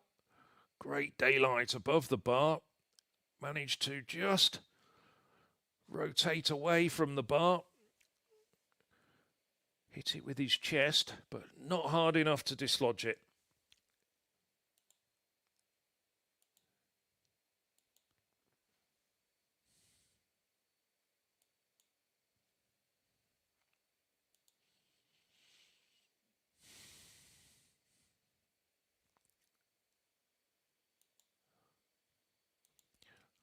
Well, the meeting's going on about an hour longer than it was scheduled to, but we hope you're enjoying it.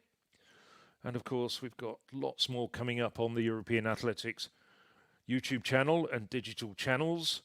Of course, later this month, between the 16th and the 19th of July, we have the European Under-18 Championships coming to you from Rieti in Italy. Rieti, about an hour's drive north of Rome. And that's a thrilling insight into the talent, top teenage talent, and some of the names who are going to be making the headlines in the years to come. Had a terrific edition 2 years ago in Banska Bystrica, and before that in 2022 in Jerusalem. And so if it's anywhere like as good enough as those two events, I'm sure it's going to be an outstanding championships. And every single moment of every single session is going to be shown on the European Athletics digital channels. And then we have the European Athletics Championships coming up between the 10th to the 16th of August. 6 weeks' time, coming to you from Birmingham. And once again, every moment will be shown live on the European Athletics digital channels. We also have many of the field event finals with individual commentators as well, so that you can watch every single jump and throw. And I can tell you, not surprisingly, the men's pole vault's one of those that have been selected for special treatment. Well, won't be Ernest John Obiena competing, as he's from the Philippines and he's the Asian record holder. But we will have the likes of Mondo Duplantis and Emmanuel Carolis, the undisputed world 1 and 2 at the moment, as well as many of the other top Europeans. But here, the undisputed number 1 in Eisenstadt on this very blustery Wednesday evening is Ernest John Obiena. So, only man left in this competition.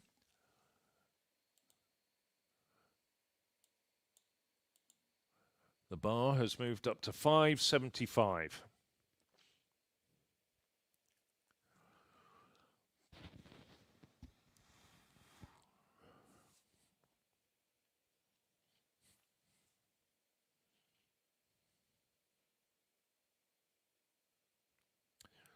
.575 would also be a meeting record, topping the height of 574 cleared by Austin Miller 2 years ago.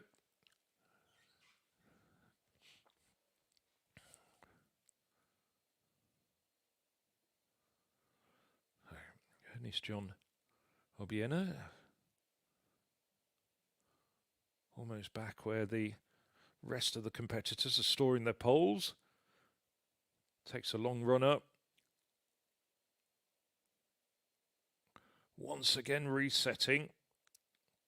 Got over 565, but still just trying to find his mojo, trying to find his groove.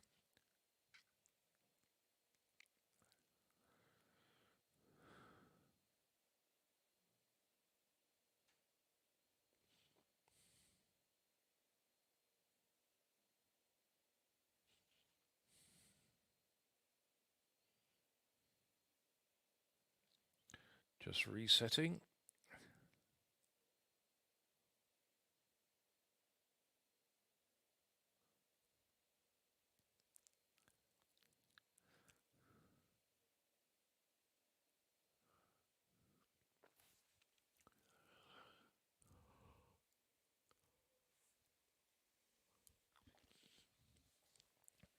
Just focusing and concentrating.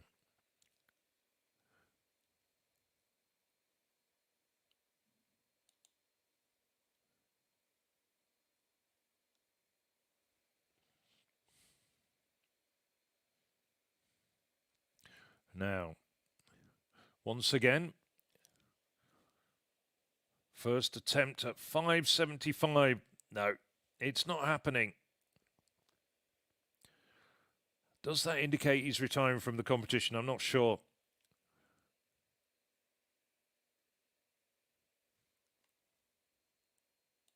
Certainly there's an element of frustration there for Ernest John Obiena. He still hasn't been given a red flag. But he's starting to run out of time, I think. He'll have 5 minutes per vault if he wants to take all that time.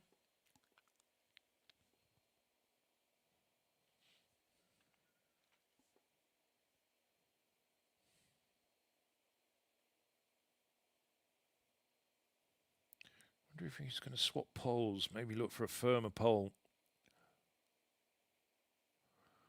Looking for a bit of shelter perhaps as well.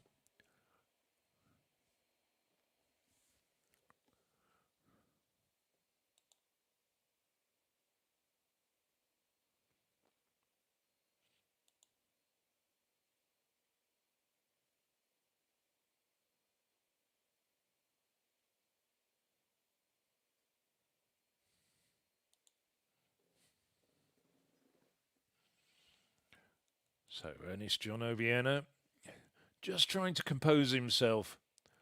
He's having his difficulties.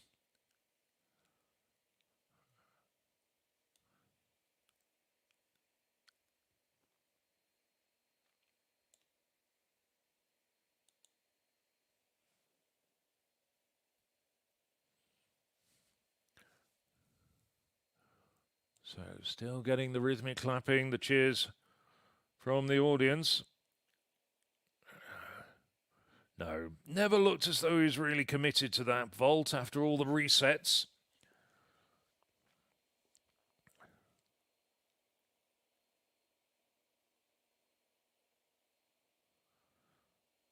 It's been a night of frustration despite the fact that he's won this competition.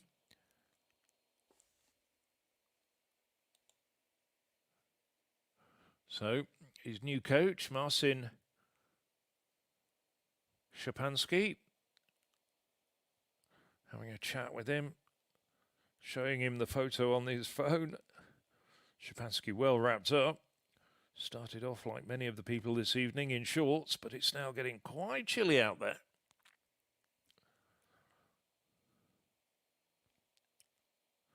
Perhaps they're talking about the World Cup match tomorrow. Spain versus Austria in the last 32. Big match for the Austrians.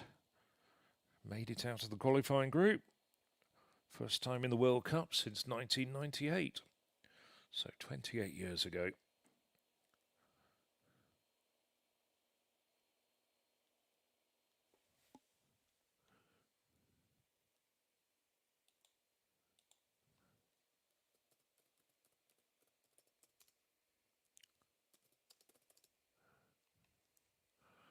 So Obiena He's got 5 minutes. The bar's up there now. Can't see the clock, but I'm sure the clock is ticking.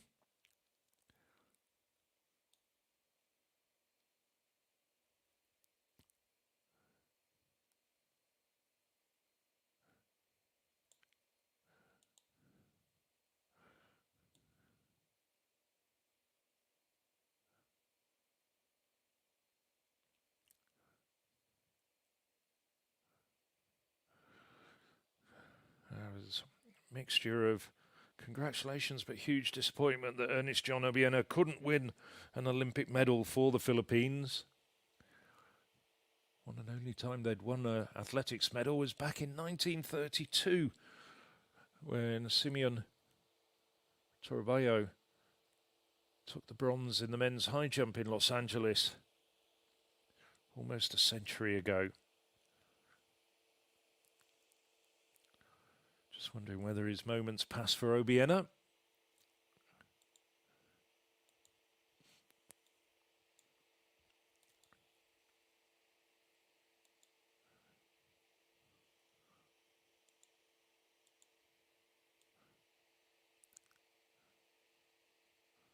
Obiena also made the final in Tokyo back in 2021, finished 11th on that occasion. Do expect him still to be around come Los Angeles in 2 years' time, but he is 30 years of age now, turns 31 a bit later on this year. So he'd be 32 at the time of Los Angeles.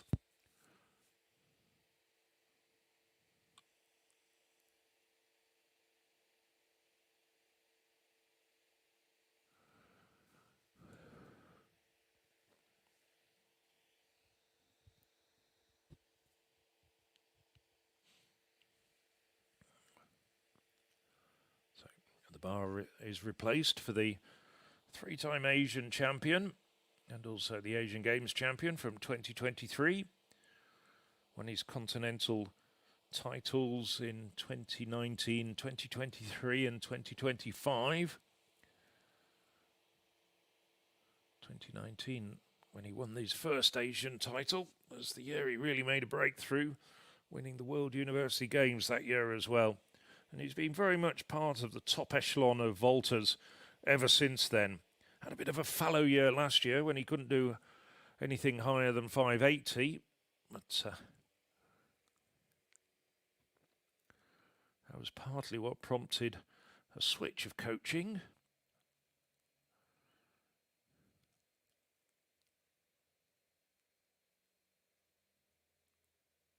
So second attempt at 575. This would be a meeting record. Haven't had any meeting records so far, just simply because the wind has been too blustery. So all the sprint times have been annulled for record purposes, although we did have that fantastic 967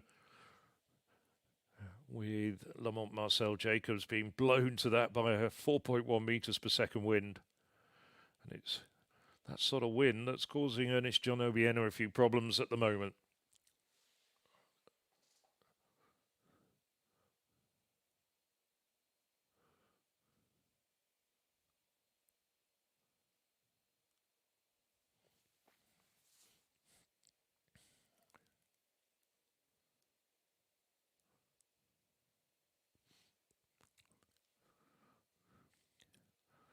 Ernest John Obiena, second attempt. Once again, he's pulled up. This is becoming a bit of a ritual.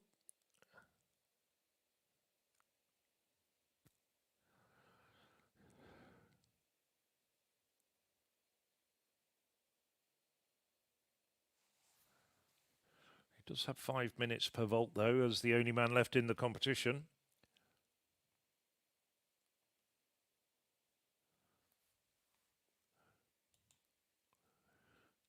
Well, this pole vault started at 8:15, so we're coming up to being in the third hour, very close to the third hour of this competition.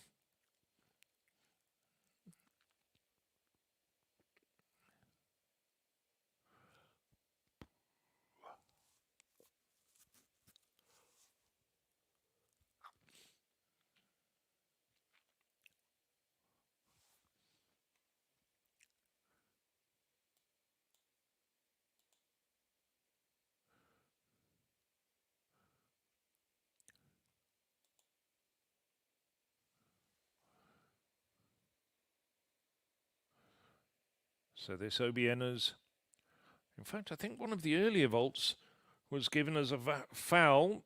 He might have timed out, and he does have 2 crosses on the scorecard. So this would be his 3rd and final attempt at what would be a meeting record. You can see Owen Hurd just behind him watching on, already packed and ready to go. A big grin, really just imploring the elements just to subside just for 30 seconds, just to give him a chance of getting a vault in.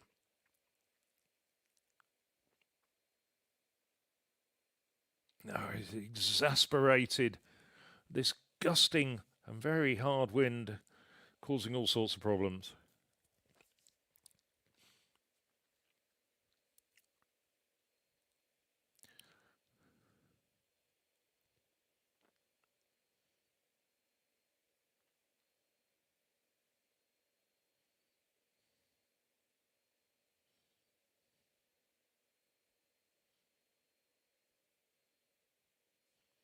So, 3rd and final attempt for Obiena. Was that a red flag? Has he been given a red flag for that? Possibly not. He didn't necessarily break the plane of the bar. He's been up and down that runway on many occasions now. Only taken off a few times. He's only had 6 jumps so far. Clearance at 5:45. 2 fouls and then a third time clearance at 5:65. And then 2 at 5:75.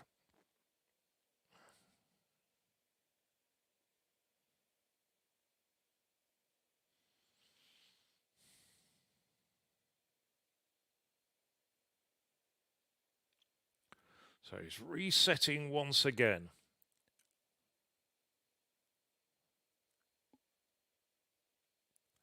Just trying to focus, and it's very hard to concentrate out there.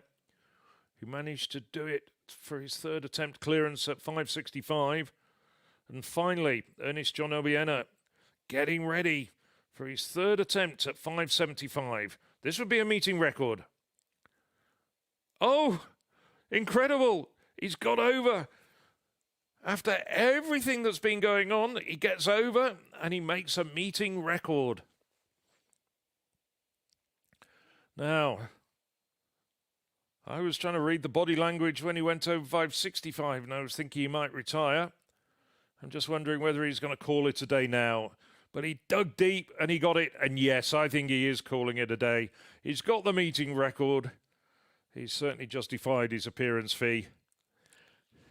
He's come here and he's provided a crowd-pleasing moment in the pole vault.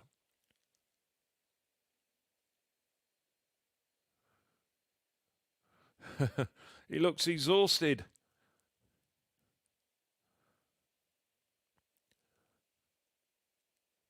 So 5:75, an outdoor season's best for Ernest John Obiena. Congratulations from the other vaulters. It's quite clear that he's now decided to call it a day, get back to the hotel, maybe even catch a bit of the late World Cup match.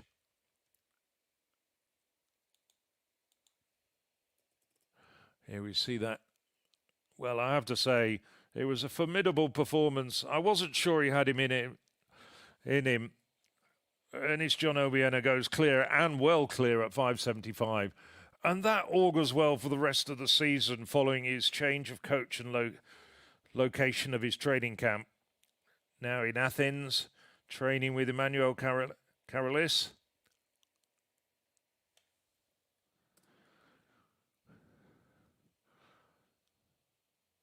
There's the final result. I can tell you, Ernest John Obiena wins with 5:65. Owen Hurd, second, 5:55, and on countback, Czechia's Dan Barter, third with 5:55. And then we have a clear screen of it as well. And it's time for me, Phil Minchell, to say good night after this very long competition. It was rain interrupted at the start with thunderstorms before the programme got underway, and then the pole vault lasted almost 3 hours. But the Eisenstadt meeting for 2026 has come to an end.